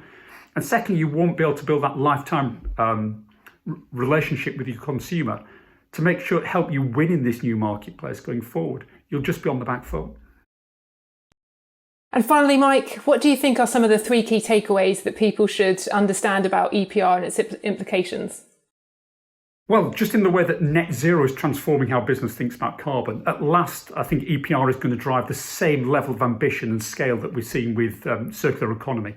Again, people have been talking about the circular economy for a long, long time. It's been words on paper. EPR is going to make it reality. That's point number 1. Point number 2, you're going to have to change your business practice, how you develop products, the simplification of the materials that you use, a different relationship with your consumer. It's a whole new way of thinking about your business.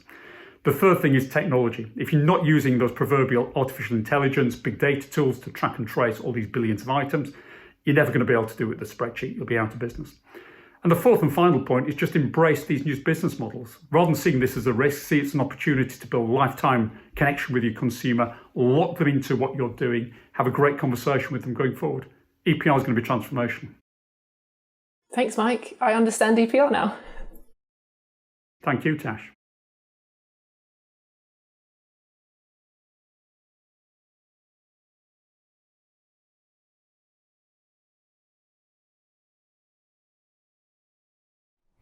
Welcome back to Week 3, Unit 4 of the openSAP course on the circular economy. As you know, I'm Darren West. I look after business development for the circular economy at SAP.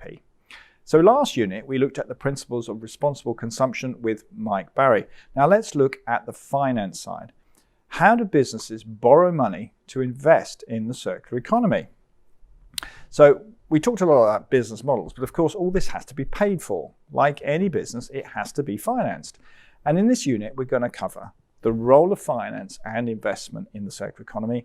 And we're going to give some examples and some trends and some observations. So my colleague Jim Sullivan meets Bridget Croak. Bridget is Managing Director at Closed Loop Partners.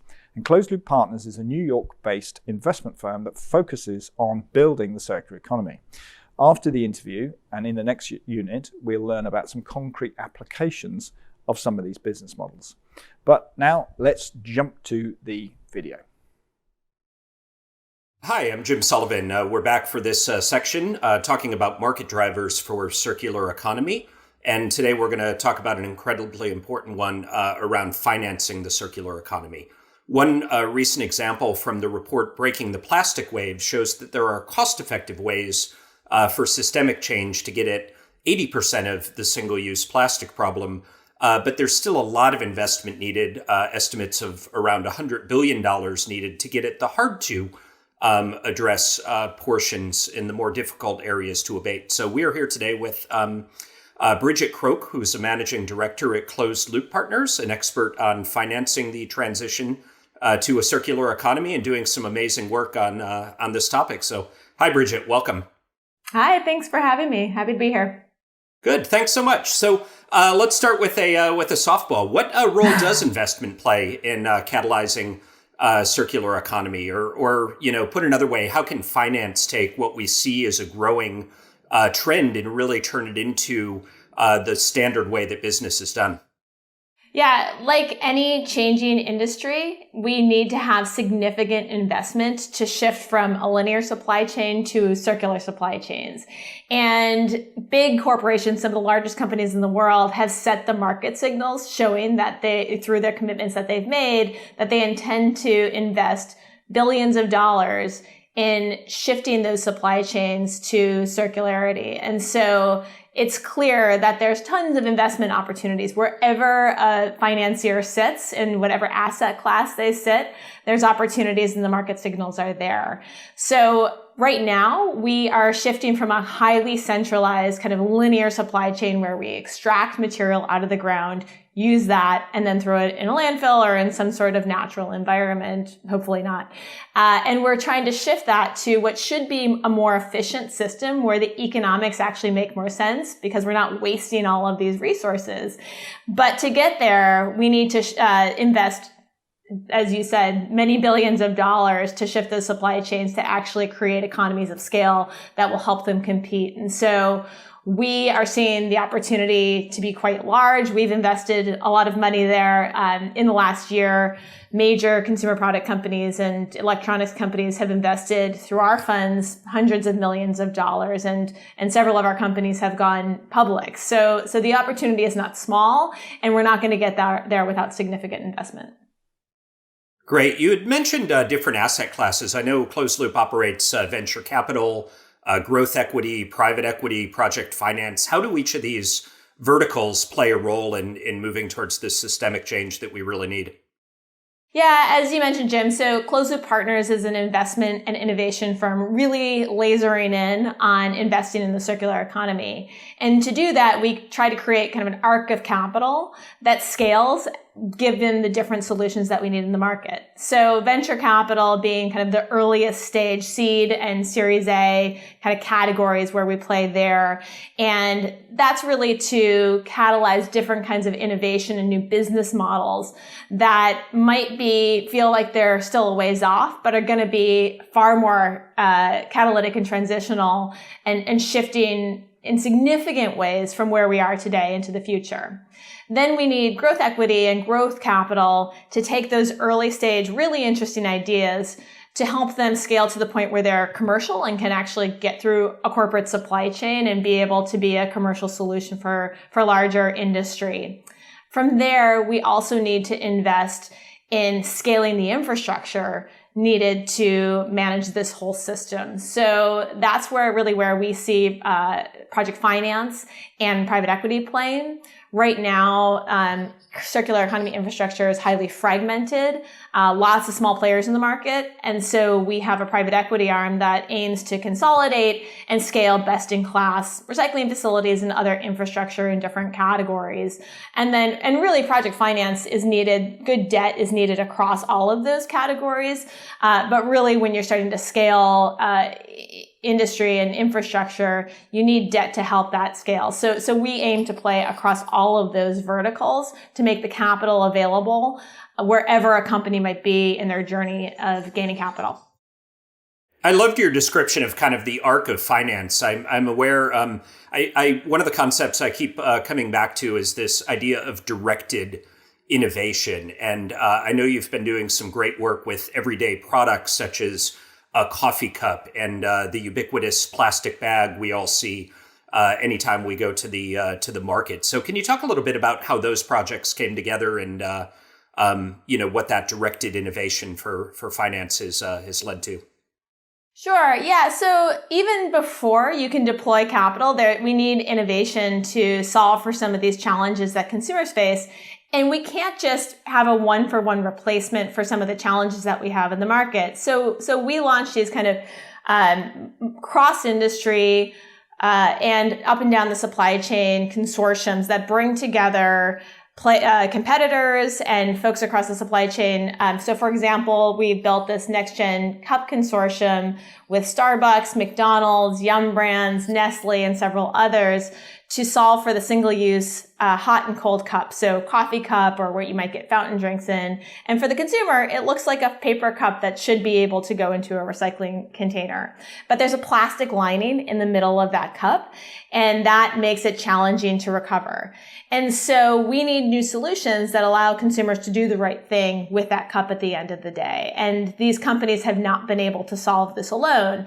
And so we put together kind of a multi-year consortium whereby we started by identifying innovation through, as you say, kind of a targeted innovation challenge, looking not only for replacement liners that can be either recycled or composted, but also entirely new business models, such as smart refillable cups that you can actually get at a Starbucks, drink, and then deposit somewhere on your journey wherever you're going next, whereby it gets collected, sanitized, and brought back into the system. So if you forget your cup, you still can use a reusable cup. So really kind of opening up what are the new business models that allow us to reduce waste and maximize value of resources.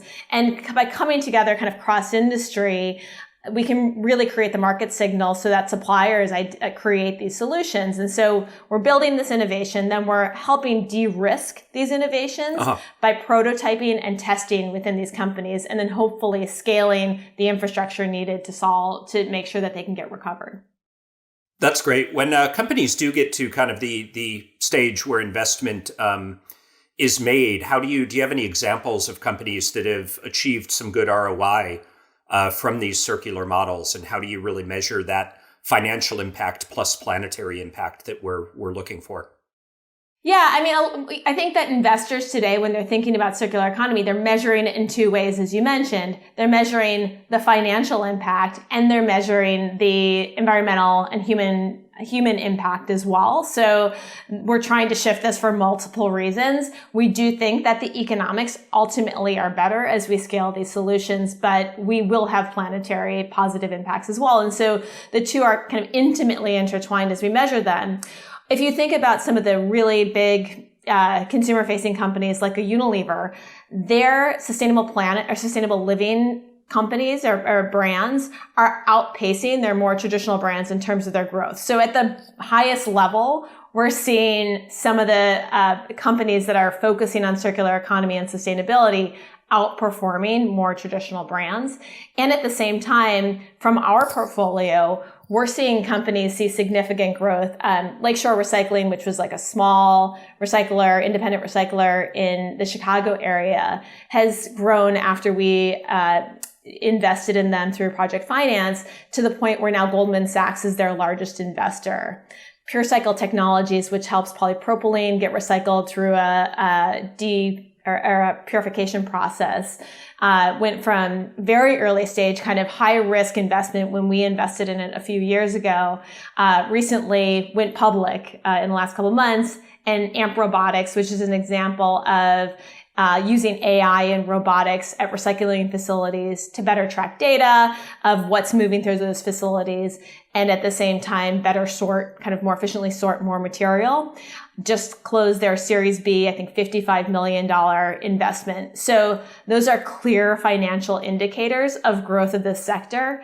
And at the same time, we can measure both kind of in a linear way, the climate impact, the impact on material flows.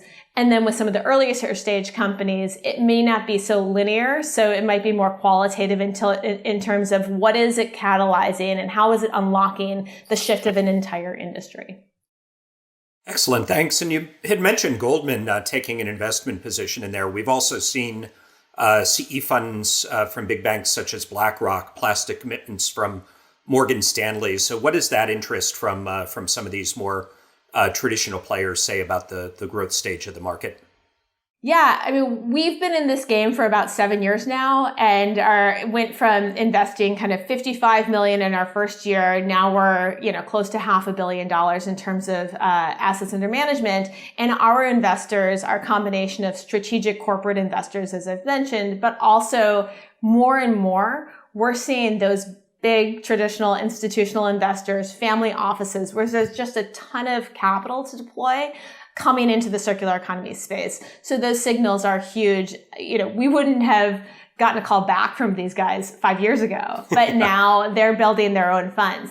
So while it's a huge signal, it's showing kind of fast growth in this space. At the same time, I think we need to be really careful about what it means to actually have a circular economy fund. And so the SEC is starting to pay attention to kind of what are the metrics around impact investing? Because it is easy to say like, hey, I'm investing in this big company. They have this small circular economy program. So I'm going to call it part of my circular economy fund. And so that's the real transition that I think we're going to see in the coming years is what are the rules? How do we define impact and circular economy to make sure that we're having the impact that we're trying to have as these big players come in and they need significant investments in their portfolios. Great. Are there any other tailwinds you see accelerating development of circular economies, specifically in the U.S.? I know, we've just been through, hopefully emerging from the recent COVID crisis, which has shown some challenges within supply chain, but also the ability of the world to come together on an important topic and really direct investment towards solving a global challenge. So any other trends you see there? Yeah, it's interesting. I think at the beginning of COVID, we, as everyone, probably was in a similar position where they didn't know what to expect and how it was going to affect their industry. And certainly, no question, there were challenges in the circular economy. But at the same time, because it exposed such fractures in the supply chain and created kind of risks, for example, toilet paper, something that we all know to have been high demand, low supply in early COVID, that's made from recycled fiber, recycled paper. And so the ability to be able to utilize recycled materials back in products and packaging again can really reduce the risk of those supply chains. And at the same time, we're seeing big trends towards distributed supply chains and kind of localized manufacturing, more transparency in supply chains. And so the supply chain logistics piece of the circular economy is a huge growth area and huge tailwind. Some of the new administration's work around infrastructure and climate is obviously a tailwind as well. And so those key kind of policy and just kind of mega trends are very aligned with some of the innovation that we're seeing in the circular economy. And we think it's actually speeding up our work by several years. That's a great example. Thanks. Okay, speed round time. Last question. Crystal ball. What year does finance really help industry create the tipping point based on innovation for this inclusive circular economy that we all know we're moving towards? You can make it plus or minus 5 years. You don't have to give me an exact year. I appreciate that. Certainly hard to say exactly when that is, but it can happen really quickly, I think. I don't think this is 20 years off. I think this could be 5 years off. If the trends that we're seeing around policy, around supply chains, consumer engagement and kind of media drumbeat around plastic and marine debris continue, and they come together, if the puzzle pieces come together in the way that we expect them to, it could really mirror what we saw in the renewable space, where there was just this tipping point, several years ago, where renewables outpaced. They weren't necessarily a bigger portion of the pie, but they certainly outpaced in terms of growth more traditional energy sources. And so once recycled content starts outpacing virgin content in terms of the demand, which we see as coming down the pike quite soon, and, we think that once we get to, say, about 10% in terms of making that shift, that everything else starts to fall. So it doesn't have to get to 90% of the supply chain to change before big finance starts to take over. It really just needs to get around 10%. And that could happen in, I'd say, somewhere between 3 to 7 years. Great. So you've heard it here first, the optimistic assessment of what we're all building towards. Thanks so much for being with us today, Bridget. Really appreciate taking the time and sharing your expertise. Yeah, no, thanks for having me. It was fun.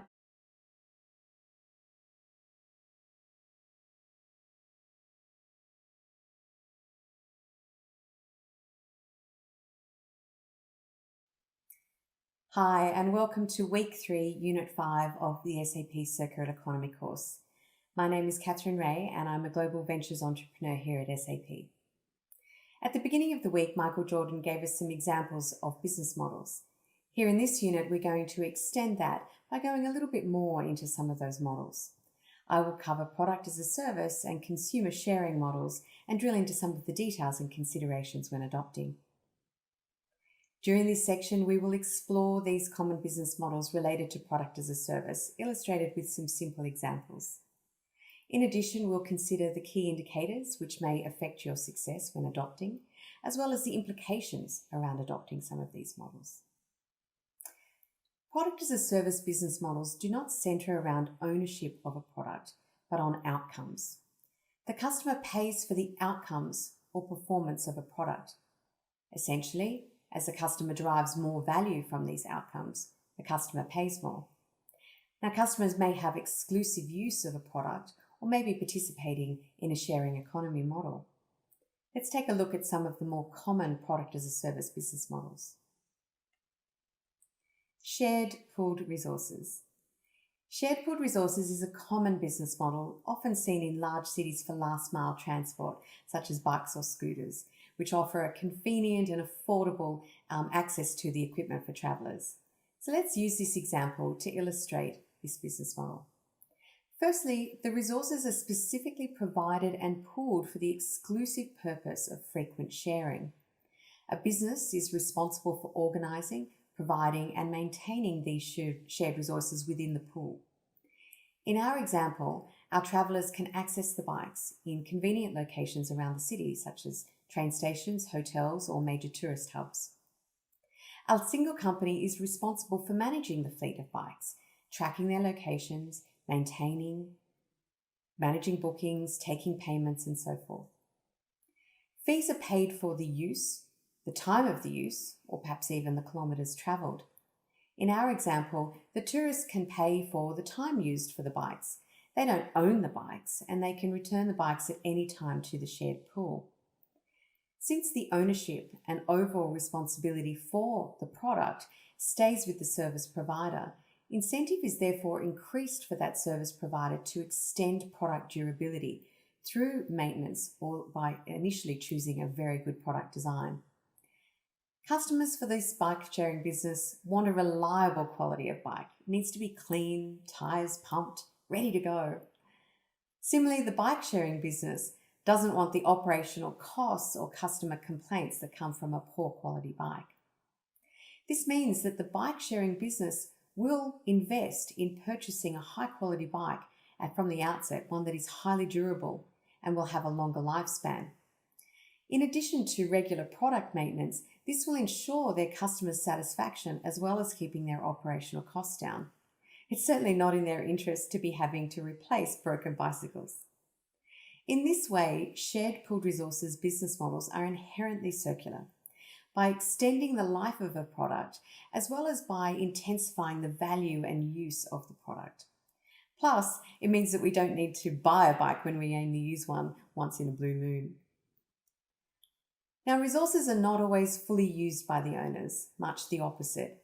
It's estimated that up to 80% of things in a single household are only used once a month.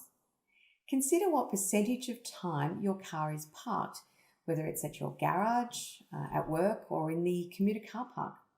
How often do you use your spare bedroom? Now, I'm sure that you would all be familiar with companies Uber and Airbnb, who identified these underutilized resources and built successful business models based on sharing underutilized resources. In this business model, business value is created from the waste by minimizing the periods where a resource is sitting idle. Underutilized resources can be shared during certain time periods to create additional value both for the owners as well as delivering value to the users. Fees are paid for the usage and or the time of the usage. A business model is therefore provided to facilitate this sharing of resources. However, unlike the previous example of pooling resources model, ownership of the product remains with the original customer. Shared pooled resources business models intensify the value and the use of the product. Rent instead of buy is a very common consumer model in several industries. I'm sure you've seen this offered for white goods, cars, or office equipment. As opposed to paying per use, customers pay for the exclusive use of a product for either a period of time, regardless of whether the product is in use or not, or for the outcomes and performance delivered. So let's take the example of a consulting firm who is creating a brand new office space for their workers. The consulting firm wants a beautiful office environment for their guests, for their staff, and they may intend to rent the office space for 3 years, but then have aspirational plans to move on to a new office as their business grows. Now, they're in the business of consulting services, certainly not in the business of owning carpet, furniture, and lights. In the rent instead of buy model, the consulting firm may rent the office carpet for a period of 3 years from a carpet manufacturer. The carpet manufacturer produces and installs the carpet, which can then be readily removed at the end of the rental period. The carpet is exclusively installed for the office firm, who pays for the rental of the carpet regardless of whether or not somebody is actually walking on it. In the outcomes as a service model, the consultant firm may install a smart lighting system, which measures the time in which the lights are switched on, but also the brightness required and the quality of the light, while enjoying exclusive use of the lights in their office, as opposed to a shared or pooled model where you're sharing resources with others. The company is paying the lighting company only for the time and the quality of the light. In both rent instead of buy and outcomes as a service model, ownership and overall responsibility for the product stays with the product or service provider. This means they have a large incentive to follow circular design principles, allowing for remanufacturing or refurbishment at the end of the rental period. These business models are very often combined with product remanufacturing and take-back management in order to achieve the full operational benefit. In considering a transition to a product as a service model for your current business, or perhaps looking to establish a new product as a service business, some key indicators of future success include wasted capacity. Have you identified a product which is sitting idle for large periods of time? Ease of access. Can the product be easily accessible to your users, such as a location or through the booking system? Pay per use. Can the product be charged on a pay-per-use basis and still be financially sustainable? Consumer acceptance. Will your customers be willing to adopt the new financial model and relationships? Can you actually provide additional value through the new experience, both in the short and longer term? And operational costs. How can these be reduced through better maintenance or remanufacturing at the end of life? When adopting these business models, key considerations would include extending your maintenance. How will you ensure that the product is monitored and managed through this maintenance program to minimize service disruption or downtime? The take-back management of remanufactured goods. If you're the service provider, how will you negotiate return of the products back to the manufacturer at the end of their life? Or if you are the manufacturer, how might you ensure that the goods are returned at the optimal time for remanufacturing or recycling? Designing from the outset for remanufacturing or product durability. How can you ensure that right from the very beginning your product is designed with a view to how it will be reused at the end of life? Customer relationships and engagement. How are you going to engage with your customers through your new platform business? How are you going to build those lasting relationships to ensure that they return? A redefinition of your value proposition is needed. This provides an opportunity for you to set yourself apart from common product ownership offerings in the market. How can you actually turn this into an advantage by creating an entirely new and better experience? And finally, business networks. What other businesses exist that might have an interest in becoming engaging in your new business model, offering complementary or supportive services which are going to increase your ability to both sell as well as enhancing your customer's experience? So that's the end of this unit. In the next unit, you'll hear more about another business model, the one of product life extension. Thanks for listening, and I'll see you later this week.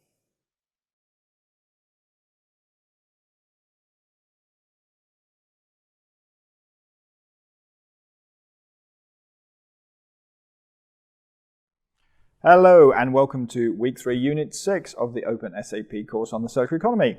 It's me again, Darren West. I am the Business Development Director for Circular Economy at SAP. So in the last unit, we looked at product as a service and also consumer sharing models. In this unit, we're going to look at another business model concept, and that is product life extension. So first, we're going to talk about generic strategies for product life extension. And then we're going to have an interview with Ripley. And Ripley is a tech company that specializes in extending the life of physical goods and assets. So first, let's just recap on what we learned about the technical loops of the circular economy butterfly diagram, which was in week 2. You'll recall that the innermost technical loops have the highest value. We spoke about sharing in the last unit, but now let's look at the loop that's labeled maintain and prolong. So this is a very efficient inner loop, and here the business models focus on product design and the value proposition. The aim is to keep the product cycling longer and longer with customers. So how might we do that? So on this slide, we can talk about 6 different ways. First, there is the product attachment and trust. Basically, we can summarize this as the products you love, you keep. So emotional binding of the customer to your product results in increased loyalty and a longer-term commitment to properly use and maintain the product. So on average, products will be used longer and cared for more during their use. The next one we can look at is the long life model. The long life model is based on building high quality and durable products. Customers pay a premium for more economical performance in the long run due to less cost of maintenance and repair, and they don't need replacements. Then we have extended warranty and included maintenance. This model encourages a longer term use of the product with incentives for proper maintenance of the product by the customer. The fourth one is encouraged sufficiency. This is a slightly different approach that focuses on the demand side. So to reduce resource reuse, manufacturers and retailers encourage customers to make purchasing decisions based on actual needs in an environmentally friendly manner. So what that means is messaging and branding as well as the product design and selection. And this encourages customers to look at the full life cycle costs of the product. The fifth strategy is called transparency and traceability. And this provides reassurance to customers that the production of goods across the entire supply chain and all the suppliers within it is being performed in an ethical and sustainable manner. This is what SAP calls responsible sourcing. The sixth technique for a product life extension is upgrading and or arguably modularity. And here, this is where products can be upgraded through their entire life cycle because of their modular design. There's a few other strategies we could quickly explain. Remanufactured parts, which is similar to number 6 on the previous slide. This is a spin on modular design, but instead of buying new parts or even whole new machines, the equipment owners can have their existing components inspected and refurbished and rebuilt to agreed standards. We can also look at updating software instead of hardware. So when companies offer to sell software updates and improvements on entire new operating systems, they are again extending the life of the product. Building hardware that lasts while selling improved software features that can drop in is a great way for customers to gain more value and for firms to make more money. So that also is good for firms, good for customers, and preserves resources. And finally, there are now platforms for reuse. And one example is Ripley. So I have the pleasure of interviewing Barney Sanker, who is the partnership lead at Ripley. So let's find out more about what Ripley is doing. Hi everyone. So in this whole topic of product life extension, I would like to introduce you to a really cool startup called Ripley. So I'd like to introduce Barney Sanker from Ripley. Hi Barney. Hey Darren, good to be here with you. Thank you for having us on and speaking about what we do here at Ripley. No problem. So first of all, tell us, what is Ripley? Yeah, Ripley is an asset management system that serves like an online marketplace. What we're doing is building the technology to scale the circular economy. Right now, there's a lot of different systems, a lot of different asset management systems. What we've realized is that there's so many physical assets that are laying around that could be reutilized. We wanted to combine that with a marketplace to help connect organizations, people to be able to share resources in way of physical assets to be able to reuse them. Cool. So how does that actually work, Barney?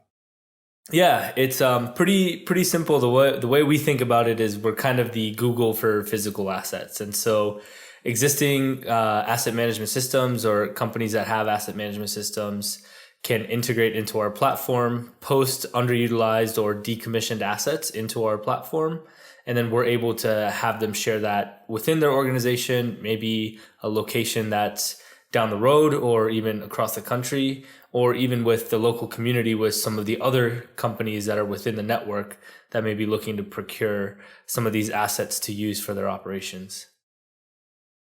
That sounds really good. So what are the benefits if I'm using this system? Yeah, I think the biggest benefits that we've seen is the waste problem that we have and how it's tied to carbon emissions that are being put out is quite great. And while we're constantly thinking about how can we reduce our carbon footprint, I think it really starts with waste. So for us, it's about bringing down that waste aversion and being beneficial by reusing things that you already have. A lot of times our customers have things in storage or they have things that are laying around in multiple different locations that simply could be reused again. It just, no one has any visibility into being able to see that. That's something that we're helping to do. So the benefit is, being more cost effective. When you have an asset that you've purchased, sure, it might depreciate, but it's still a good working asset. Something that you can probably reutilize if you're setting up new projects or having increased demand and supply. You might be able to utilize some of these assets rather than purchasing new. So from a cost savings benefit, it's huge. And we like to think of ourselves as the first step in procurement. But by being cost effective and saving money, you're also saving the planet. So for us, the circular economy is moving from a linear economy where you take, make, and dispose. We think that the circular economy is a solution to being able to drive less waste that's going into our landfills and our carbon emissions. So two big benefits there. One being cost effective, reusing things that are already purchased within your organization or selling it externally to recoup some value. But a byproduct of being cost effective is being able to make sure that you're diverting waste from landfill. That's really interesting. So you basically explained how the asset life is extended. You've also covered how we reduce waste as well. Yeah. But looking more broadly at the circular economy, you touched on that a little bit. How do you see Ripley's technology in general addressing some of the challenges of the circular economy? Yeah, this is a great question. I think the circular economy is pretty new. It's just starting to gain some traction from a large-scale adoption perspective. For us, I think our technology is taking into account visibility, right? I think when you think about different pieces of assets or chemicals or things that are typically used, whether it's biopharma or heavy manufacturing, visibility is the name of the game. What our platform does right now is create that visibility, and it can be sectioned by the types of material that you're using or the chemicals that you're using, and how you make sure the right people get hands on the right resources. The circular economy works best if it happens exactly that way, where you're connecting two people or two organizations that are looking for something or maybe trying to get rid of something. The visibility piece is the most important thing.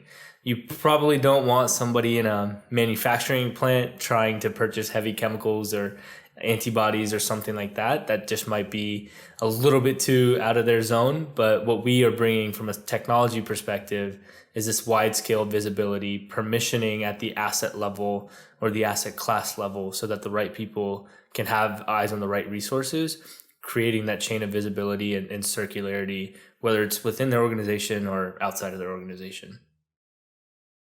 That's really good, Barney. So I'm sure the learners would love to know more.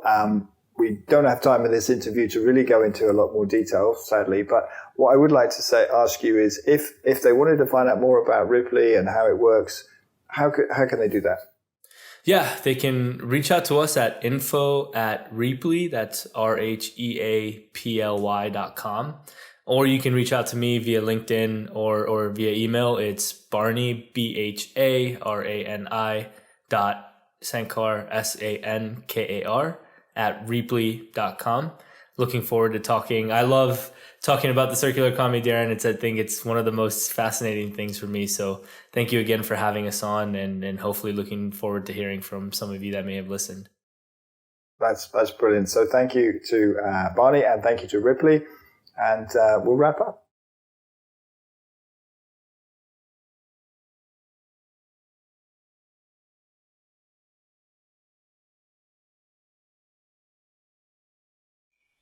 Hi, and welcome to Week 3, Unit 7 of the SAP Circular Economy course.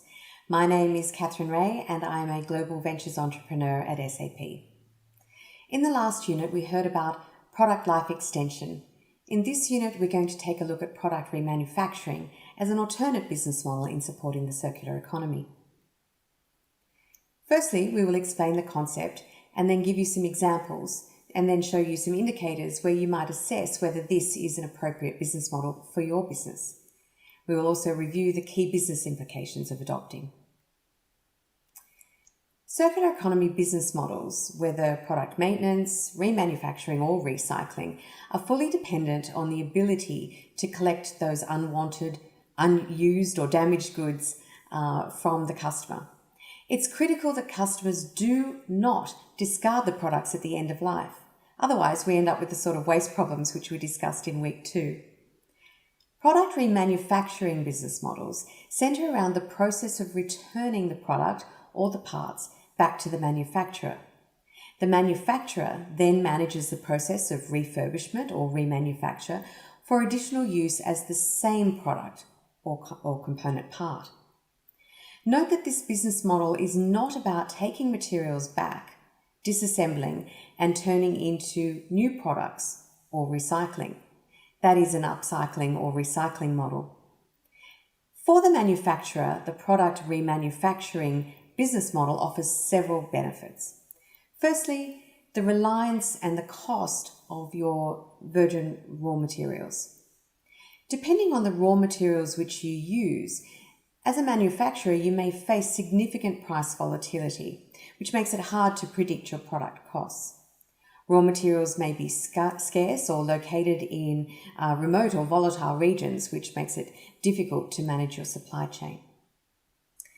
By designing a product where the initial raw material is used over and over again, the manufacturer is effectively removing these supply chain issues and costs.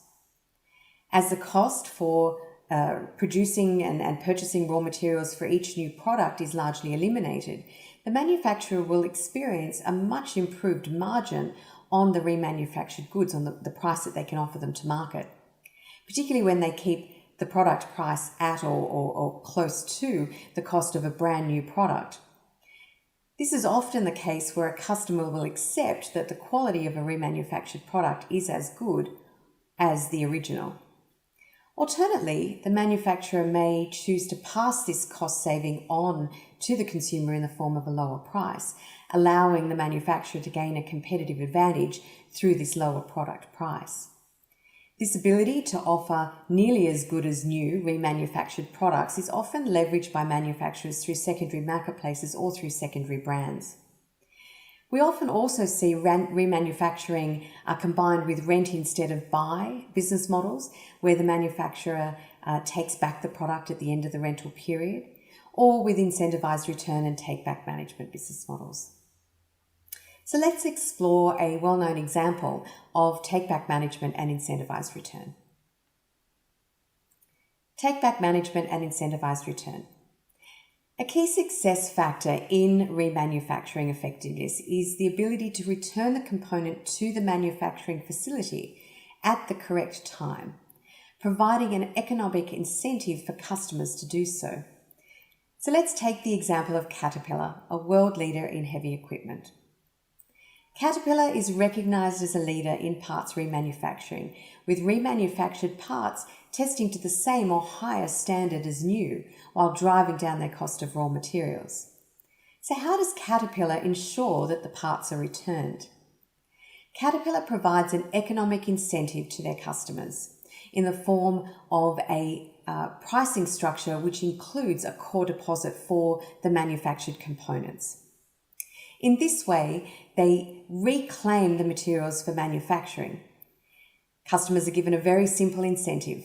They must return the part in order to get that deposit back. But how does Caterpillar manage the process for optimal take-back? Components are monitored through the maintenance data collected via the Caterpillar dealer maintenance network to make sure that they're returned back at the optimal time period.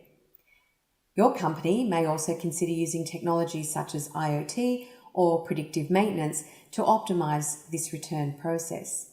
We'll take a look at the technology behind reverse logistics next week. Beyond incentivizing the customers, the return process also needs to be simple and form part of a positive customer experience. Operational considerations here include managing the subsequent processes such as efficient sorting, transportation, and billing. As opposed to remanufacture of an entire product, a manufacturer may focus on parts remanufacturing, specifically remanufacturing parts which wear out faster than an original product. So let's continue with our example of Caterpillar to understand how they manage parts remanufacturing. So once a returned part arrives at a Caterpillar remanufacturing facility, it's disassembled down to its smallest component, losing its original identity. Each component goes through a cleaning process and is inspected against strict engineering standards to ensure that it can be effectively salvaged. Accepted components are then converted into production-ready materials through advanced salvage techniques, which use again this same rigorous engineering process that goes into creating a brand new Cat machine. This rigorous remanufacturing process also allows components to be returned and possibly upgraded to the latest performance specifications. Parts remanufacturing also creates a new value proposition for customers, supporting their decision to invest in the original base product, in this case some heavy machinery, through this availability of affordable, high-quality replacement parts. Customer engagement and communications is really important. This includes educating your customers around the quality of the remanufactured parts, the importance and the process of returning the parts, and also the savings that they're going to make by coming on board with your company. In this way, Caterpillar customers enjoy significantly lower prices on remanufactured components and are provided education around the process and the quality assurance process of these components. In this way, Caterpillar is ensuring that any stigma around remanufactured parts is removed. Consider how Caterpillar has combined parts remanufacturing with a long-life product model. And this has been combined by Caterpillar beautifully to keep these products cycling longer with the customer, as well as adding value to the Caterpillar themselves through the cost savings and loyal and engaged customers. This is such a fantastic example of how a business can combine business models across different circular economy loops, creating value for customers as well as for the company. Product refurbishment and next life sales centre around the systematic refurbishment of used or broken products as an entire unit, starting a new cycle as the same product. Unlike parts remanufacturing, this business model focuses on the entire product. Product refurbishment requires a continuous process to be managed by the manufacturer, from the original manufacturing and sale, the collection of used or broken products, the quality controlled and professional refurbishment process, and then through a dedicated sales channel for those refurbished products. A common example is office photocopiers, where the entire product is specifically designed for remanufacturing from the outset, meaning that a remanufactured photocopier can be provided back to new customers with the same quality as the original manufactured product. The product refurbished business model is often combined with product as a service business models, where the customer does not own the product but pays for the outcome of the product. As the ownership of the product remains with the manufacturer or service provider, it's in their financial best interest to design a product which can be efficiently remanufactured for use over multiple life cycles. In our photocopier example, the customer might rent the machine or just pay per copy. But at the end of this period, the manufacturer takes the machine back, perhaps via a service provider or perhaps directly, and then remanufactures the unit. The remanufactured unit is then provided to a new customer or might be sold through a secondary marketplace, possibly at a reduced price. In this instance where the manufacturer is retaining direct ownership of the product under this product as a service business model, there isn't a need to provide an incentive to return the product. However, should the customer have bought the photocopier outright, then the manufacturer would be best fitted to combine this with a take-back incentive model to make sure that the product is returned in a timely manner for remanufacturing, as outlined earlier. In considering product remanufacturing as a potential option for your company, some key indicators exist that this might be relevant for you. Firstly, the high cost of your raw materials, and this includes where costs are volatile and difficult to predict, or where the supply of your raw material may be unreliable or compromised. In these situations, removing this reliance on virgin raw materials through remanufacturing simply makes good business sense. Do you have the ability to design your product for disassembly and remanufacturing? Because this is obviously essential. If this ability exists or can be facilitated through a product redesign, then this business model is feasible for you. A strong service provider network for assistance through the take-back management process, customer communications, and keeping customers engaged in the process is also critical. Lastly, consider whether you have supportive legal and legislative frameworks, which really do need to exist in your market for the sale, import, and export of remanufactured goods. If there are export or import barriers, for example, this may complicate the model, or it might just make sense to consider setting up local operations. So, if you're ready to move into product remanufacturing as a new business model, some key considerations. Firstly, product monitoring. How will you ensure that the product is going to be monitored to make sure that it's returned for remanufacturing at the optimal time? Take-back management of the remanufactured goods. If you're the service provider, how will you negotiate returning the products to the manufacturer at the end of use? If you are the manufacturer, how might you ensure that goods are returned at the optimal time for you to remanufacture or recycle? Consider the participation of all stakeholders in your value chain. The manufacturer, service provider, and customer, all of them collaborating is critical for this model to succeed. Investing time in building strong, loyal relationships is a key element for success. Design for remanufacture, as mentioned earlier. Ensure that the product is designed from the start with a view for reuse. Now, this may require significant changes to your product design or to the manufacturing process itself. It also may require some standardization of your product across different categories or even across an industry.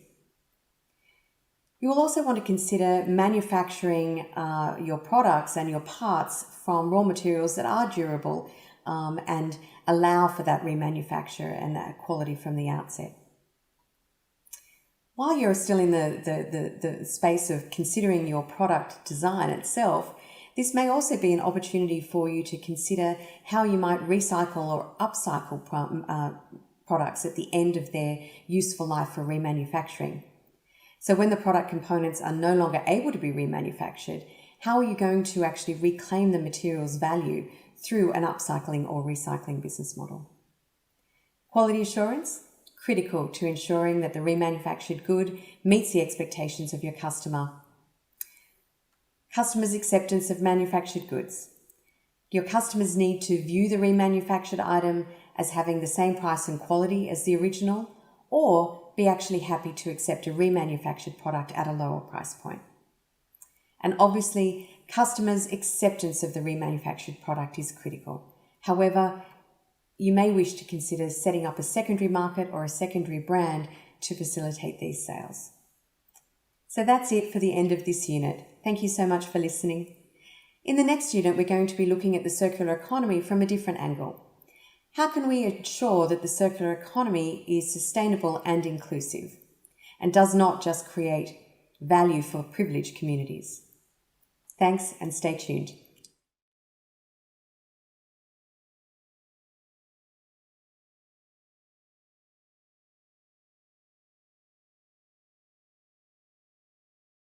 Hello and welcome to Week 3, Unit 8 of the openSAP course on the circular economy. My name is Darren West and I'm the Business Development Director for Circular Economy at SAP. So you've heard a lot now about business models. So when we think about business models, they have to create value.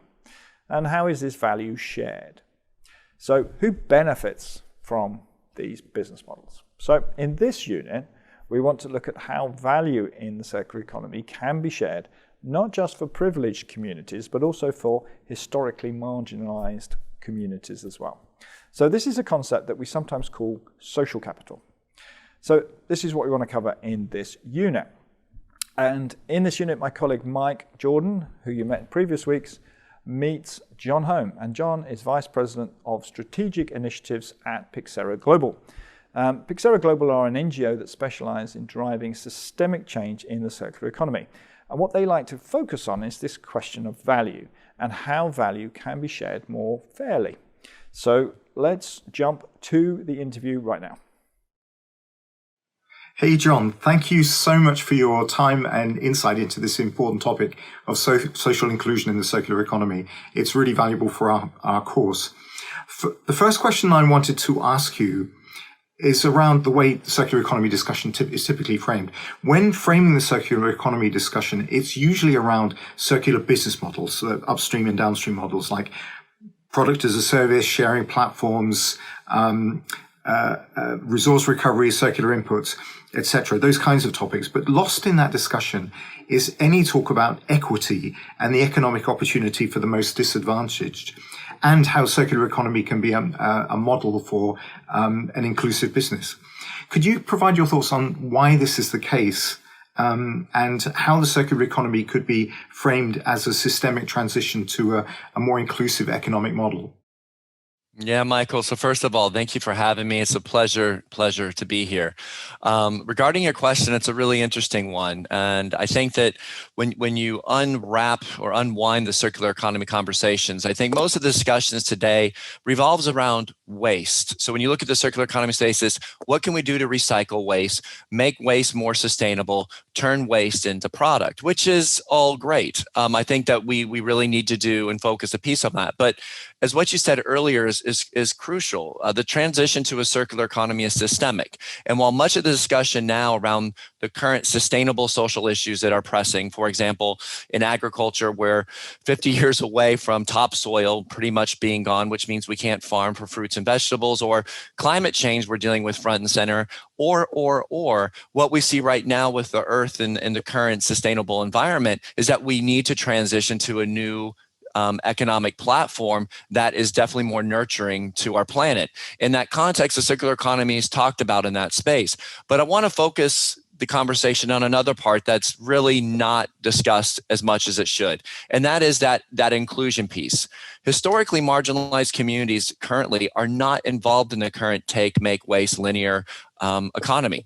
They've been excluded from it, and it seems it has been excluded on purpose. And so I think when we look at the transition to a circular economy or an inclusive circular economy, it's really to try to take in context that this is a new opportunity for these historically marginalized communities to take ownership of that new economic platform. And let me just dig in a little bit to highlight or provide some context of what I mean. In Edgar Villanueva's book, Decolonizing Wealth, he paints a pretty grim picture of how the system is rigged against the historically marginalized. So let me just paint a picture for you. The management of financial services currently is 81% white. 86% of venture capitalists are white, and 96% of angel investors are white. On the other side of it, in the United States, a measly 1% of venture capital funding goes to the Latinx and Black community.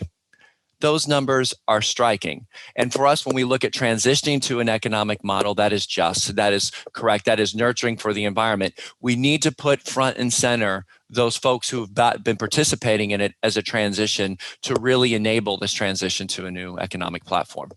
John, those are really sobering statistics. Thank you for providing those. I'd love to drill in a little bit to find out what you're doing at Pixera Global. So at Pixera Global, you talk about convening, designing, and co-creating inclusive and regenerative circular ecosystems. Could you explain what that means? And perhaps could you give some examples of how your work enables this circular transformation?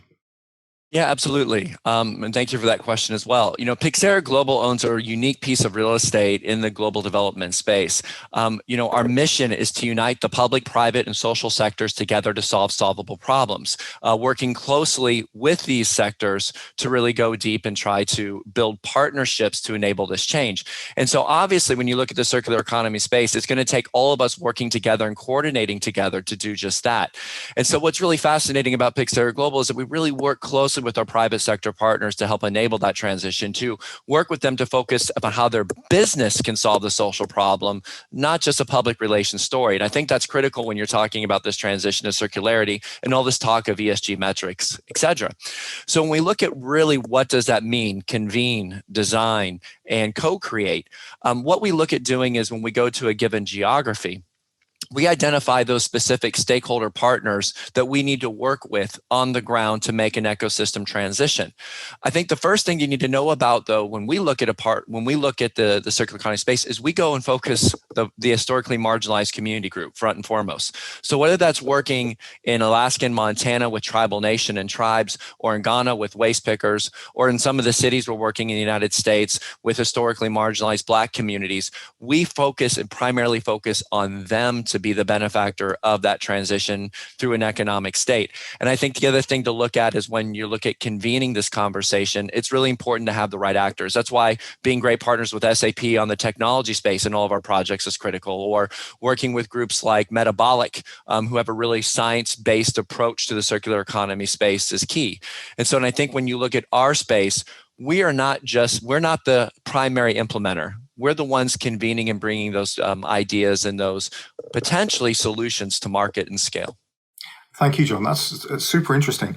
Going on to the next topic, there are so many interesting initiatives and programs happening around upcycling, for example. So some of the bigger brands in sportswear and sports shoes are taking plastics and integrating them into their clothing and into their shoes, like Puma and Nike and Adidas and Reebok, etc.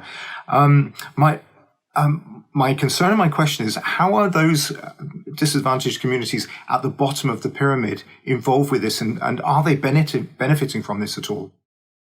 Well, I mean, this is a really tricky question, right? When we look at taking plastic, first of all, plastic is an artificial commodity. The cost of new resin, until the cost of new resin is more expensive than the cost of recycled content, it's a manufactured marketplace. So while taking plastic and putting the technology to turn it into product is great, those companies that you listed, they make some pretty nice margins on that move. So they're able to take some recycled content of plastic, which is great. They employ right now waste pickers who are critical to the plastic ecosystem, the procuring product for them.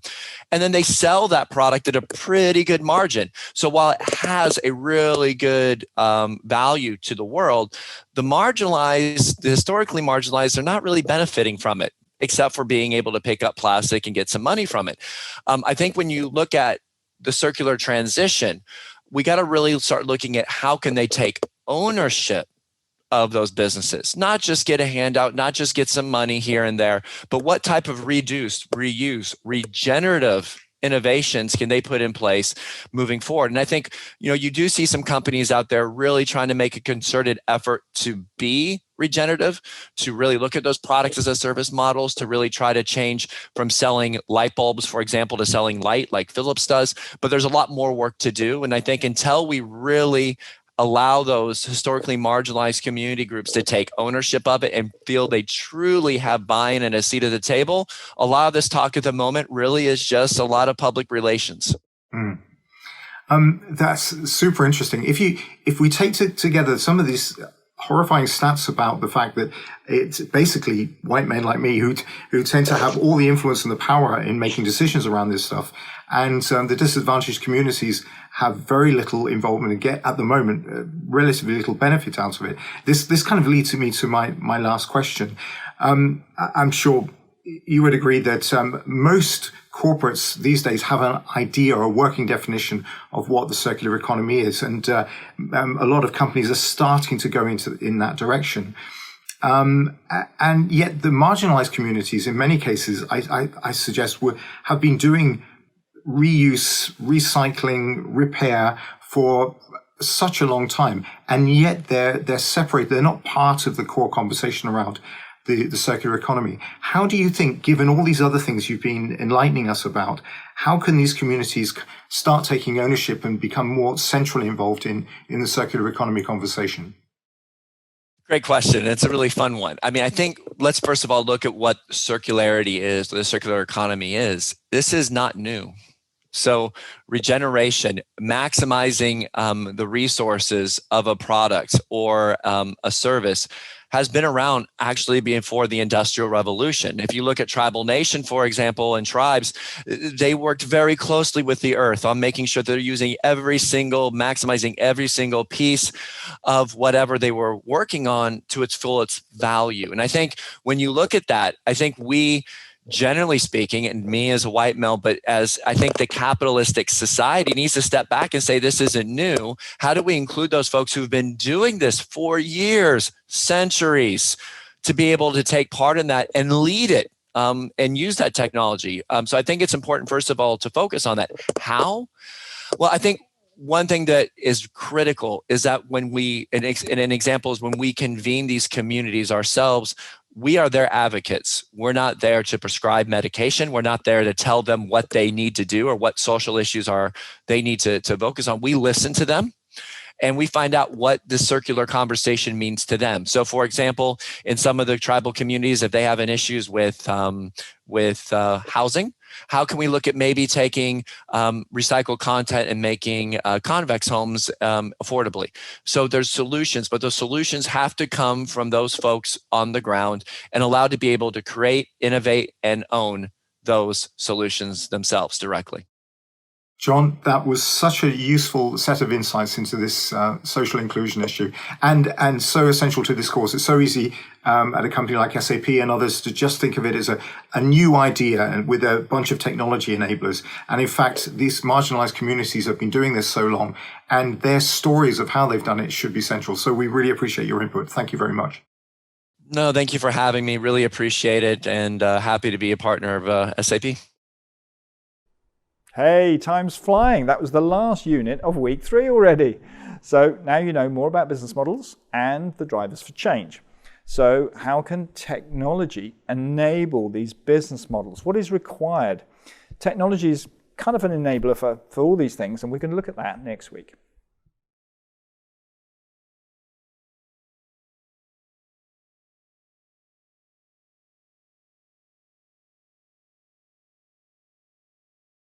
Hello, and it's great to see you again in week 4. So this is week 4, unit 1 of our openSAP Circular Economy course, and I'm Darren West, and I am the Business Development Director for Circular Economy at SAP. So now you have a good understanding of the circular economy principles, and you also know that business models need to change.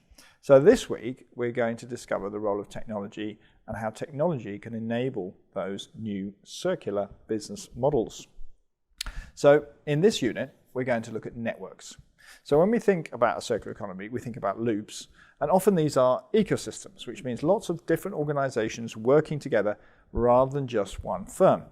So to discuss this concept, you're going to see an interview between Kristen Hannell and Paige Cox. Paige is the Senior Vice President and Head of SAP Business Networks. So over to the interview. Hello, I'm here with Paige Cox, who leads SAP's Business Network. And Paige, let's just have you start with, how exactly does the idea of circular economy fit in with the SAP Business Network? Hi, Kristen. Thanks for having me. And hello, everybody out there. When we talk about circular economy, it's probably important to kind of step back that the global economy is actually evolving into a network economy. So we are very much needed as a company go beyond our company four walls to be able to perform, because our success is very much relying on the people that we do business with. So when we talk about our value chain, our end-tier supply chain, a multi-enterprise collaboration, however you wanted to speak those terms, it's really to how do you bring that circular economy life in the network economy. So as companies today, we often need not only just the first tier supply visibility and transparency, we need to understand end tier how our supply chain is flowing. And not only that, when we talk about that ultimate customer experience and perfect order fulfillment, we need to also have that end tier distribution, that customer. So in the end, the business world, the boundaries are evolving. Yeah? So when we try to move the processes, the people, and the materials, we need a global logistics that's across all different regions and different modes. And the companies also moving from just being a traditional product company to a service company. So you will see much more smart products, smart assets that really it's blending the whole economy, right? So I always joke about with my kids that one man's treasure might be another man's trash, right? So it's really something in this global multi-enterprise commerce flow, that visibility, where's my goods, where's my material, how am I performing with my customer, where's my orders, is so important for that visibility and agility and resilience. That makes total sense. So I have to ask you though, why SAP?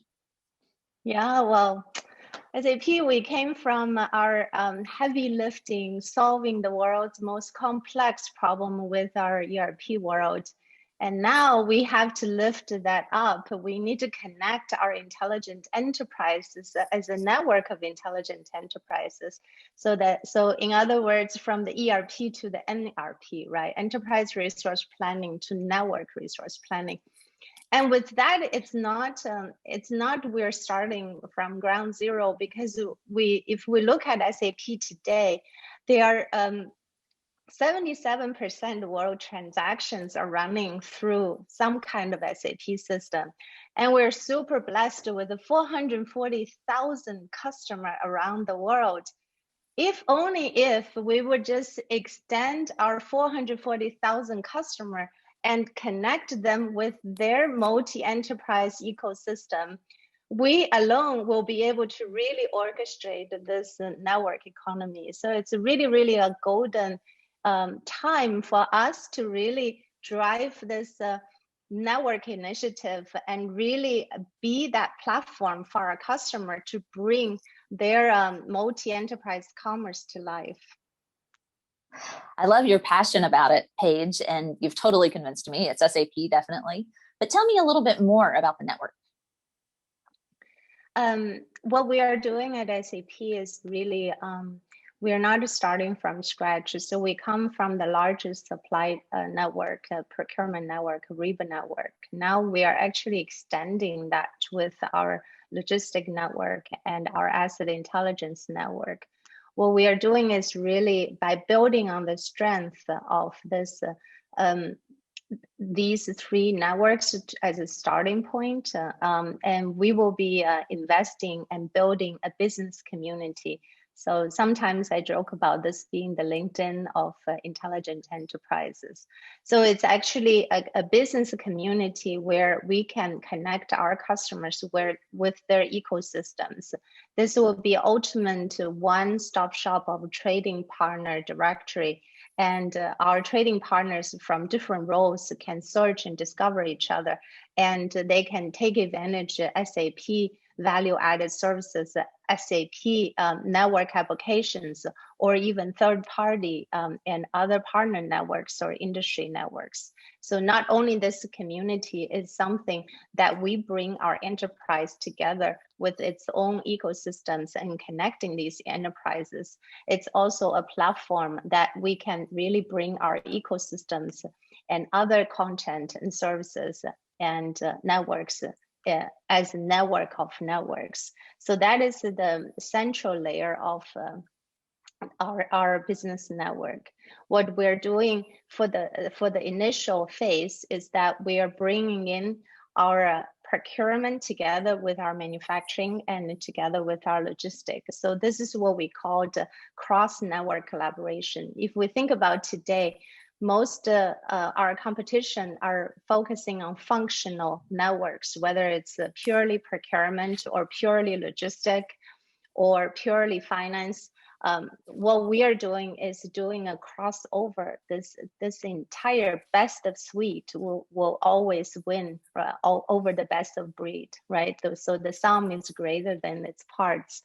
So what we're doing is connecting these networks for this cross-network collaboration beyond the company borders for that multi-enterprise commerce flow.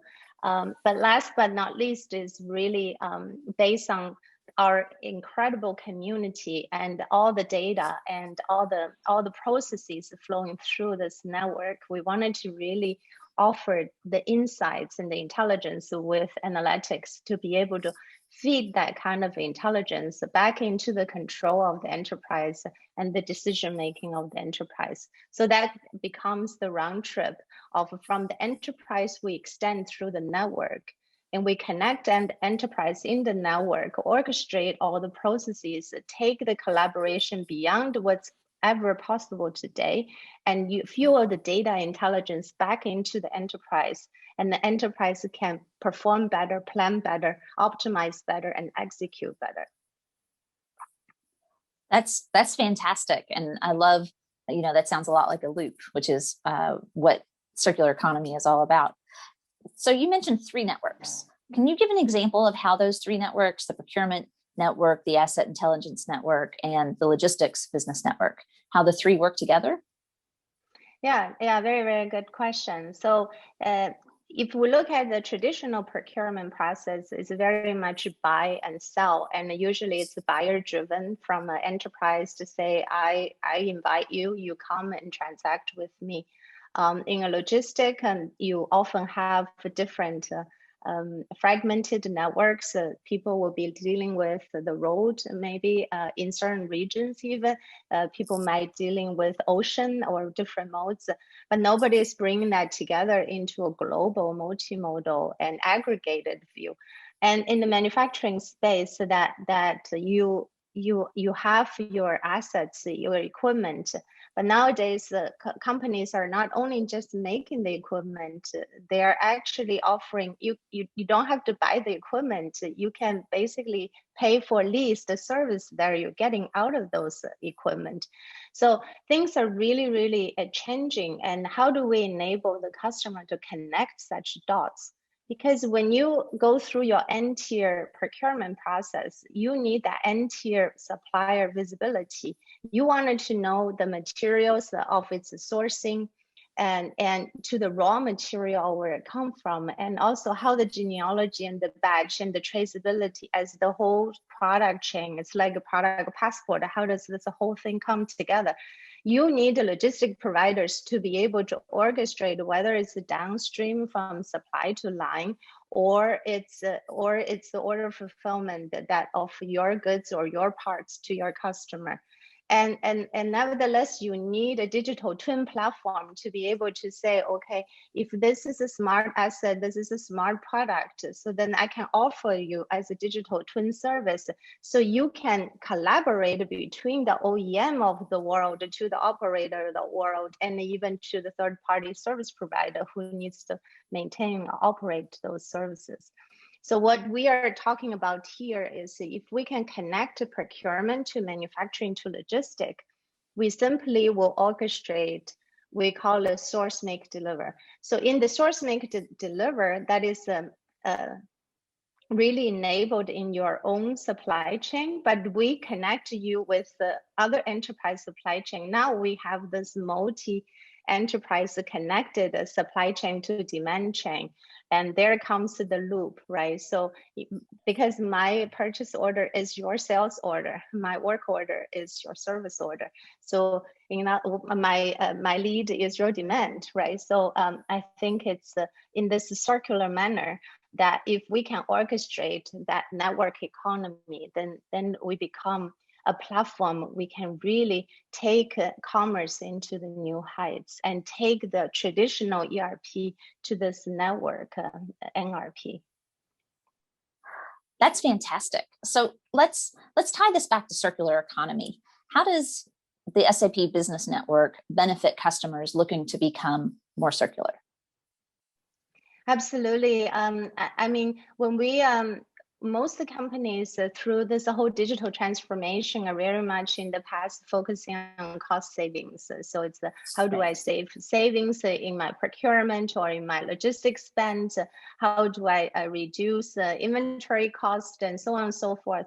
But with the circular supply chain, you actually have much more transparency and traceability and visibility, like you also protect the revenue. Because for example, if you can lower your stock outs, then therefore you can have more potential growth and revenue. But it doesn't stop there, because really the power of the network effect is where that the full supply chain transparency and agility is at our fingertips. Therefore, for the brand owners, you can have much more responsibility and social responsibility to your customer, being able to provide to them how are you sourcing with your suppliers? Are your suppliers green? Are they ethical? Do they follow compliance?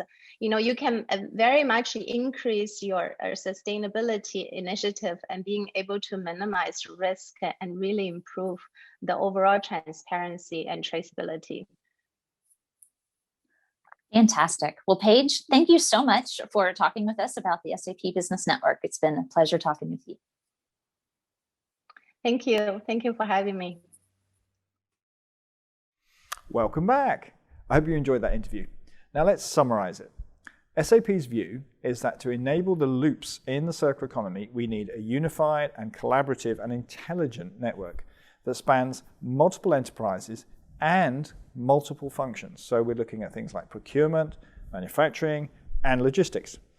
And that includes all those features that you can see on the slide. It needs to be global. It needs to span all the different business processes. It needs to be an intelligent network with predictive capability. And it also needs to connect to third-party networks. So networks was the first technology that we covered in this unit. In the next unit, we're going to look at the Internet of Things. Thanks for listening. Enjoy the next unit.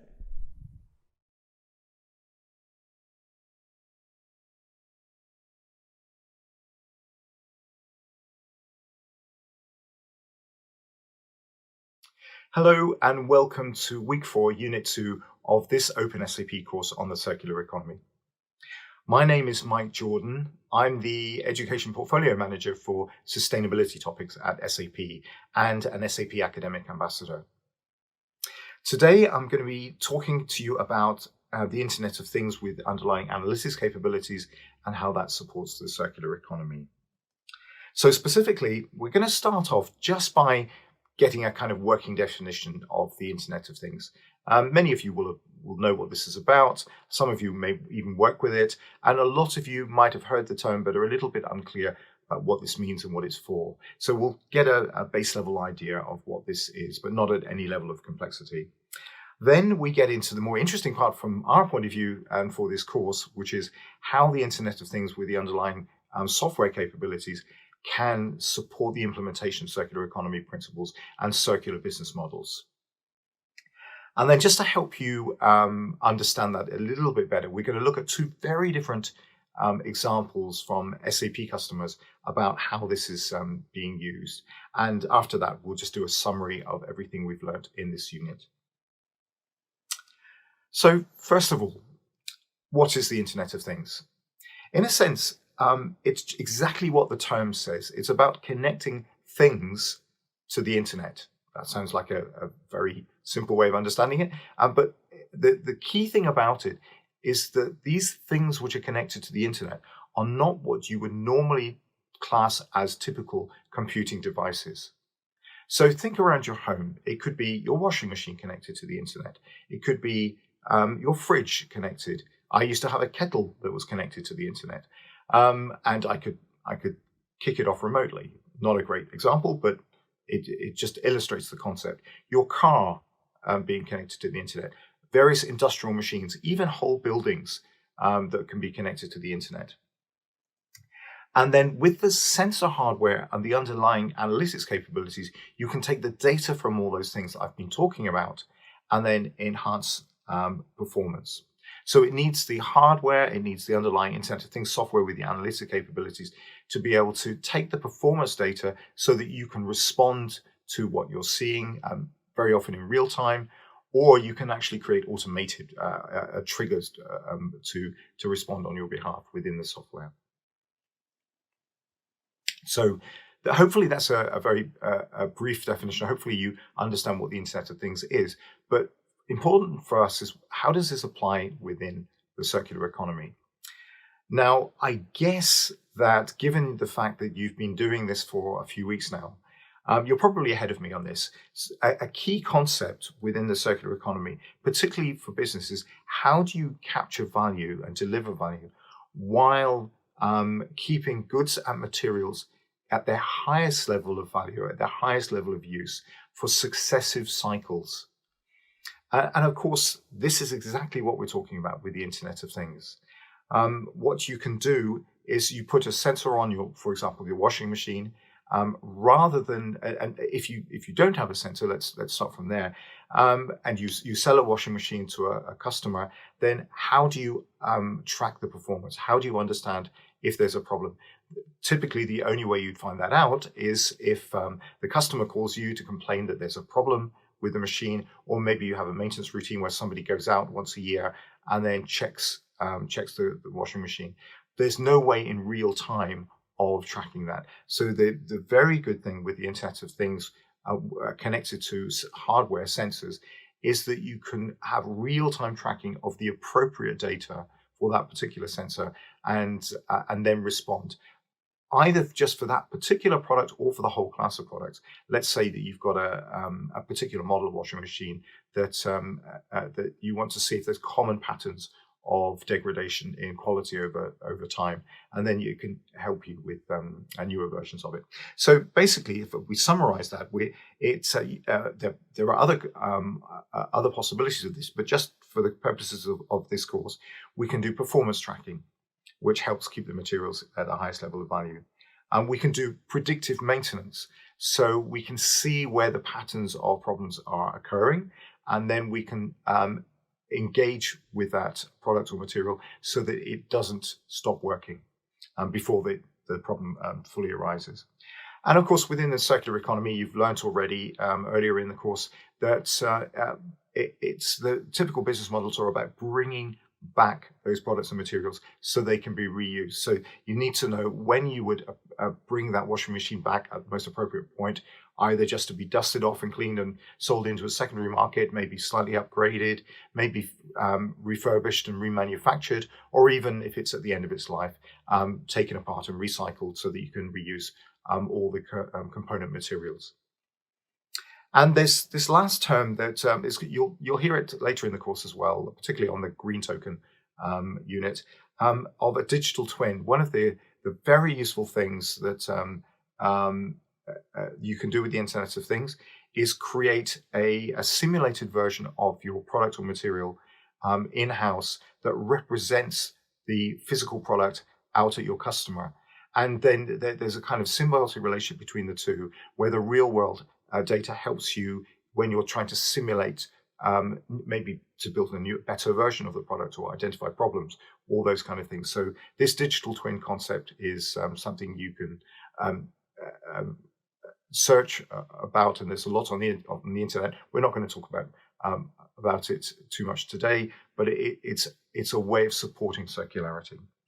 So let's go now to look at one or two examples.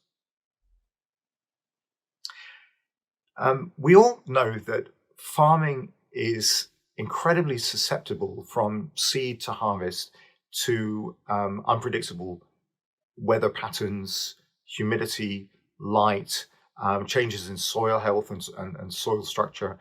And this is a huge problem. It's very difficult from harvest to harvest to predict all the time. And the farmers, as best as they can, try to take data from the past.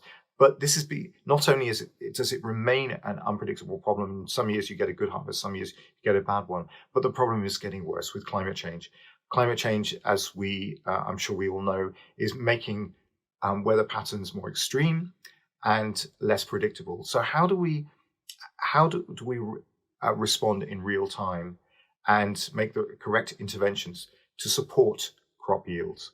Well, Internet of Things is incredibly valuable here. So what you can do is put sensors out there as eyes, virtual eyes, onto the crop to track moisture levels, track light levels, and soil performance, so that you can trigger the appropriate responses. So, for example, when you need to do some more irrigation, or where you need to add some fertilizer, and therefore you'd use the minimum you need to respond to the particular data you're getting.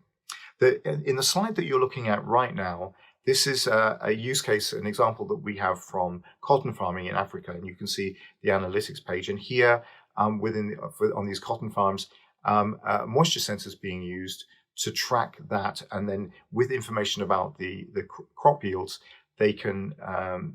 It's possible to predict crop yields and make recommendations about all the things I've been talking about, and therefore improve the overall health of the crop and the environment, which of course with a growing population is very, very important.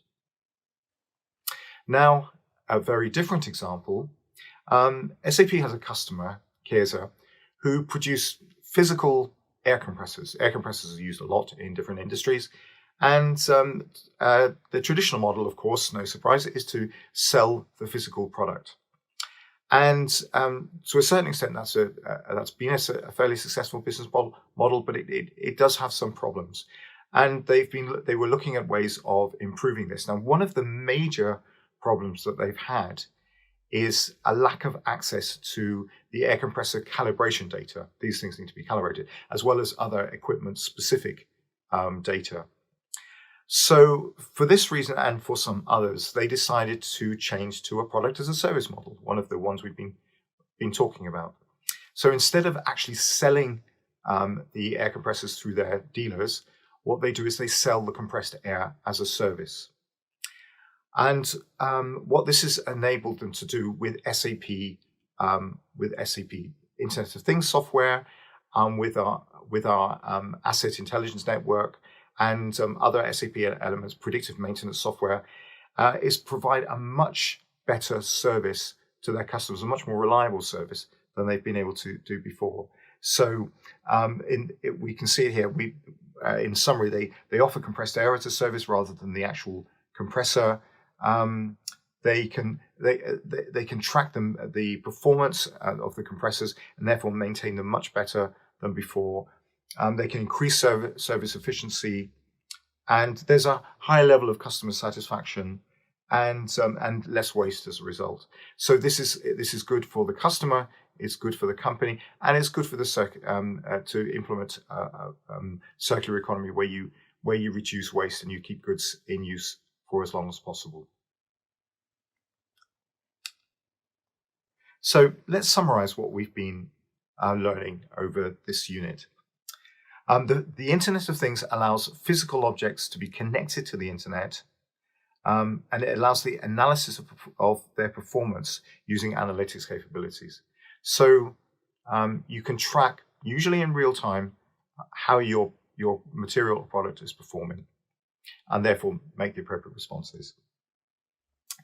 This connection and tracking allows businesses to build feedback loops. Now, feedback loops and loops are a common term used within the circular economy. This is essential so that you can keep those products in and associated materials in use for as long as possible. And of course, the second half of that point there, it also allows you to bring the product back in-house when you want to recycle, remanufacture, refurbish, etc. And it also helps to guarantee a high level of product quality because of your ability to respond as a business to anything that could potentially be going wrong, and the data that you can get back into your organization on how these products are performing. And so if you take all those points together, we can see that the Internet of Things with the underlying analytics capabilities is a pretty key capability to support the implementation of product as a service. So I hope you've enjoyed this unit, and I hope it's been useful for you. In the next unit, you're going to be moving on to looking at reverse logistics. Thank you.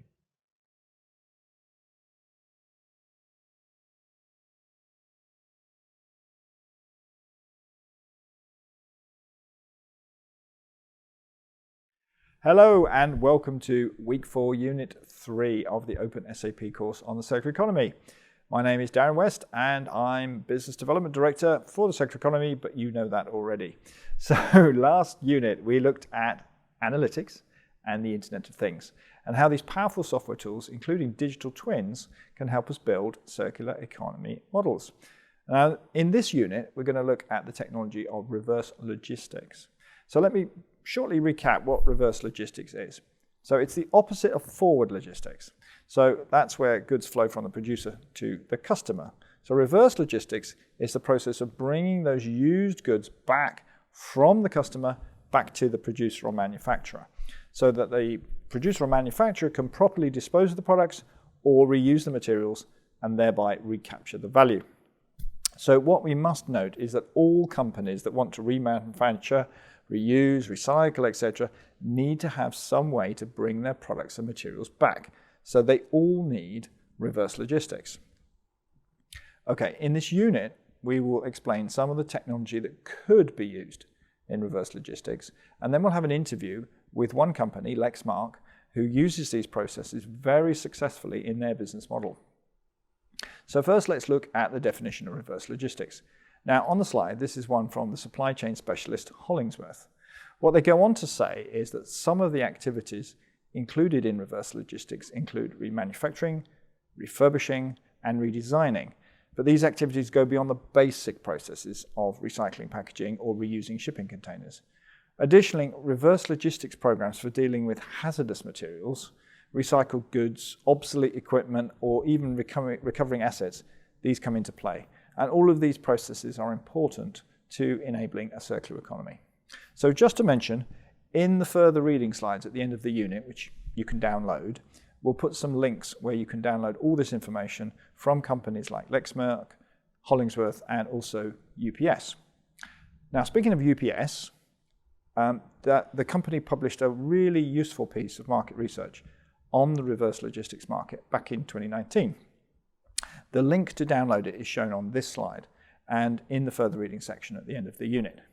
So here you can see from their research that the big technology enablers used by companies right now, and you can see some breakdown of how they're used in different industry verticals. such as cloud computing and blockchain. And we covered analytics in Unit 2 this week, and you'll discover blockchain technology a little bit later this week. So for example, in cloud computing, 80% of the technology industry use cloud computing for reverse logistics, and in manufacturing it's about 64%. Now, according to the Circular Economy Practitioner Guide, and there's a link here on the slide, sensors and monitoring devices, asset inventory management, and the Internet of Things are all additional technology, which is over and above what UPS mentioned in their study, to identify, locate, track, and communicate with the products and components that at some point are going to require maintenance, repair, or recycling. So you'll remember that we covered IoT and sensors in the previous unit. Asset inventory management is, of course, essential. You need to know where stuff is, right? And if you want to hear more about what SAP is doing in this area, we do have a network called the SAP Asset Intelligence Network, and we have a link in the further reading section. But now, let's have a look at a real-world example and meet Kristen Hannell and John Gagel. John Gagel is the Chief Sustainability Officer at Lexmark. Lexmark is a producer and distributor of printer hardware and software. Hi, John. It's great to see you. How are you doing? Good, Kristen. How about yourself? Fantastic. Hey, Great. let's get started with an overview question. Tell us how Lexmark's cartridge return program works. Okay, that sounds great, Kristen. That's a really good question. So we try to make it as free and easy for the customer as possible. Really, it works from the way we design our products when they ship from our factories all the way till it gets to the customer, and then the customer uses that supply item. The box that they're actually shipped in can be used as a return box. If they have a larger site, they can use what we call our corporate cartridge container, so that when those laser supplies are finished and they're done, they get put back in that corporate cartridge container, and it gets sent back to our facilities where the cartridges are recycled. So it's really a pretty simple process. It's shipped to the customer with a way to ship it back. Or if they, like I said, if they want to use a larger return method, the corporate cartridge container, those are also supplied to the customer. And when you change out a laser cartridge, you put it in that box. When that box is full, you just ship it back to our through our location where the cartridges are either remanufactured or recycled. That's fantastic. What kind of benefits does Lexmark see from this program?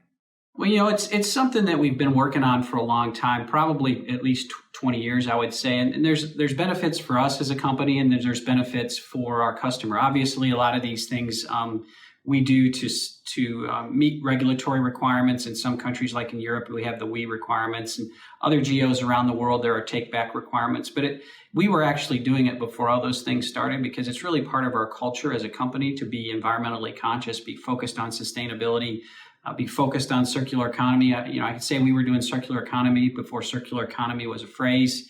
And in this particular instance, it's a true closed loop process for us. So we manufacture those cartridges at the very beginning when we're designing them for a second life, for a third life, for a fourth life. So they can either be remanufactured, or we can materially take them apart and put recycled content. Like, say, I'll give an example of the plastics. The plastics on a cartridge that are not remanufactured but are material or recycled, we take those plastics out, we regrind them, we extrude them, we create a resin pellet that's recycled resin, and then we send that to our molders, and our molders incorporate that recycled resin into our new products. So it benefits both us and the customer. We're helping the customer be more sustainable, helping them meet their goals. We're meeting regulatory requirements, but we're also applying the circular economy to our business model. So you think about less virgin resin, less raw materials, less fossil fuel, because plastics are fossil fuel based a lot these days. So it's something that helps us in multiple ways. That's an amazing program, and I'm so happy to say that I'm somebody that participates in it since I have my Lexmark printer. Yeah. Out of curiosity, what are some of the unexpected challenges that Lexmark encountered when they were either putting together this program or as the program has been going on? Yeah, that's a good question too. I think one of the things that comes to mind, obviously, is anytime you're shipping product around the world and having that come back to you, just setting up the logistics, right? I described at the beginning, I said it's pretty easy. It's pretty easy because we've been working at it a long time, right? But that doesn't mean we still don't have hiccups. So one of the things when you look at the logistics of doing this, you got to make sure you've got a good logistics plan, good supply chain, both outgoing and reverse. So that's something that can create issues for you and challenges for you. I mean, we're seeing that today with all the component issues and shipping issues around the world. So if you've got a good logistics plan, that helps. Then what I mentioned earlier is also important. Are you designing your products to be reused? Are you designing them to be durable? Are you designing them to have multiple lives and last longer? If you're doing those things at the very beginning of the life cycle of the product, that's going to make all those steps from a design phase, then a use phase, then a responsible reuse recycling phase work better. So you really got to think about the entire life cycle or circular economy product of the product as you're going through it and setting up your program. If you do that, you're going to be more successful at first, but there's always learnings as you go. One of the things that we say here, we've never arrived, so we're always looking to get better. The world changes, requirements change, so we got to keep up with those things. That makes total sense. So there's a lot of advice wrapped into that last answer, but I'm going to ask if somebody came to you and they said, hey, John, I'm getting ready to go on the same adventure you guys have been on with the cartridge recycling program. What kind of, what if you had one thing to tell them, what would it be? Well, I think one thing to tell them would be what I mentioned a couple of times already, starting at the very beginning. So your design phase. So we have 3 pillars. Those pillars are sustainable design, efficient use, and responsible reuse and recycling. So everything we view as far as our product and helping our customers and then getting that product back at end of life or for another life is designed or arranged around those 3 pillars. So if you're looking to set up something similar, that's a place I would start. What do you want your entire set of goals to be? And can you set up some pillars and processes that allow you to approach each of those steps in an efficient process, an efficient way?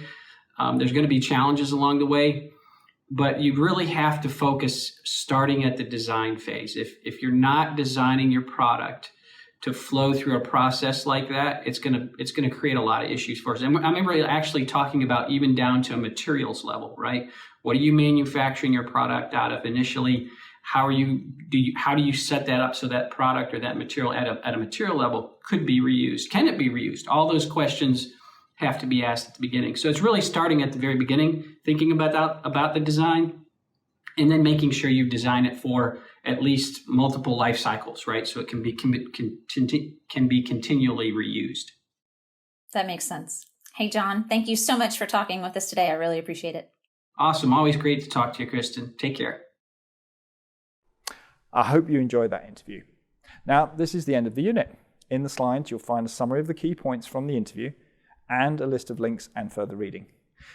In the next unit, you'll meet my colleague, Stefan Müller. Stefan will explain how technology can be used to measure the impact on natural capital. For example, the impact on the marine environment, or deforestation, or on carbon emissions.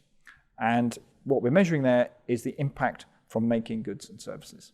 So we'll see you soon.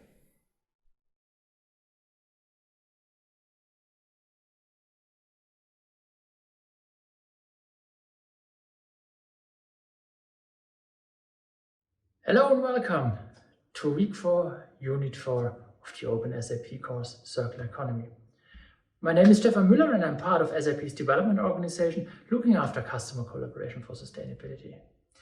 And in today's unit, I would like to outline to you how SAP enables customers to analyze their product environmental footprint. So what does that mean? I would say, let's have a look at the agenda. So at first, I will take you through SAP's motivation to actually look at this topic and also to provide solutions for calculating and analyzing product environmental footprints. Then followed by what does it actually mean, product environmental footprint? What kind of emission categories do we require to make the calculation? And then we will have a look into the North Star vision demo from SAP, how we from SAP foresee the solution working in the future. Rounded up by a first glimpse into the architecture of SAP Product Footprint Management. SAP Product Footprint Management is the solution from SAP that helps customers to calculate their product environmental footprint. But now, without further ado, let's go into the topic on why SAP actually invests in product environmental footprints. And actually what SAP did, we listened to the market to our customers, to our partners. And what we heard, hey, it's not enough anymore in business decision making if you know the top line and the bottom line. So if you know the impact on revenue and if you know the impact of cost. What is getting equally important is having a green line to understand the sustainability impact. Why? I mean, first of all, our customers ask more and more for sustainability information on the products they purchase. And there is a certain market risk that our customers have to address to answer these demands with confidence and with reliable information. And the second risk that our customers have to address is the reputational, the regulatory risk, of course, right? That in various regions of the world, in the European Union at foremost, right, there is an emerging trend regarding regulations also looking at product environmental footprints, but also other regions follow. And then, of course, there's investor view. More and more investors, they look on the sustainability strategy of their investment before they invest into an asset. So companies are challenged with providing this kind of sustainability data and providing this kind of sustainability strategies to their investors. And last but not least, the reputational risk. I mean, that's probably self-explaining, as we from a society, we now more and more look into how sustainable products are. And of course, our customers, they want to be seen as a market leader also from a sustainability impact of their products. So these are the 4 risk buckets that we get told from the markets that they need to address with SAP solutions. And from a more strategic as well as from a more operational point of view, right? So that's what you see at the bottom. So they take operational decisions, where to source a certain material from, how to set up a product design, right? What ingredients to use to manufacture a certain product. But also very strategic decisions, right, on how to define the business model going forward. But then, if you look on the solutions from SAP on the intelligent enterprise, there's hardly any data there. I mean, SAP is world-class in providing information about quantities, in providing information about associated financial values to that, right? But then the sustainability impact is mostly unknown. There is no data available in the system in a structured way, and there are no calculation methodologies and even tools. So in the end, the product environmental footprint, carbon as the first priority, or greenhouse gases, is unknown. And that actually made SAP to invest in this and say, hey, this is something we need to change because our customers demand this in their business making going forward. But what does it actually mean? Calculating a product environmental footprint, and let's, as already indicated, let's take carbon or greenhouse gases as a first category. I mean, to understand the product environmental footprint on the product that you see here on the right-hand side, you need to start with what you actually purchase from your supplier. To understand and to record the data in the systems on the sustainability impact on the raw materials that are purchased. And then, of course, there's also a transportation emission associated with that, right? These products are being transported into the plants. So we need to also understand what is the transportation emissions associated with the purchase. And then, of course, I mean, obviously, also the activities that are carried out while manufacturing a product are needed in order to calculate the environmental footprint. And then, of course, there's an outbound transport to the customers. So these are the 4 main emission categories required in order to calculate a product environmental footprint.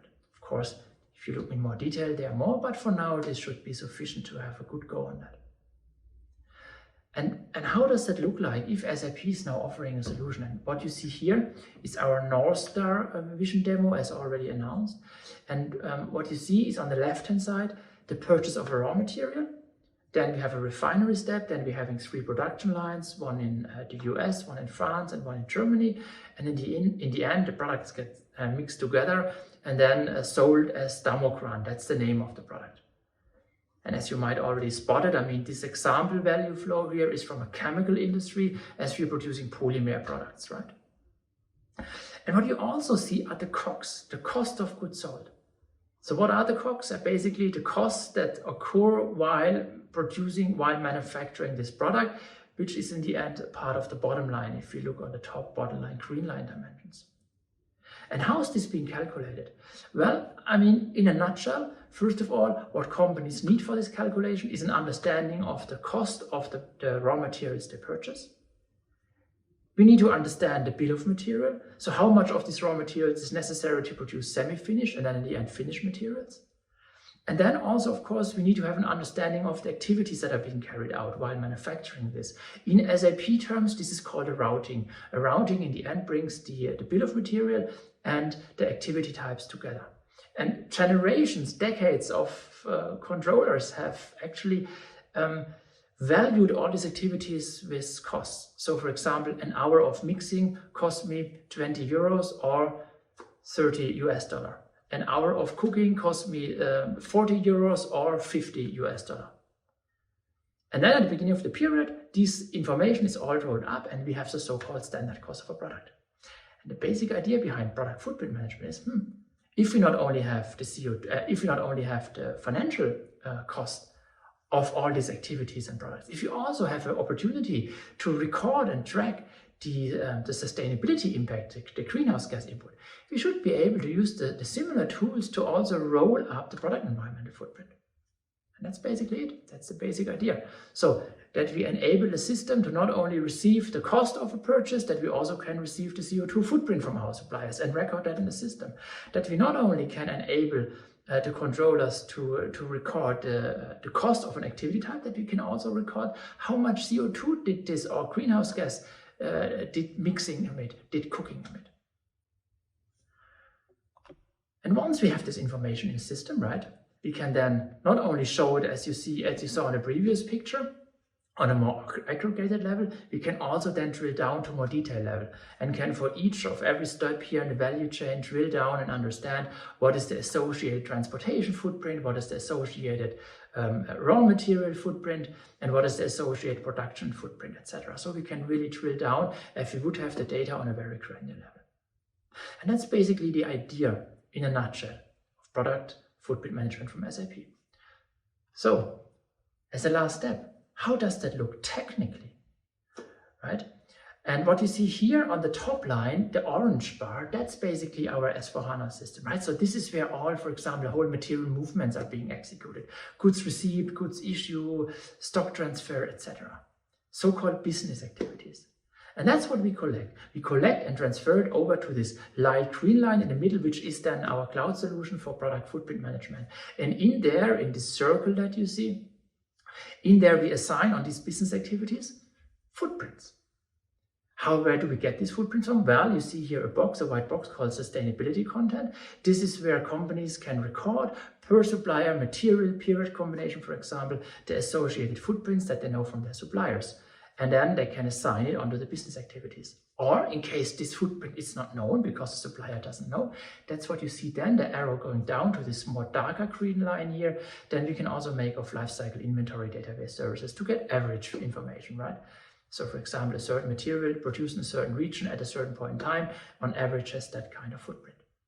And then mixing this all up, all the inflows, all the outflows, we know the absolute footprint of the material that we have in stock and also a relative footprint. Relative means we put this into perspective on a category from 1 to 10, as the absolute footprint might not tell you a lot. You need to put this in perspective from 1 very good to 10 very bad, for example. And that's then what we firsthand make available again in S/4HANA, so we can link it into the operational processes like design to operate, like source to pay or record to report. So this information is at hand on the operational decision as well as strategic decision making. And what you see on the right hand side, we also make this information available for analytics, right, and for dashboarding, etc. And as already indicated, right, greenhouse gases is only the first goal. I think eventually we will also look at other sustainability dimensions, like for example water. So, I mean, that's almost it, right? So that was a rough walkthrough through SAP's understanding on how we, and also SAP's enablement on how companies can calculate and analyze product environmental footprints. And with that, I say thanks a lot for listening, and have fun continuing this openSAP course, and hopefully see you soon.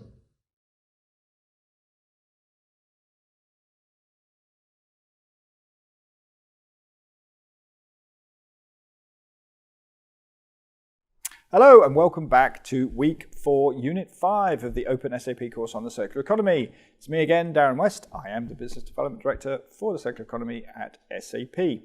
So as you can see from the title, this unit we're looking at blockchain technology. So in this unit we're going to talk about traceability, about blockchain and the circular economy, particularly on how we can trace materials from their source. So as we talk about blockchain for the purposes of traceability, let's shortly recap why traceability is important for the circular economy. So a key principle of the circular economy is to reuse materials and products instead of using virgin material. And what traceability does is allows us to track and therefore minimize the input of the virgin natural resources and increase the use of the return flows. And this gives us a number of benefits. 1, increase circularity. 2, reduce risk. And 3, we improve the amount of accountability that we have in the supply chains. Okay, so moving on to the next slide, the current technology of batch traceability is insufficient to track bulk or aggregated commodities. Now, a mixed commodity would be, for example, let's say a vat of coffee beans that's sourced from different farms. 90% of the world's raw materials are traded on a bulk basis. And quite frankly, batch traceability systems don't cut it. They don't give you that granularity of detail on where those individual batches came from. So let's walk through this diagram. On the left, we see the raw materials coming in from the source, different sources. We call them A, B, C. A mixture of non-sustainable and sustainable sources as an example. They are all mingled together into one big mass of ingredients during the production process, which means that it is extremely hard with the current technology systems to find out what percentage of the material is sustainable, and even harder to say trace the finished product back to those source raw ingredients. And that really doesn't help if we want to buy a more sustainable or ethical product. So what can we do about it? SAP has developed a solution called SAP Green Token, and this combines the principles of mass balance and the technology of using a digital twin plus a blockchain ledger to address this problem. So let me try and explain a bit more. Moving from left to right on this diagram, we still have the raw materials coming in from farms ABC, but this time we trace them using a digital twin of the input materials. These digital twins are tokens, and this is where the name Green Token comes in. One green token could, for example, be the digital twin of 1 ton of sustainable palm oil, and one red token might be the digital twin of 1 ton of non-sustainable palm oil.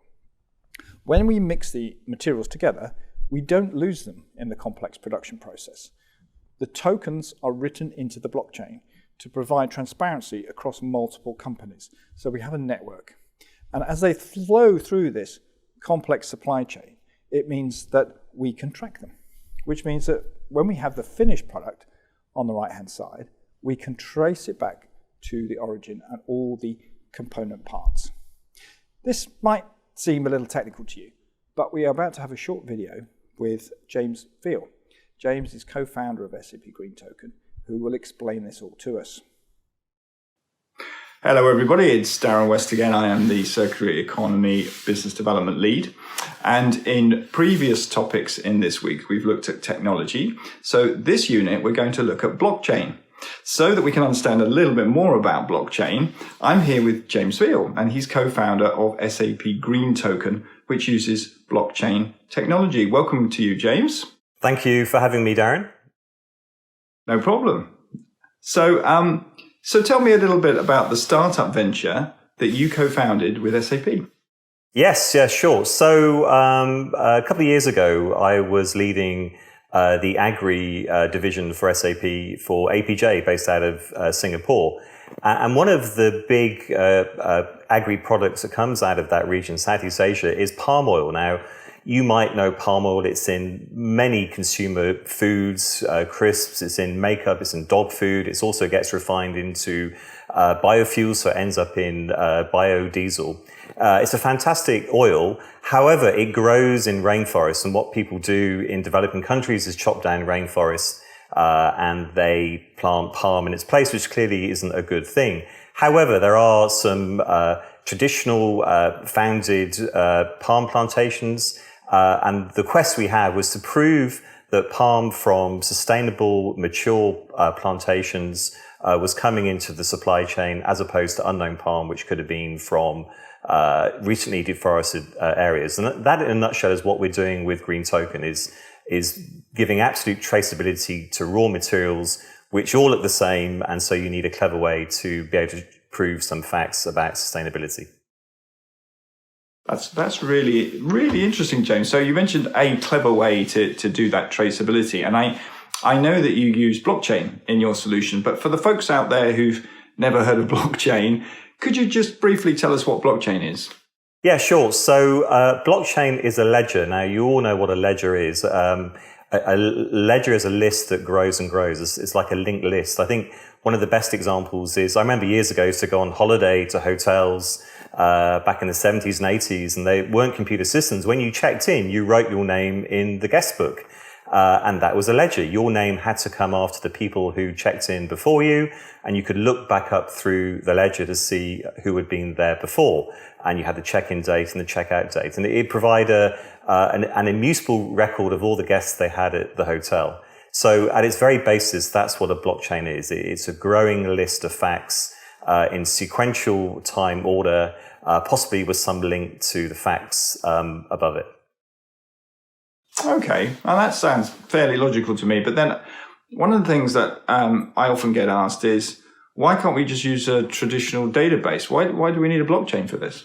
Yeah, and look, traditional databases which use tables and use relations between the tables are massively powerful. And in fact, a lot of SAP ERP, as you know, is based on relational databases. But they have one weakness, and that is that they often need and almost always have one super account user, and that account user can make any change to the database they want to. Now, clearly, that's very useful in business applications when you want to update names and addresses, and maybe if an amount is wrong in a column, you need to make that change, and you do have an audit layer that tells you what change you have done. However, when you want to trace something through a supply chain that moves through to multiple parties, there's more advantage to have a ledger where each fact can be checked against the previous facts. And what we found in the sustainable palm oil case is that oil that wasn't certified sustainable suddenly got made sustainable because somebody was able to make the change without any audits or any sort of checks and measures around that. And there was good reasons why they would do that, because it's worth more. With blockchain, it has inherent features. For a start, the ledger is shared amongst everybody. So to make a change, everybody has to agree to that update. So for a normal change, which makes sense because it's the next item in the flow, that would work. If somebody was trying to game or gamble or change the database for their own bad needs, then it's really hard to do with a blockchain. I see. Okay, that explains it. Thank you, James. One of the other problems I understand that Green Token tackles is this mixing of different aggregates together. So when you're doing mixing of different materials, I understand that's quite hard to trace through production processes. How does Green Token solve that problem? Yeah, look, and there are lots of material traceability systems there, really for stuff made in batches. And a good example is a car. If you look at your car, it's got barcodes all over it, especially if you've been repairing a car or you have to order parts for it. There's lots of different barcodes on it. And those barcodes are great. They tell you, when the car was made, what the model is, what factory it was made. And so that when you want to order another part to replace it, then you can use the barcode. And that's a good example of a produced good that's made in a batch, made from thousands of different parts. And there's lots of traditional solutions to do traceability around that. When you look at raw materials, they all look the same. So again, back to palm oil. Palm oil from a deforested area is identical to palm oil from a certified sustainable area. So it makes it almost impossible to use batches. So what we do is we use tokens, hence the name of our company, Green Token. And we award a token, say 1 green token for 1 ton of palm oil when it's been certified sustainable, and maybe a red token for stuff that we don't know the origins or doesn't have a certificate. So using this digital twin concepts, as the raw material moves through the supply chain, the tokens move in tandem within the cloud. And the other thing with raw materials, they're a continuous process. With a car, you might say, I'm going to make 300 today. With raw materials, you don't know. They're constantly coming in, they're constantly going out. But the tokens flow the same way. The tokens flow from the upstream, the origin, to the downstream, the consumer, in the same way that the raw materials flow. So our idea absolutely works for this raw material space. That's great. Thank you, James. I've got one criticism I've heard, which I thought I'd just ask you about. And, everybody's heard about Bitcoin, and Bitcoin uses a blockchain. And I read somewhere, I think, that mining Bitcoin uses something like 77,000 gigawatt hours of power per year, which is like the output of 10 medium-sized power stations. So your blockchain solution, it's hardly sustainable, is it? Well, that's a great question. And do you know what? This comes up time and time again when we talk to our customers. And you're right, Bitcoin is a massive hoarder of energy and clearly isn't sustainable. But let's explain why that is. Okay, to mint a Bitcoin, which I think at time of recording is worth $60,000 and probably is heading towards $100,000, people have to solve a really hard sum. And the sum gets harder and harder as more Bitcoins are created. I think at the moment they have to solve an algorithm, and the answer has to start with 13 leading zeros. And there's no simple way to do this sum. The only way to solve it is to keep guessing and checking, keep guessing and checking. And this is why Bitcoin uses huge amounts of power. And every time they've minted so many coins, they double the hardness of the sum. So then you've got to find 14. And, there's trillions of guesses now to create one coin, and that uses computer power. Even with the fastest computers, it's taking hours and hours to actually get the new one. And that's how they make them rare and how they add the value to the coins. Now, we do use the idea of wallets, to transfer tokens from people to people. We do have our tokens, which are equivalent to coins, hashed onto the blockchain. However, we use a very simple one-way hash, like an RSA hash, which everybody uses when they send, say, a secure email. There's no guessing of these complicated answers to a sum that has to start with 13 zeros. So that's something that's just peculiar to Bitcoin, and almost every other blockchain, apart from cryptocurrencies, doesn't have a requirement for that. So no, using a Bitcoin, using a blockchain database uses no more power than using any other database. Oh, well, I'm sure our learners would be really pleased to hear that. So thank you for that, James. Now, we've run out of time. So, that was just a whirlwind tour of SAP Green Token, and I'm sure that's raised a lot of interest from the learners. How could they find out more about your solution? Yeah, the best thing is to look us up on LinkedIn. We have a LinkedIn profile under Green Token. I'm on there as well, James Veal, Veale. Alternatively, you can browse our website, which is www.green-token.io. I'm sure you'll put a graphic up there for that. I think we'll put a link in after this video for the learners to look at. So thank you very much, James. It's been a pleasure to interview you today, and look forward to speaking to you again soon. Thank you very much, Darren. I very much enjoyed that. Thank you. Welcome back. I hope you found that video interesting. In the slides, we have summarized for you, again, the learning points, and we have some links. You can download this later. So we've covered a lot of technologies already this week. So what's missing? Yes, of course, machine learning and artificial intelligence technology. That's what we have in the next unit. So see you then.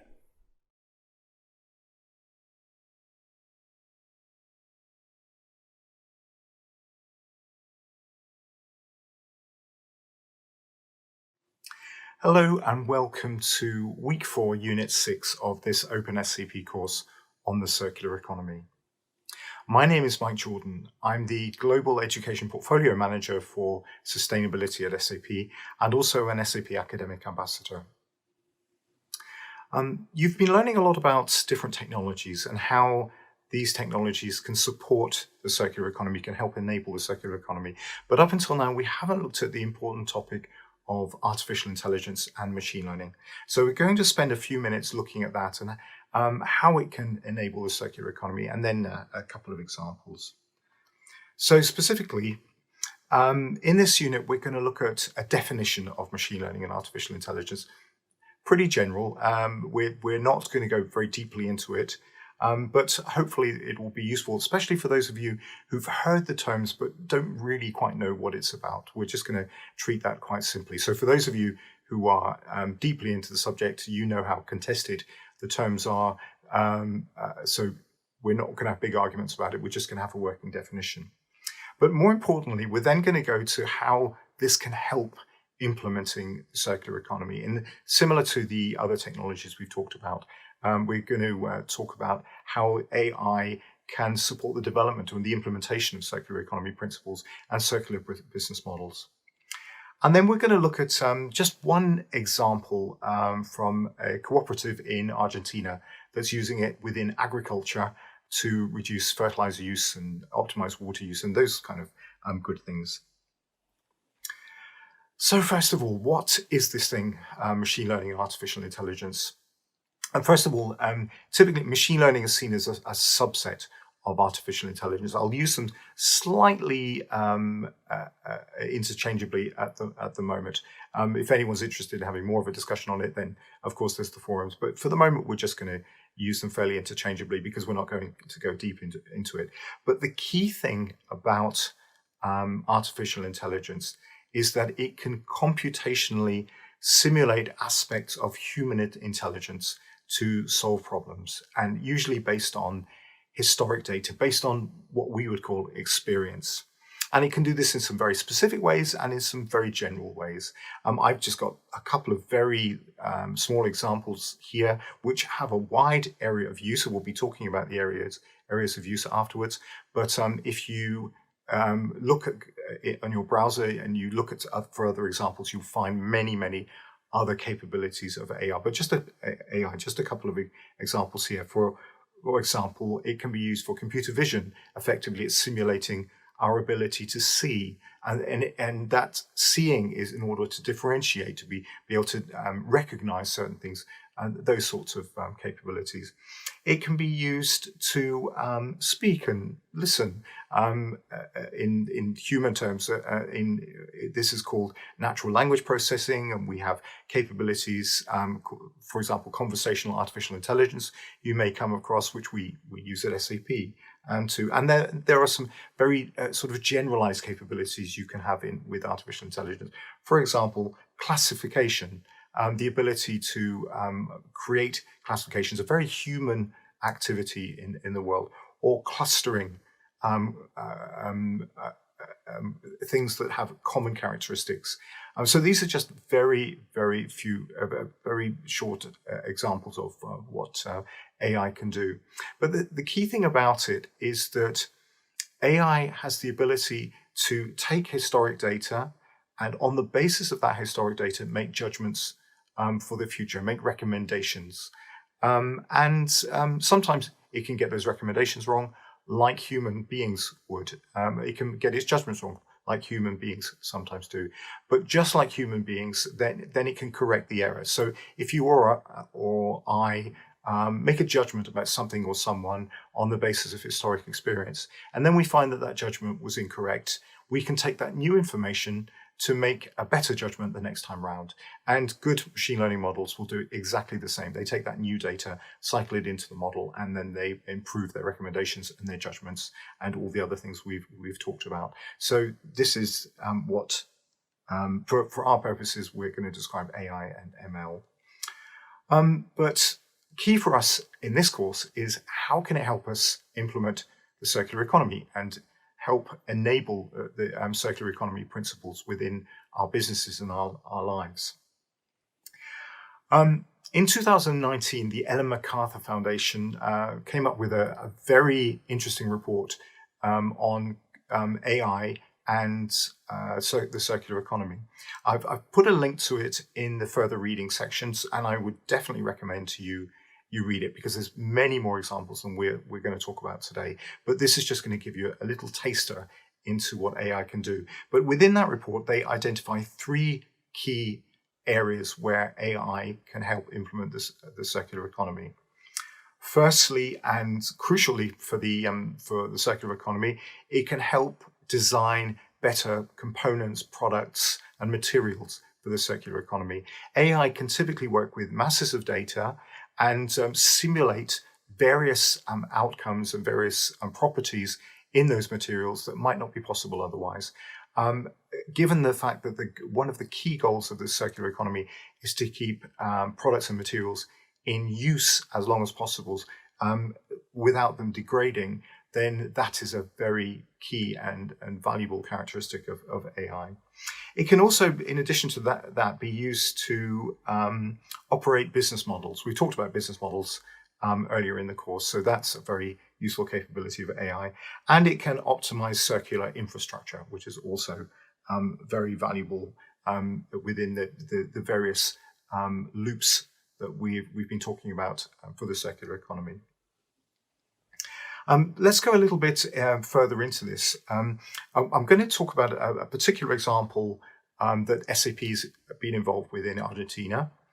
And it's within the context of the growth of the world population. That's a big concern. I've read about it a lot. I'm sure you have. How do we feed the world? We've got in our world, there's a projection of 9.7 billion people by 2050.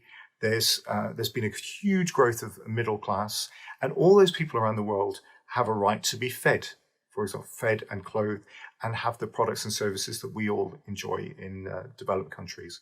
So how do we go about this? I'm going to look at the food aspect of this. And one of the key things that we've mentioned earlier in the course is the need for a regenerative approach to agriculture, reducing the use of pesticides and fertilizers, reducing the use of those things that degrade biodiversity and degrade the soil and degrade the environment. So agriculture needs to become more and more regenerative using circular economy principles. And there is no silver bullet to this, but this is just one of those examples that we've talked about. So what SAP has done with the agricultural cooperative in Argentina, in fact, it's a kind of cooperative of cooperatives. It's fairly big, a big organization in Argentina, is it's using real-time data and weather tracking and using satellite sort of drone imaging. So using computer vision, like I mentioned earlier. And then it's with that, it's making recommendations. So the old way of doing things is just to, without any real data except experience, to put fertilizers and pesticides and insecticides into the fields just on the basis of trying to on the basis of that experience. But it's not specifically optimized for the weather and the particular time of year and the particular response of the crops, because of course every year it's slightly different, and that leads to a lot of wastage, and it leads to a loss of biodiversity and all those things that we want to avoid.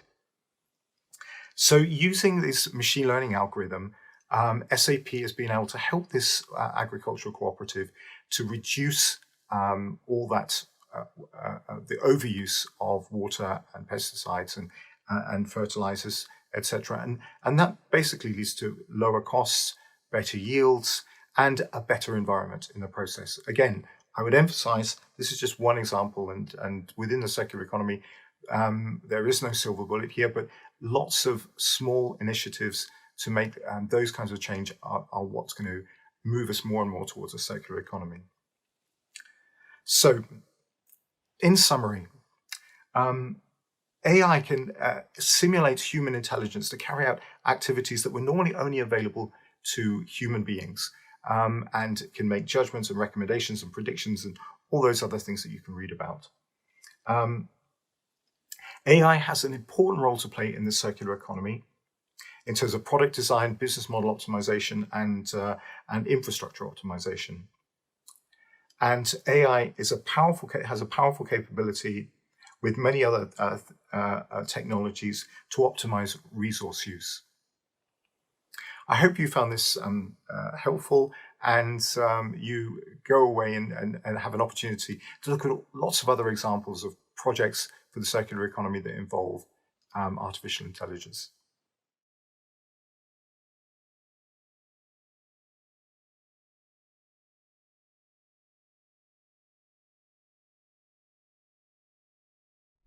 Welcome to week 4, unit 7 of the openSAP course on the circular economy. It's already the last unit of the week. Hello again, Darren West here, and I'm Business Development Director for the circular economy. So, in this unit, we want to look at how technology can drive social inclusion. And this is a concept we call digital inclusion. So, first we're going to cover some context, and then we're going to interview two great organizations. We're going to interview Geoffrey Provençal, who is co-founder and CEO of Repattern, speaking about the issues of social inclusion in Ghana, in West Africa. And then we have another interview with John Home from Pixera Global, speaking about the issues of social inclusion with Native American tribes. Both speakers are going to explain how technology can be used to help with social inclusion and the transition to a circular economy generally. And they'll also cover wider issues that you should think about. So let's do a little bit of background. So I'm delighted to say that I initiated a project working with the government of Ghana and the World Economic Forum on technology to track plastic collection.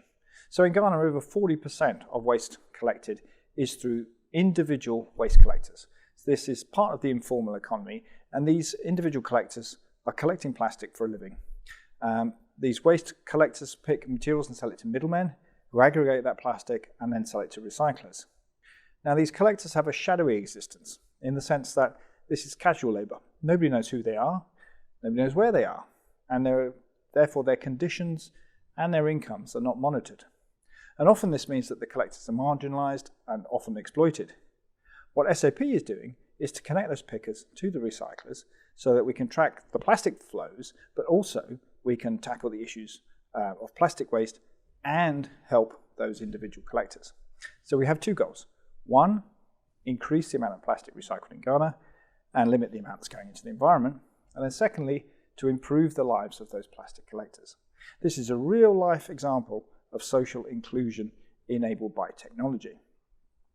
To help with social inclusion, we register the individual collectors using our technology. And because we know who they are and where they are, we can directly target benefits to them. Maggie Buggy, who often speaks about sustainability at various forums, was kind enough to give early support to this project. So now let's turn to an interview with Geoffrey Provençal, who is the founder and CEO of Repattern, and he's one of the recycling companies involved in this Ghana project. And let's ask him about social inclusion and the circular economy. Hi everyone, and now I'd like to introduce Geoffrey Provençal, who is the founder and CEO of Repattern in Ghana. Hi Jeff. Hey Darren. It's great to see you again. So Geoffrey, could you just tell us what Repattern does? Sure. So we're building capacity in West Africa to recycle plastic bottles. On one end, creating the ability for the collector to collect enough volume, and on the other end, to have the industrial facilities to process them. That's great. So tell us a bit about how you set up Repattern. What were you trying to achieve? So I came to Ghana, strapped on my boots, went on the landfill and started collecting plastic bottles. So it was really super pragmatic, trying to figure out how I can get the volumes on a large enough scale to process and then ship it on to international clients. And what I was trying to do really is to find a way that we can empower the waste collector to kind of bring them or raise them out of this unseen space that they're sitting in right now. Okay, that sounds. Could you tell us a bit more about how you set up the business and how you started to grow that? Sure. So incorporated the company, like any other one in Ghana, went to the landfill and asked the guys, do you know what a plastic bottle is? And they're like, wait, you mean PT? Do you need any HEP, LDP, PP, PVC? Like, wow. So overwhelmed fairly quickly with the ability and the knowledge of the informal sector. And therefore the goal was to make them the core of our collection efforts. Because they've been in the system, because they know where and what to collect, we figured we'd make them the integral part. So that was the basis or the starting point for Repattern, essentially. Oh, that's really cool. So you've got these collectors, and you've involved them as an integral part of your business. How have you used technology to help you to then track them and include track the materials and include those collectors in your business? Not at all right now, and that's why we're really happy to be able to work with SAP. So, as I said earlier, these people work in the shadows. They're informal. No one really knows how many of them are around. They're guesstimates at best, I'd say. And the ability to work with SAP is that we can identify all the actors. And if we know who's in the system, we can have the conversations about how to support them. And we can therefore try and elevate their status from the informal to the formal economy. If we know how to, in a targeted way, support these guys, we know how we can foster that switch. And if they do become parts of the formal economy, it means that you're going to get social contributions. They're going to pay taxes. That's going to be good for government as well to broaden their tax base. So I think it's a scenario in which everyone wins, really. And I guess once you know where these pickers are and who they are, then you can target further benefits at them. So that's a really cool example of inclusion. Exactly. So Jeff, that's just kicking off now in Ghana. How do you plan to expand? How do you see this growing? So growth is volume for us, essentially. We're trying to get up to 900 tons. So on one end, as I mentioned in the beginning, we're trying to increase the capacity of the waste collector to collect more. Once we get to a volume of 900 tons a month, that kind of sets the mark for us to know that we can now buy land, build a factory, and buy the recycling plants, which is the industrial part, the processing part of the entire equation. So we're really looking to ramp up to get to that volume where we can make the switch and produce food-grade recycled PET in Ghana for West Africa. And that's a brilliant story, because then, from a circular economy point of view, it brings that recycled loop really much closer to home. You can have it in Ghana, you can look after West Africa, rather than the current situation, which I know is that you export a lot of that plastic because it can't be reprocessed. Just one question I think also the learners would also find really interesting is, what do you see as the disadvantages right now? What's holding you back in the circular economy or in implementing a circular economy right now? There's a bunch of things. So I think the first is no one has the faith in the informal economy that the volumes can be generated to actually set up a recycling plant in Ghana. So that's what we're trying to change, for one. Then you have the regulatory issues. Even if we had a fully fledged food-grade recycling plants in Ghana today, our potential clients, like the Coca-Colas or Diageos of this world, wouldn't be allowed to use it because there isn't the FDA approval to actually use the material in Ghana. And there isn't a regulation that would mandate these users to use recycled content as well. So we're battling on a price front also. So if the old price comes down and virgin becomes a lot cheaper, it might make more economic sense to go the virgin route and go the recycled route. So if we have the regulatory kind of approval or the regulatory framework that would put everyone on the same playing field and mandate them to use a minimum percentage of recycled content, that would help. And obviously the approval to in fact be able to use it, so the FDA approval, would go a very long way, or it's going to form the basis essentially of us being able to use the material here and combat or solve the issue that we might have currently with the circularity of the material.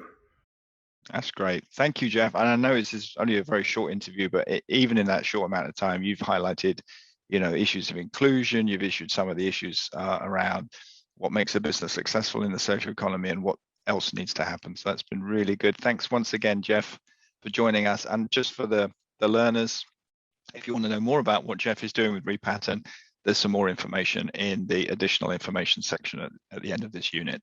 So thanks once again, Jeff, and we'll speak soon. Thank you, Darren. Welcome back. I hope you enjoyed that. It's always a pleasure to speak to Jeff.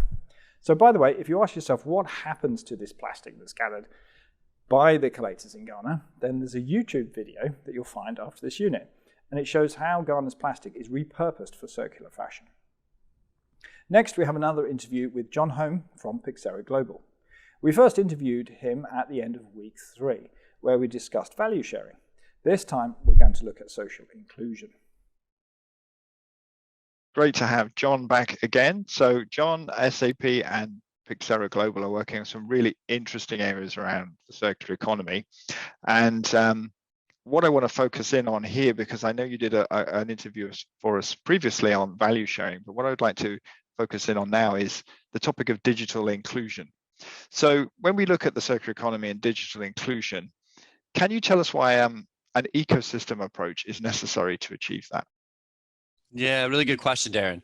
And I think a lot of it has to do with when we look at the circular economy, it affects so many different social issues directly and indirectly, and you have to frame the entire ecosystem in order to identify the social issues on the ground in those communities which need help in order to achieve this transition to a new economic circular platform. And only by taking an ecosystem approach can you understand what are those social issues and how we can work together to enable those social issues not to be solved, but to actually more or less work on having everybody in an equal place to move together towards the transition to circularity. So in that context, if you're looking, for example, in some geographies, you're going to see that health outcomes are important or education is important to the circular transition. It may not be so linear, but it's really important to consider that when you're especially working in communities that have been left out of the conversation, that their understanding of what the circular economy means and what we think that may mean from an economic viewpoint are different. And so we have to work on an ecosystem approach of bringing in those leading partners to build that ecosystem together to enable those communities to actually engage on their own vision of what circularity is. That's great, John. So I wanted to ask you a little bit more about examples, and I know that you've been working with some of the First Nation tribes in Alaska and Montana in the US. So could you tell us a little bit more about how that works as an example? Absolutely. I mean, it's really exciting. First and foremost, to be partnering with you, First Mile Metabolic, our organization on the ground, Kawarak, which is a nonprofit working in Nome representing 12 tribes.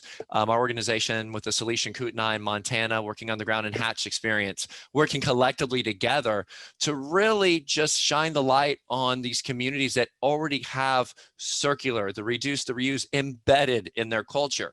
And so it's been a really exciting engagement jumping into it. I think that we're right now in that convening stage of really trying to understand what their social issues are and how it's relevant to the circular transition. So, for example, in Alaska, we know that housing matters, that on Tribal Nation, they have housing shortages. How can we look at circular or waste reduction or waste transition, waste streams into improving housing? Also, what we see is the importance of technology, which is something that SAP has really brought into the front lines of the conversations with us, not only on looking at how we can potentially blockchain where we're finding the waste and turning that into potential product, but also working with these folks on getting them the levels of inclusion on the digital footprint that is necessary for the transition to a circular economy. That's great, John. So that's great. And I'm sorry we haven't got much more time to go into all the details about that. One of the things I'll just tell the learners is that if you want to find out more about what Pixera Global is doing in this field, there's lots of extra links and information read the further material at the end of the unit. Thank you very much, John, and great to see you again. Great seeing you too. Appreciate the time. Well, I hope you enjoyed that video. It's nice to see John again. And although that was only a short video, he packed a lot in. So that was the end of this unit. And indeed, that is the end of week 4. So next week, we cover SAP's solutions for the circular economy. I hope to see you again in week 5.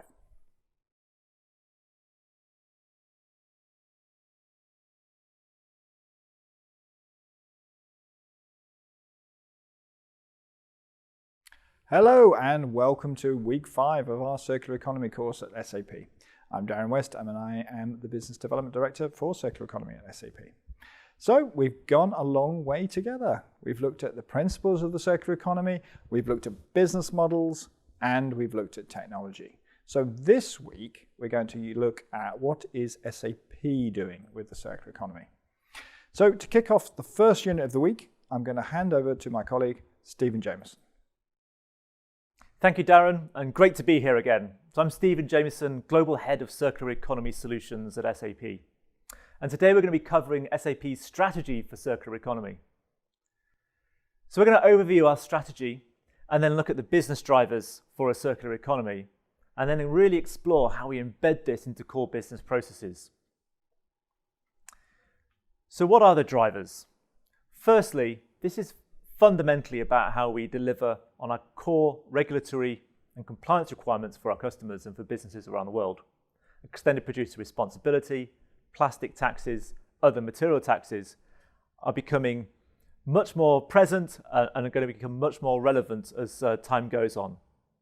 Secondly, this is about how we embed key insights into business processes to deliver the impact agenda, not just in terms of the world of zero waste, but in terms of how we can support a low carbon and equal economy. Thirdly, this is about how we support the transition to new business models and how we can support good business in pursuit of moving from products as a consumption model to products and more of a use and a refill type model. So just to summarize our strategy, we're really led by this principle of delivering a world of zero waste. And not just stopping there, but moving to a world that is truly regenerative in terms of how business is done. We often frame this with our evocative image of a plastic-free ocean. We believe it's critical that we can engage stakeholders from around the world in this ambition in order to be able to mobilize all the individuals that are necessary to achieve the same. But ultimately, we're customer-led. We're working with the world's most ambitious, the most sustainable businesses, and their ambitious commitments to deliver upon this agenda in order to be able to guide the actions that are necessary in terms of core systems and core strategies. And we work with some of the world's leading NGOs in this space in order to be able to catalyze this model. So we're working with the Ellen MacArthur Foundation, with the World Economic Forum, and with WWF in order to be able to ensure we can embed this, not just in business, but also deliver upon that impact agenda. And this is really framing our approach to innovation. So how we support business to eliminate waste, how we support the world to revalue waste and really understand the true value of materials for reuse. And thirdly, how we can support that transition to new business models and shifting from consumption basis to one that's based on use. And to scale this, we work with 400,000 organizations around the world.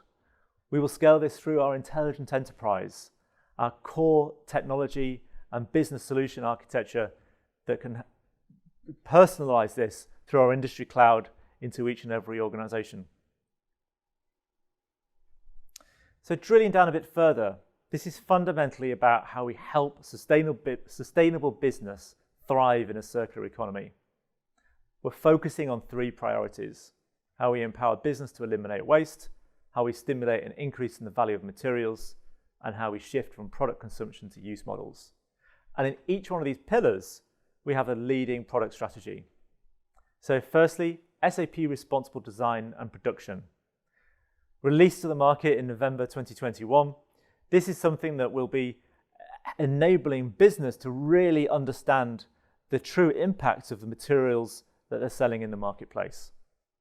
Understanding that in the context of EPR obligations, understanding that in the context of plastic taxes, and then importantly, helping business decision makers decide the true impact of materials as they switch to more sustainable alternatives. Secondly, it's about how we support the wider business network, how we make the connections between people that have waste or have access to materials with people that require that materials back in their productive business again, and really unlocking the billions of dollars worth of value that are otherwise destined for landfill at the moment. And with our business network, through responsible sourcing and sustainability marketplace solutions, we have the ability to unlock this value for businesses everywhere. And thirdly, it's how we leverage our industry cloud offerings.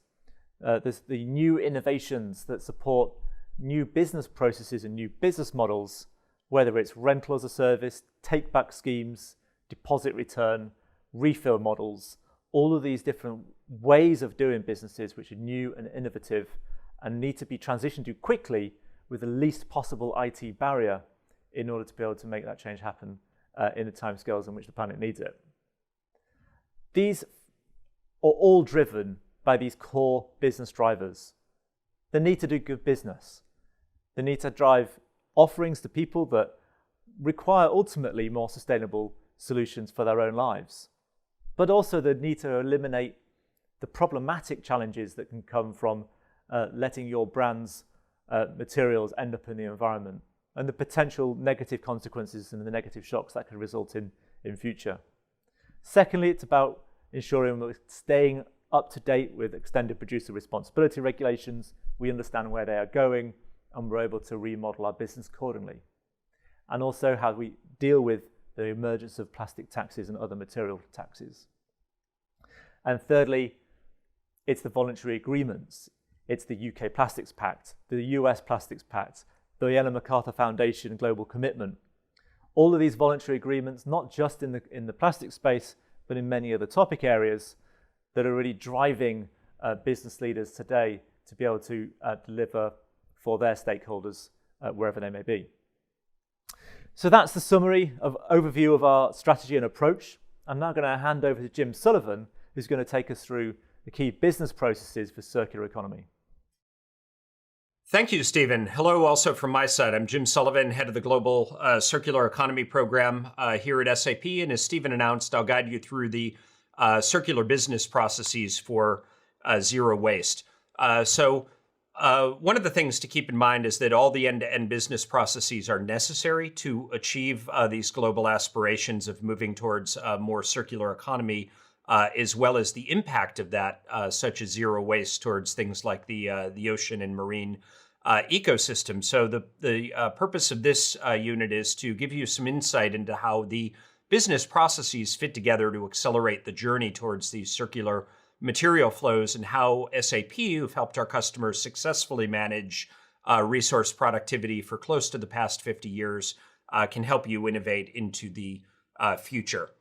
So the first point to make is that innovation really starts with design, and it's not enough to just design. As our friends at Ellen MacArthur Foundation have noted, 80% of environmental impact is really locked in at the design phase. So the intervention into the market that we're looking to work on with the customers is how do we really design for circularity. And this topic, we're working together with the London Design Festival. We're working together with Ellen MacArthur Foundation with the goal of engaging 80 million designers around this topic and beginning to look at ways we can balance the various trade-offs at the design phase, from reuse models through how to get materials back into use, as well as balancing things like the carbon footprint of logistics.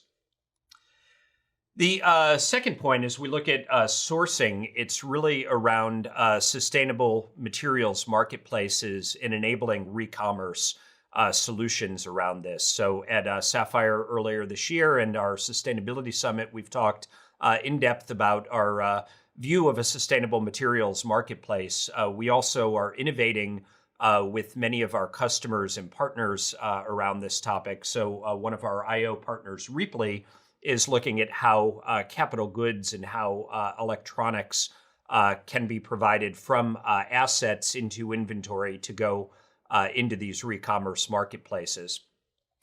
In this area, you'll also hear about upstream traceability. So one example of this is our work with the government of Ghana, with Dow Chemical, Coca-Cola, companies like Repattern, to support the collection of waste within Ghana and moving those materials back through marketplaces into productive uses around that.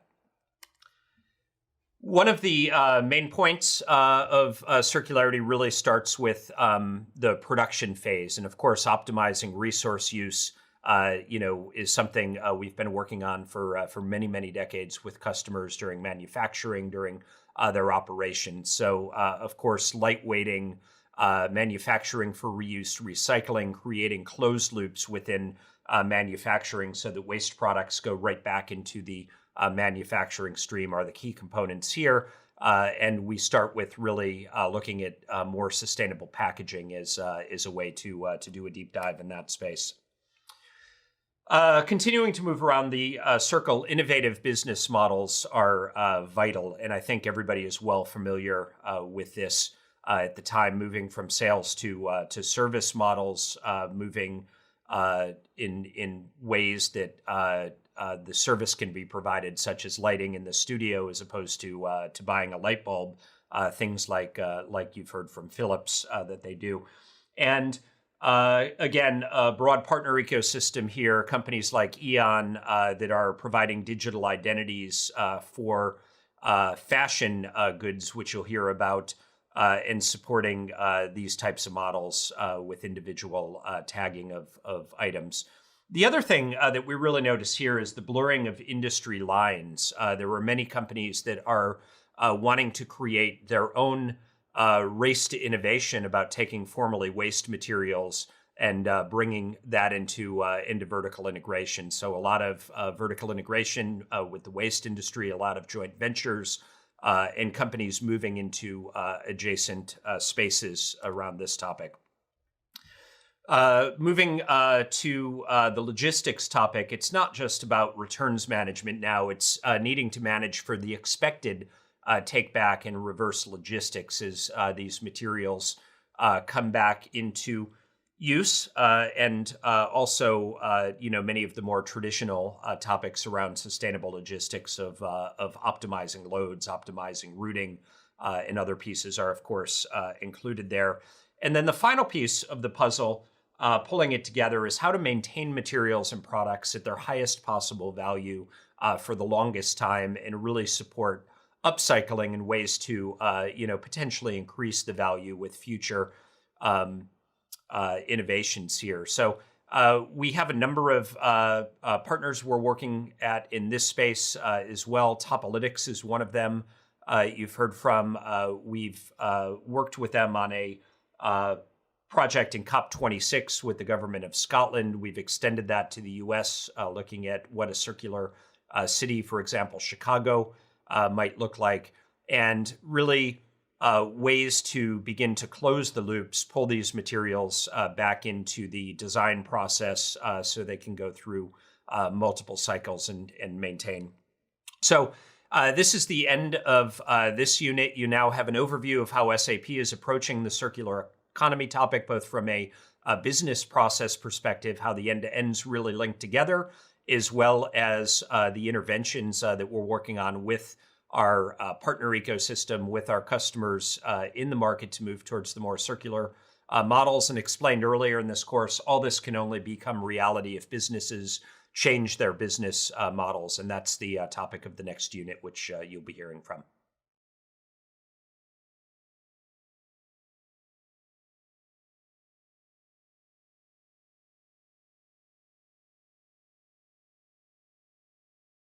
Hello and welcome. My name is Catherine Ray. I'm a global ventures entrepreneur at SAP. As you heard in previous weeks, circular economy centers on new ways of creating and capturing value. In this unit, we will examine how SAP can help companies to think about and implement these new business models to do just that. During this section, we will introduce SAP's approach to innovation as well as circular business model design, blending business models, enabling technology, and circular business operations. Then we will explore the common operational changes and considerations which your business might need to take when moving towards a new circular business model, using the fashion industry as an example. H&M is passionate about customers, fashion, and the environment, taking a leading role in the fashion industry by implementing circular business models. This includes their selection of material inputs to the production process, through to supply chains, as well as shared services. Throughout their sustainability strategy, H&M emphasised the need for learning, testing, and adapting their ideas before scaling widely across the business. In this unit, we're going to take the opportunity to learn in turn from the H&M sustainability story, learning the key considerations which might be needed when shifting to these new business models. SAP Innovation Methodology unifies all our teams with our approach to coming up with innovative ideas, and the circular economy approach is very much aligned with this. Firstly, Our innovation and circular economy approaches are both sharply focused on the human element within the design, whether this is a technology solution, a new business model, or value proposition. Secondly, our approach is iterative as we progress from the initial explore phase through discover and design to deliver and run and scale. This means that we encourage our thinking to diverge and converge and to move freely in both directions as we continue to refine ideas. Similarly, SAP's circular economy starts with thinking differently around how we deliver value to customers and stakeholders. We focus on the human element by putting a customer segment or a challenge at the centre. And then the SAP circular economy methodology moves to consider circular business models across all of the different circular loops, combining these to inspire and blend into a new and unique proposition. We then consider technology, which can enable these new business models, as well as then the business actions and operational decisions you may need to make in support. These elements are introduced through a series of innovation workshops, which bring together different teams from across your business. This might be sustainability, operations, IT, and finance. Throughout the workshop process, by combining education with ideation, we work with you to generate new and innovative ideas for achieving your sustainability goals.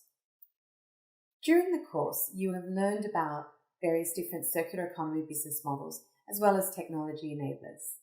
Let's now review the different circular business actions which your company may consider when transforming to the circular economy. After developing your new circular business model and identifying technology enablers, there are several actions which your company may explore to develop a roadmap towards circularity. SAP has developed this set of circular business actions to consider when transforming your business. These are relevant across all circular business models and to sustainable business generally. Let's go through what each of these might mean for your company using examples from H&M along the way. Communication of your new value proposition and ongoing activity to your stakeholders, including customers, partners, employees, and investors, is crucial to creating a common understanding and aligning priorities. Consider how you will communicate the new business model to your external stakeholders and markets. H&M includes summary information around sustainability initiatives in their annual report, a statutory sustainability report, as well as a separate sustainability performance report, which provides a deeper insight into their activity, their learnings and challenges. Also consider how you might engage and inform your employees.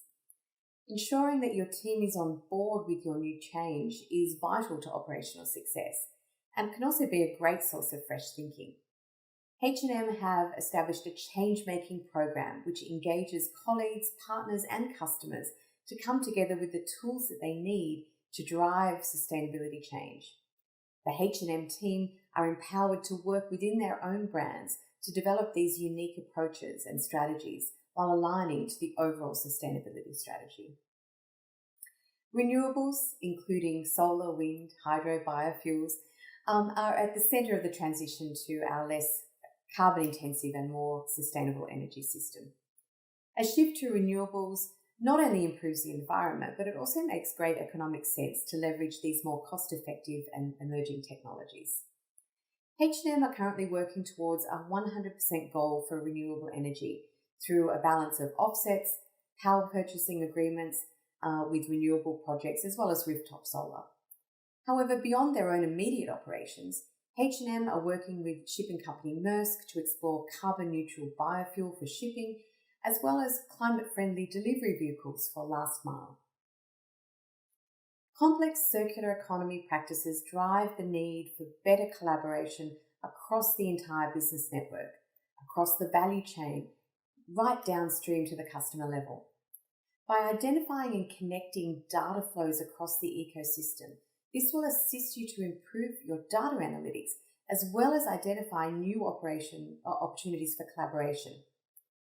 To assist this, SAP Sustainability Solutions integrate data from multiple production and customer systems, integrating this again with external data to provide a consolidated view of packaging impacts that span from design to recycling.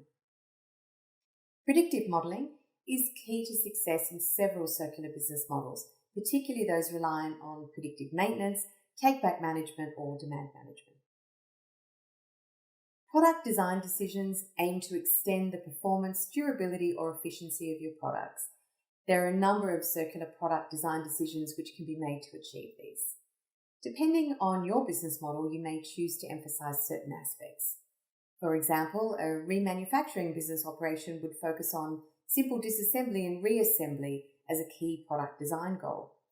A product as a service business, such as the lighting or bike sharing, may focus on efficient energy usage and ease of maintenance to keep their operating costs low. Circular design may also include enhancing product functionality, combining several products into one, reducing the need for production, for example, combining the functionality of a phone and tablet device. Perhaps you're wearing a pair of jeans right now. Do they have metal rivets? One of the key insights from the Ellen MacArthur Foundation Jeans Redesign project was that metal rivets make it difficult to disassemble the materials for recycling, highlighting the importance of these initial, sometimes very simple design choices. In 2020, H&M brand and Weekday released their first denim collections made according to the Jeans Redesign project guidelines. These jeans are 100% recyclable and produced using the screen chemistry method for selecting safer chemicals. Circular economy is an evolving domain with interconnected methods and requires collaboration across multiple disciplines. Building a shared understanding of CE principles and common business models is a key foundation of the SAP Circular Economy methodology. Our workshops are a great way to bring your teams together for an educational experience with a practical focus, balancing education with ideation of new solutions to meet sustainability goals. As one of our customers remarked recently, SAP have been the enabler in this process. Sustainability people speak a different language to technology teams. This workshop has brought people together with different skill sets to creatively solve the problem. So consider developing a learning culture, working in an agile and experimental manner to test new ideas, monitoring your progress for continuous improvement. Building on the earlier point 3 of analysis, artificial intelligence, AI, and in particular machine learning can be used to design out waste and pollution, optimize circular economy business models, and streamline the circulation of materials, for example with automated sorting, combining AI and the data analytics point covered earlier. Waste in the supply chain increases costs and environmental impact. Consider how circular supply chains as a collaboration could result in a reduced environmental footprint. What new business partnerships could emerge from this modified production process? There are many ways in which your company might improve efficiencies for your operations, as shown on the slide. Very common approaches, not just related to circular economy business models, include maintaining and repairing your assets and products to prolong their use, preventing the further consumption of resources. How could you integrate maintenance itself into your value proposition? How would your business network evolve to support this? Can you innovate your current maintenance approach to virtualize the service or enable customers to DIY? Another change to consider, which is very specific to circular business models, is the measurement of externalities and the sharing of resources. Measuring externalities refers to the indirect environmental impact of your product, such as logistics or waste from ingredient manufacture. Depending on the complexity of your supply chain, measuring these externalities may be very complex. Consider using the SAP Climate 21 solution as a powerful analytics solution to do just that. Sharing of resources. Consider whether you have underutilized equipment or facilities that could be generating revenue. How might you co-locate or collaborate with industries or even your competitors to share resources and convert waste into valuable feedstock? Societal considerations include rethinking the purpose of your entire enterprise, turning it from a profit orientation into a balanced profit, panel, and people orientation. Fair and ethical trade involves an equitable balance of revenues, costs, and risks over your supply chain, while following those important codes of conduct that ensure certain ecological and societal standards are met. H&M offers us a great example of combining these ideas of fair trade and rethinking purpose. H&M have built a supply chain that supports societal fairness as well as environmental sustainability. However, recognizing that 90% of their young customer market believe that their fashion brand have a responsibility to address the issues. However, H&M have also then considered broadly from beyond their own brands and extended their purpose to enabling the fashion industry to become more sustainable at scale. Their new Trelia service gives smaller emerging fashion brands access to the H&M supply chain, bringing these smaller brands a level of environmentally sound supply chain and ethical fairness that would not be achievable for otherwise, enabling them to scale up in a sustainable manner. Biological actions refer to the restoration of value to the biosphere, and these are of particular relevance to companies using business models that relate to the biological loop. Common business actions here include reclaiming organic materials for feedstock, such as livestock or fertiliser, anaerobic digestion for generation of biogas for energy. Circular economy has business model transformation at the core. It's about thinking differently in the way that we operate our businesses, the way that we deliver our value to customers and stakeholders. The SAP circular economy methodology integrates circular business models across the different loops, then moves to consider the enabling technologies for these business models, and then closes with considering the business actions and operational decisions that you'll need to make in support. As mentioned before, these elements are introduced through a series of innovation workshops, bringing together different teams across the business. Through this process, we combine education and learning with the ideation and using this to bring your teams together and generate new and innovative ideas for your sustainability goals. SAP works with you from the initial explore phase right through to run and scale. And throughout, we emphasize an iterative approach to testing, adapting and learning, all with a view to developing a new business model for your company, which can be sustained at scale for maximum impact. This is the end of this unit. Thank you very much for listening. In the next unit, we're going to look at the solutions which SAP is launching, SAP Responsible Design and Production. Thank you.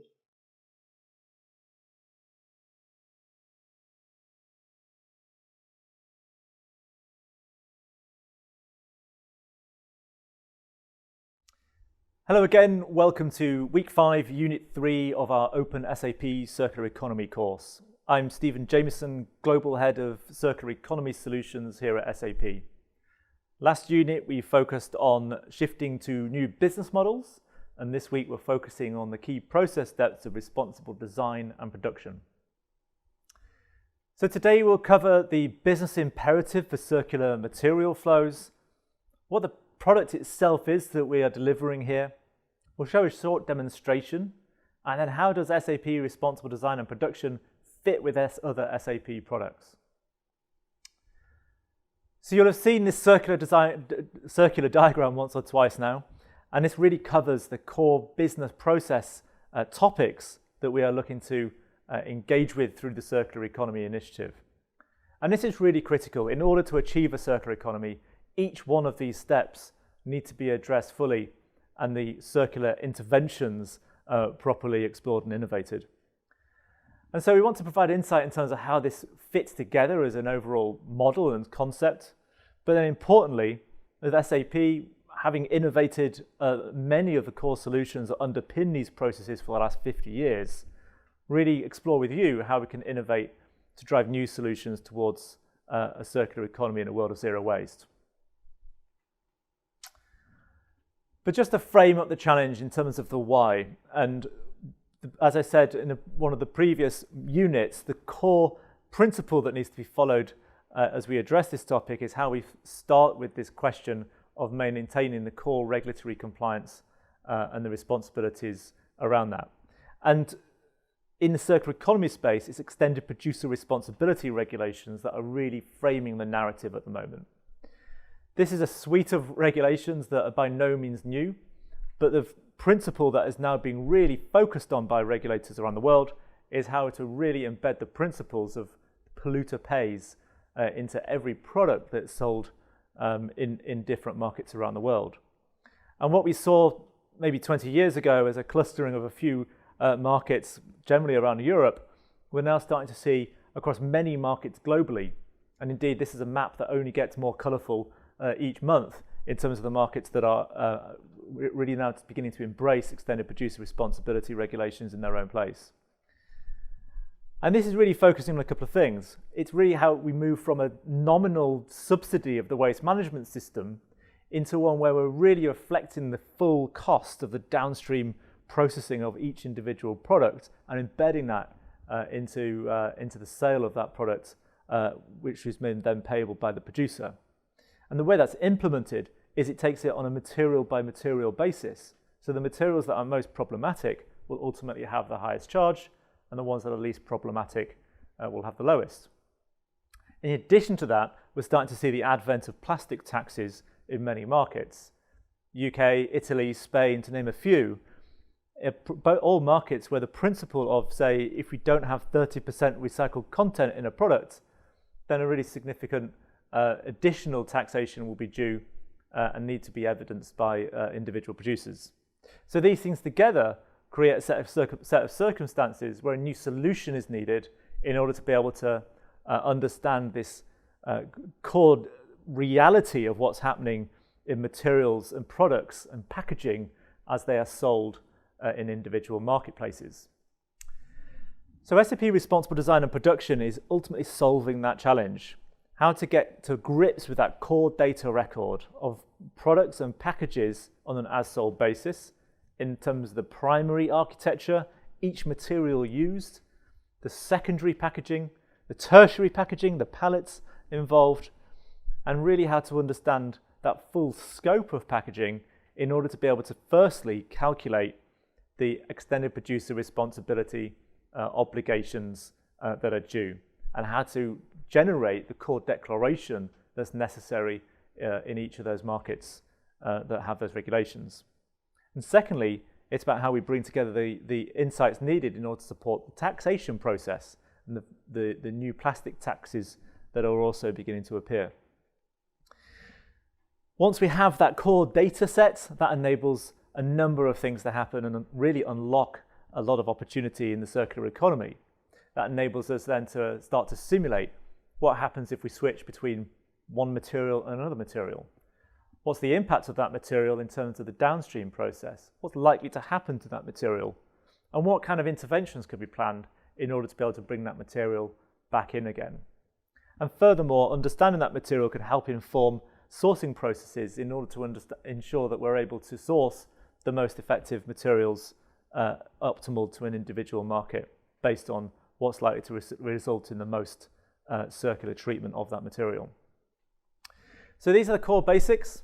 We're then able to then engage other stakeholders. So bring in, for example, sustainability leaders who are really challenged with delivering upon these global commitments underneath things like the UK Plastics Pact, the US Plastics Pact, and providing the insights needed through this core data solution in order to be able to support the reporting of those commitments. And furthermore, supporting R&D and other stakeholder groups who are also looking to drive more innovative portfolios and ultimately more sustainable offerings in order to deliver good business to customers. So those are some of the fundamental building blocks of the SAP Responsible Design and Production solution. I'll now hand over to Jim, who will take you through a demonstration of some of the core solution concepts. Thanks, Stephen. It's me again, Jim Sullivan, head of the Circular Economy program here at SAP. And I'd like to walk you through a short product preview of responsible design and production solution. As Stephen mentioned, we're still getting some feedback from beta customers, so the caveat that some of the screens may change, but this will give you a really good directional preview of how we bring together design of both ingredients in the product as well as packaging towards a more circular economy and sustainable future. So we're going to start with a day in the life and indeed expand to a year in the life of Darren, our product category manager. And as you can see, he starts with a cockpit for his brands and his categories. And he notices a couple of disturbing trends. One, as you can see, revenues are declining. Secondly, even more importantly, margin on his products is declining. And he can also see within here various fees for the end of use for packaging and extended producer responsibility. So he has a bit of a theory, and he gets an alert that pops up, and his theory is indeed correct. Revenue may be down due to changing consumer sentiment, where their customers are no longer interested in certain scents. They're moving on to a more natural scents around that for the product. So he needs to take a look at potentially reformulating the product to meet these new needs around consumer sentiment. The second thing he takes a look at is he thinks the EPR fees, which are increasing significantly, are the fact affecting his margins. So he's going to ask Petra, his packaging designer and EPR expert, to take a deeper look into the subject. So she's now able to drill into the extended producer responsibility topic within responsible design and production. She can see indeed that the EPR fees are up, and also notices there's a couple of countries that are appearing in red where the fees have gone up pretty significantly due to the implementation of new legislation and regulation. She can also see that based on a forecast, this is not something that's a short-term trend or a one-time happening. Many more countries are coming online, and it's significantly affecting the future profitability of her product line based on the packaging costs. So she's able to drill into the total extended producer responsibility fees. Not surprisingly, it's the primary packaging and plastics, which are a challenge in this case, and that's where most of the increased cost is coming from. She can then go into a simulation mode to simulate the packaging and take a look at what some different design decisions might do around that. So as she clicks through, she decides the first thing she wants to try is, what if I include 30% recycled content in my packaging? She's familiar, for example, in the Netherlands, that there's some eco-modulation or benefits to the fees if you increase the recycled content. So she's able to take a look into what that would do for the packaging by adding the recycled content into the bottle. She sees that this, in fact, makes a lot of sense. The fees for that particular package go down fairly significantly, and she thinks that she has a winner here. So she's able to then go to the sustainable materials marketplace and begin to take a look at whether the recycled content is available from her suppliers at the quality, at the quantity, and at the pricing that she's looking for. So she notices there's a wide variety of our PET available. She can tell the sourcing type, and she can tell even if it's got some certifications around that. So she does the spot check in the marketplace. She drills into one product. She can find out that its lead time is quick enough that she can get it into R&D, and that the production quantities in the location it's coming from in North America are acceptable as well. So as she runs that spot check, the system also then provides some intelligence back to her, noting that the material she's chosen actually optimizes across the life cycle for the packaging among initial cost, which maybe is a little bit higher for the recycled content, with the eco-modulation and the fees she would pay at end of use. So she has a winner for packaging. As a good circular economy person, though, she thinks maybe that's not enough. What if I go a little bit further and I look to create a new business model and a refill model here? So the next thing she looks to do is create a refill sachet for that particular product line. So she's able to look at a couple of additional packaging elements that would need to be added in order to do that.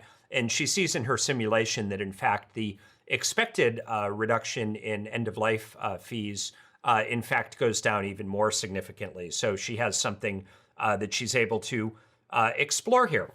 She then turns it over to Eric, her product engineer, to take a look at the formulation. And this is typically a fairly complicated process, but in this case, it's reasonably straightforward. He's looking to change the flavor and the fragrance of the product to meet Darren's request for consumer sentiment. So fortunately, that turns out to be a reasonably straightforward process, substituting a different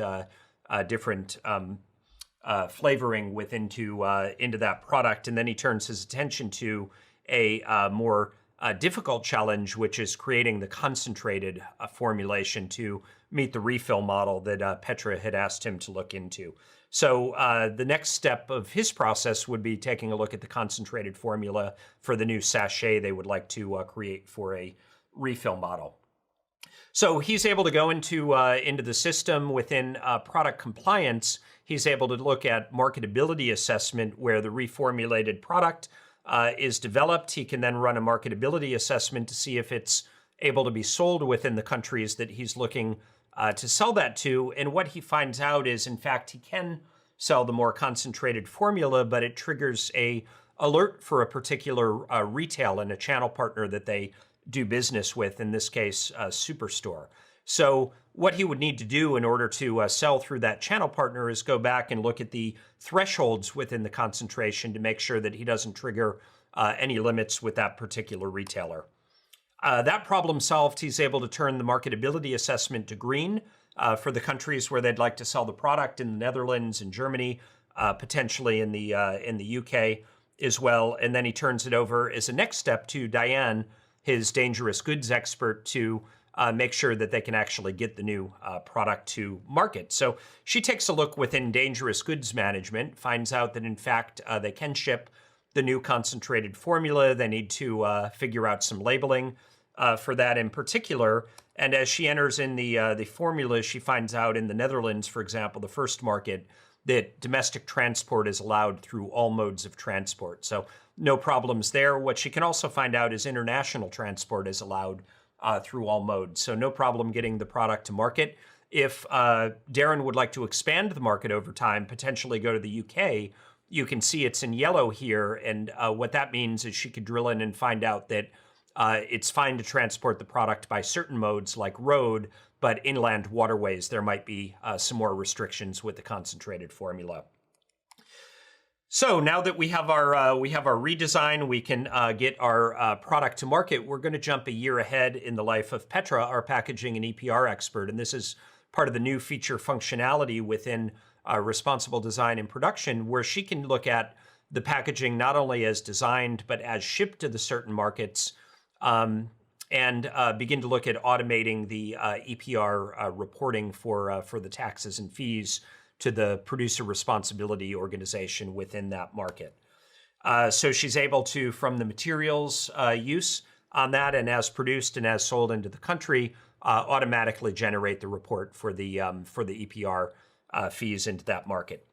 So going back to our final view with Darren, our category manager here, he's able to now see that not only his revenue began to inch up a bit from the reformulated version, he sees that profitability is up again as well due to the good work of Petra to design for the full life cycle cost of packaging. And if you move a little further across, what you can see is also some of the associated attributes. By the redesign of packaging and the lightweighting and the refill model, they've significantly lowered the CO2 emissions from transport, which you've heard about in a earlier openSAP course around product footprint management. So the final piece we'll leave you with here is they have a nice new packaging redesign. They have a new innovative business model, and we've moved to a more circular economy as we move forward to reuse and refill models around lowering the end-of-life packaging that needs to be dealt with either through recycling or through landfilling. So in any case, that's the end of the demo. And now I want to hand back to Stephen. Back over to you. So thank you, Jim. We just heard about how we can optimize both the product formulation as well as the packaging in order to be able to deliver the optimal design to support circular business processes. In addition, SAP Environmental Health and Safety Management has helped support integrated business processes for zero waste. This is complementary to the SAP Product Footprint Management solution that you heard about in week 4. SAP Environmental Health and Safety Management works in the production phase by ensuring plants that you operate are fully in compliance with local regulations, managing chemicals safely and managing emissions to air and water in a safe way, and doing this whilst optimizing the production process. SAP EHS is already available to over 2,000 customers and who are already using it to mitigate their risk each day. And as you saw in the demonstration, SAP S/4HANA for product compliance allows you to ensure compliance throughout the life cycle with automated compliance processes. This helps you in the product development phase by checking ingredients and recipes against country and shipping regulations.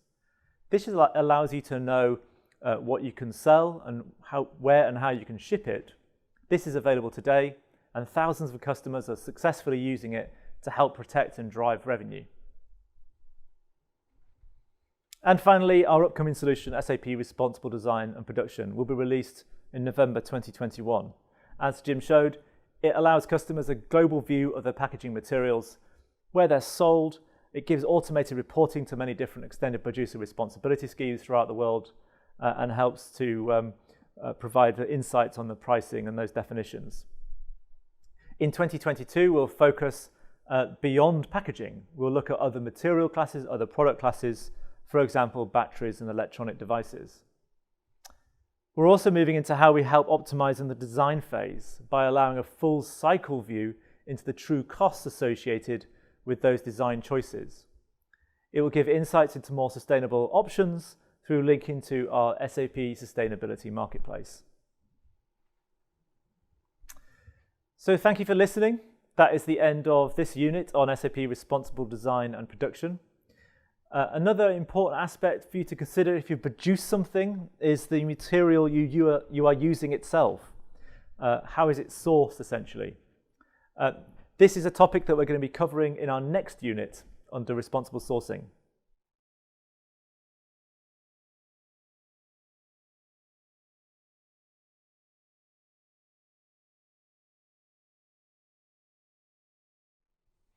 Welcome back. You know who I am. So it's week 5, unit 4 of the Open SAP Circular Economy course. We heard in the last unit about SAP's responsible design and production solution. This is the core of SAP's circular economy strategy, dealing with choices about design and the production of products and services.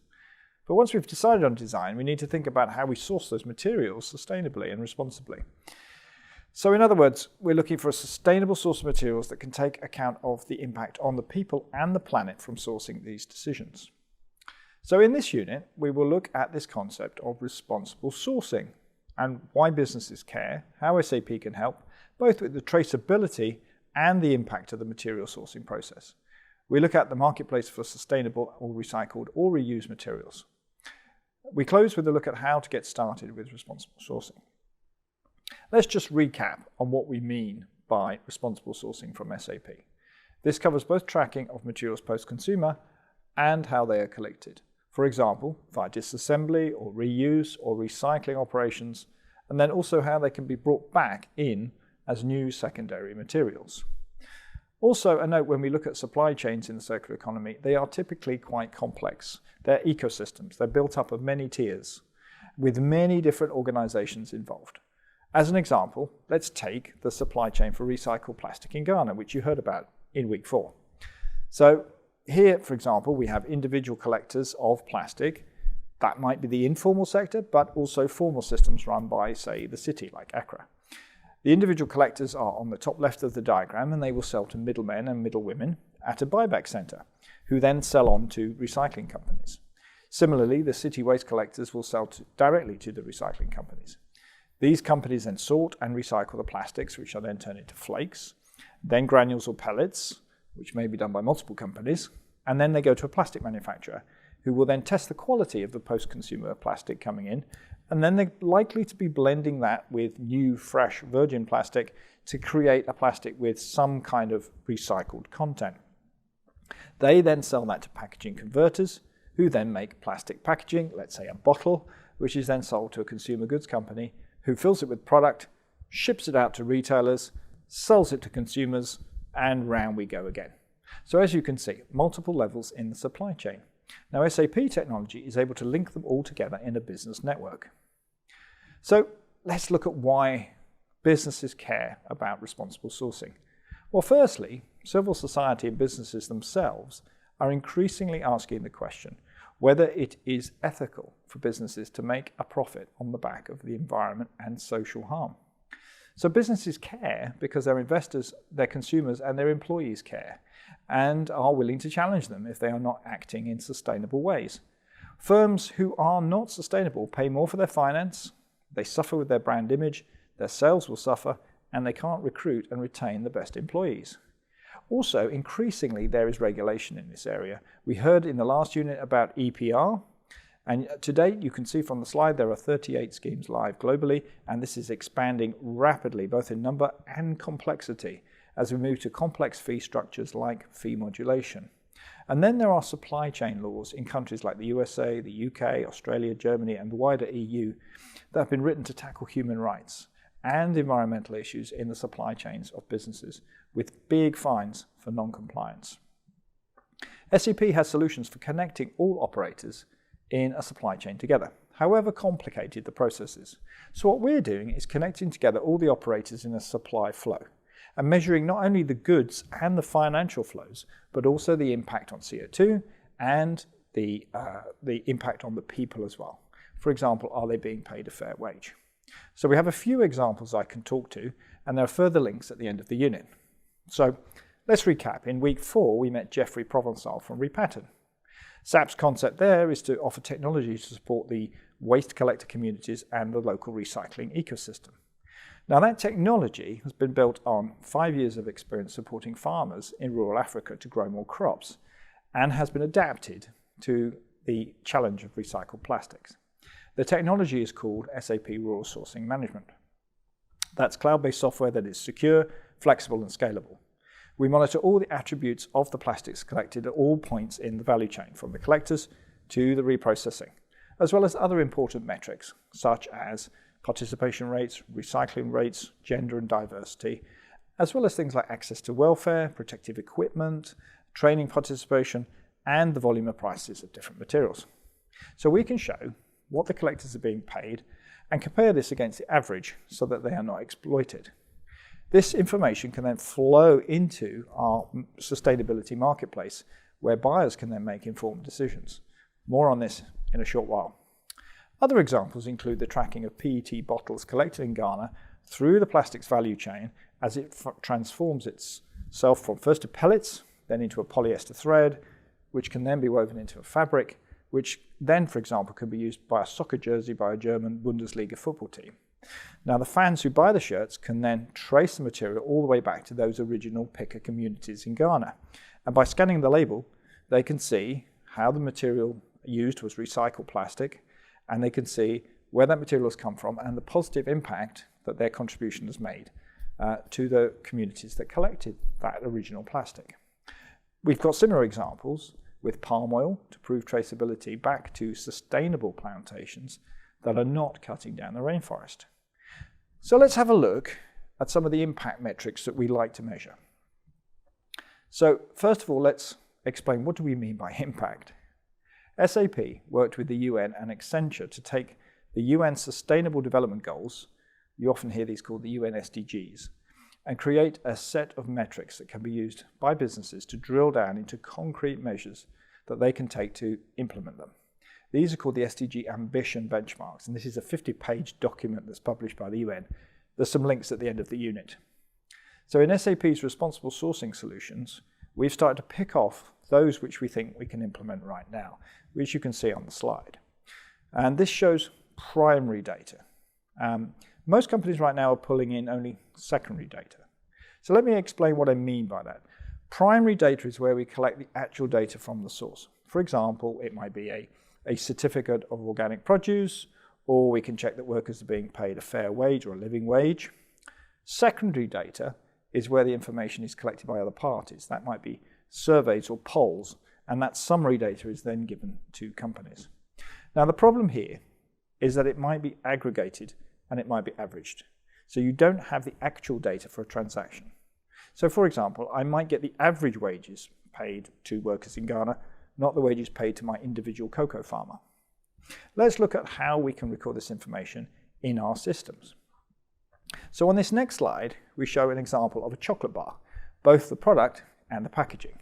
But this example can apply to any consumer good. So what we're showing in this diagram is just how complicated these supply chains can be, even for something simple like a chocolate bar. So let's work from left to right. We can see the first mile is the farming or the origination of materials. Here we record information, say, about cocoa beans from Ghana, cashew nuts from Côte d'Ivoire, milk maybe from a farm, say, in Switzerland, and the plastic might be picked in Indonesia, as well as the information about the materials, such as the volume, the price, the quantity, the quality, that kind of thing. We also record social and environmental metrics. For example, is the farmer paid a fair wage? Are those cocoa beans from a forest where we've cut down the rainforest? Those kind of things. From the first mile then, moving to the right, what we see often is aggregation of different material flows. So the beans that from one farm in Ghana might be mixed with another from Côte d'Ivoire, and then this is exported to a manufacturing plant, let's say in Europe, and they're all mixed together to make cocoa mass and cocoa butter. Now the product is turned back into a batch, and then it's shipped in a large tin or a packet, and it has a product code and a batch code put on it. And then you can start using batch traceability. Now, when you get a product with a barcode and a batch code, then you can track it. Those chocolate bars are then created, they get boxed up, they get their own batch codes, they're shipped in pallets out to retailers and individual stores. Now, you can extend batch processing all the way back through aggregation and back to the original grower using SAP technology. So let's look at why that's important, how we do it. So in this next slide, which does look quite complex, you can see how to join the SAP solutions to trace those materials all the way back. So that's through those complexities of aggregated materials, batch processing, and the finished goods. So our solutions are shown in yellow, and the data flows and the information are shown in green. So starting on the left-hand side, again, we have the first mile solutions of SAP Raw Sourcing Management, and also in the formal sector, SAP Business One. Both of these are shown on the left. What we do there is we capture within those first mile solutions the material flows and also the impact on the people and the planet. And we have those SDG impact metrics. This is the primary data. As we move along the system from left to right in the diagram, we also capture the climate impact from transportation and each manufacturing step. This can feed our SAP Product Footprint Manager, which looks at CO2 impact. We can then flow this data through any complex supply flow. We can then feed that information into our sustainability marketplace. More on this in a few minutes. So let's give an example to illustrate our blockchain solutions, SAP Green Token, and SAP Logistics Business Network. Let's look at cocoa beans in the top row. Often these are aggregated, so the product is mixed with sources from many different farms and processed further. And this is really hard for batch processes to keep up with and gets very complex. But as you heard in week 4, SAP Green Token creates a digital twin of the product, which means that all the attributes can flow with the tokens. We can track them, however complicated the process is. And you'll recall the interview in week 4, unit 5, where I interviewed James Veal, who explained how this works. Once the cocoa beans are roasted, they then become a cocoa mass, which does get a product and a batch number, and then we can trace that using another SAP solution called SAP Logistics Business Network. That can track goods all the way through manufacture and onto the retailers. Okay, so at that point, or any point in this flow, we can feed information into our sustainable marketplace. Let's have a quick look at that now. So our sustainable materials marketplace is part of Ariba. And Ariba is the world's largest business-to-business marketplace. It ensures you can get the most ethically sourced product from a fully vetted, sustainable supplier and allows all employees to design or procure the most eco-friendly product they need. We've been working on this project now for 2 years, and the architecture is in place with SAP's procurement, supply chain and commerce solutions, along with SAP's business technology platform. So we can bring in an intelligent, modern and seamless marketplace. Moving to the next slide, we can see on the buy side, we have started this responsible buying journey with sustainable packaging and recycled plastics. But we'll soon be moving on to other materials such as metals and batteries and Moving to the next slide, on the sourcing side, we have many network solutions that help sellers promote their goods to the global marketplace and show off their environmental credentials. So here we have the concept of one unified business network. So that includes our B2B procurement networks, our networks for tracking assets, and our networks for tracking batch materials. Our marketplace will include the embedded risk, but also the corporate social responsibility scores, and can show risk, as you can see here on the graphic. So buyers will be able to pick out the companies with the best environmental and social impact credentials and then trade with them. So let's wrap up and look at what you can do next in your organization to improve your responsible sourcing. Your next steps might be to check what information you have in your current supply chain systems. So on this slide, we've asked a few questions for you to think about. That's the end of this unit. Thanks for listening. We'll see you again later.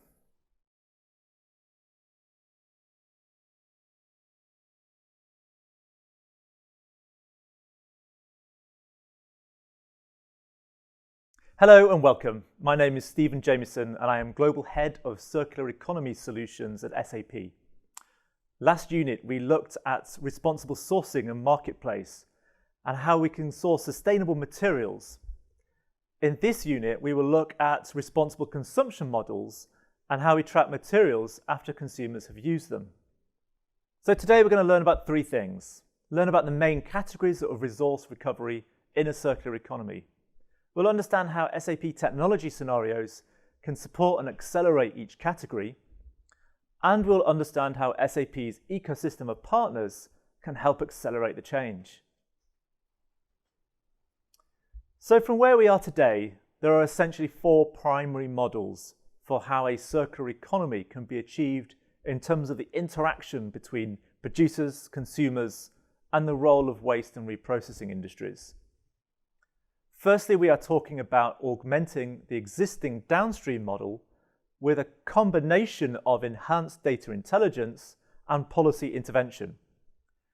This is a pragmatic approach, though it doesn't necessarily provide the assurance on material recovery that gives us confidence we're indeed delivering a circular economy. Our second model addresses this gap with the addition of return incentives such as deposit return schemes or bottle bills. While this leads to high recovery rates overall, it can be at the expense of investment in recovery infrastructure, particularly for lower value material types. For food-based products, refill schemes are growing rapidly and are proving very popular amongst consumers. This approach can lead to the lowest possible packaging footprint, but indeed has the highest upfront cost. Finally, products as a service models support the idea of materials staying in use throughout the life cycles. Let's have a look at how technology can support each of these scenarios. So in our first model, products are designed and produced using a combination of S/4HANA and SAP Responsible Design and Production. As well as discharging extended producer responsibility obligations, SAP Responsible Design and Production gives us a clear view on what material is sold where, which opens up many possibilities on how this data can be leveraged to support downstream understanding and recovery processes. Our partners at Topolytics are providing some cutting-edge innovations that support this. The Topolytics are essentially a data analytics business that is making the world's waste visible, verifiable, and valuable. And what they're doing is through their waste map innovations and technologies, they're able to provide machine learning insights on the downstream fate and destination and routing of particular materials, helping to inform intervention strategies and help organizations to understand how to bring materials back into reuse. In our second scenario, a combination of SAP S/4HANA and SAP Responsible Design and Production provide the capability needed to sell products, pay obligations, and then net off any amounts recovered through deposit return schemes.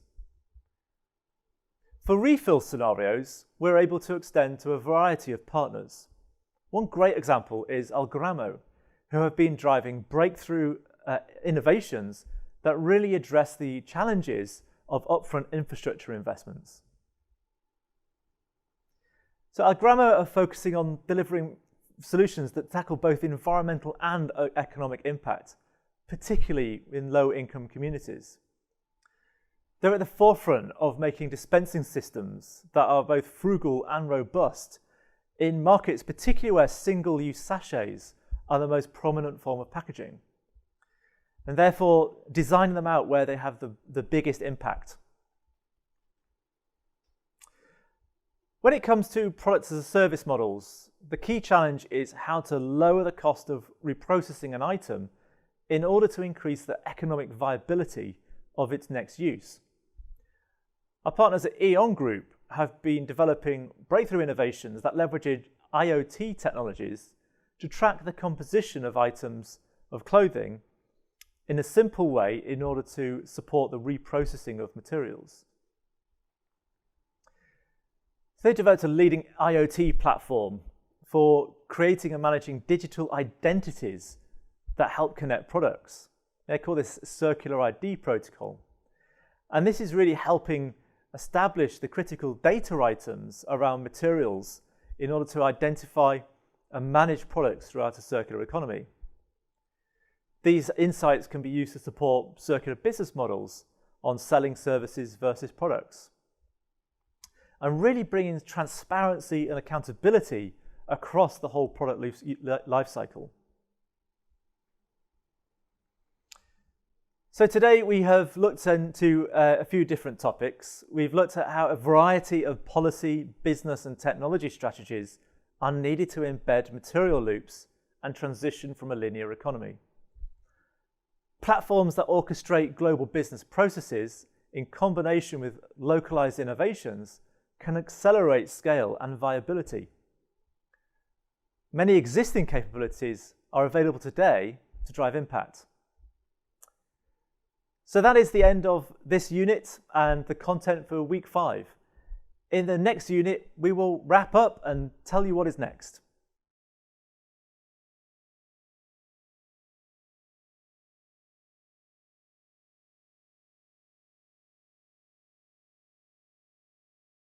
Welcome back. Darren West, Business Development Director for the Circular Economy at SAP. And welcome to the last unit of week 5. So, hey, congratulations, you made it to the end of the content part of the course. But even though this is the last video, it's not the end yet, and there is still something to come. So, in this unit, I want to look back at what we've covered in the course so far. I also want to give you an outlook of what's coming in the next course weeks. And as the name of this unit implies, I want to talk to you about what are the next steps in the circular economy. So first, let's recap on the course. We've come a long way, and you will probably remember, but I'm going to recap. In week 1, we gave you an introduction to the circular economy. In week 2, we talked about the butterfly diagram, a key concept in the circular economy, and we talked about loops. In week 3, we looked at business models that might be needed to build a circular economy and the drivers for change for consumers and regulators and investors. In week 4, we had a look at technology that can enable these business models. And in week 5, we looked at what SAP is doing in the circular economy. So at the end of week 1, many of you applied to participate in teamwork. You built a team and you worked on a case. So we're really looking forward to seeing your results. And we hope that we can showcase some of these submissions on a course page for all of you to see.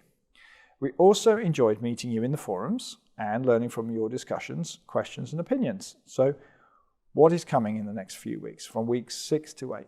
So in week 6, there's a final exam. Don't forget to take part.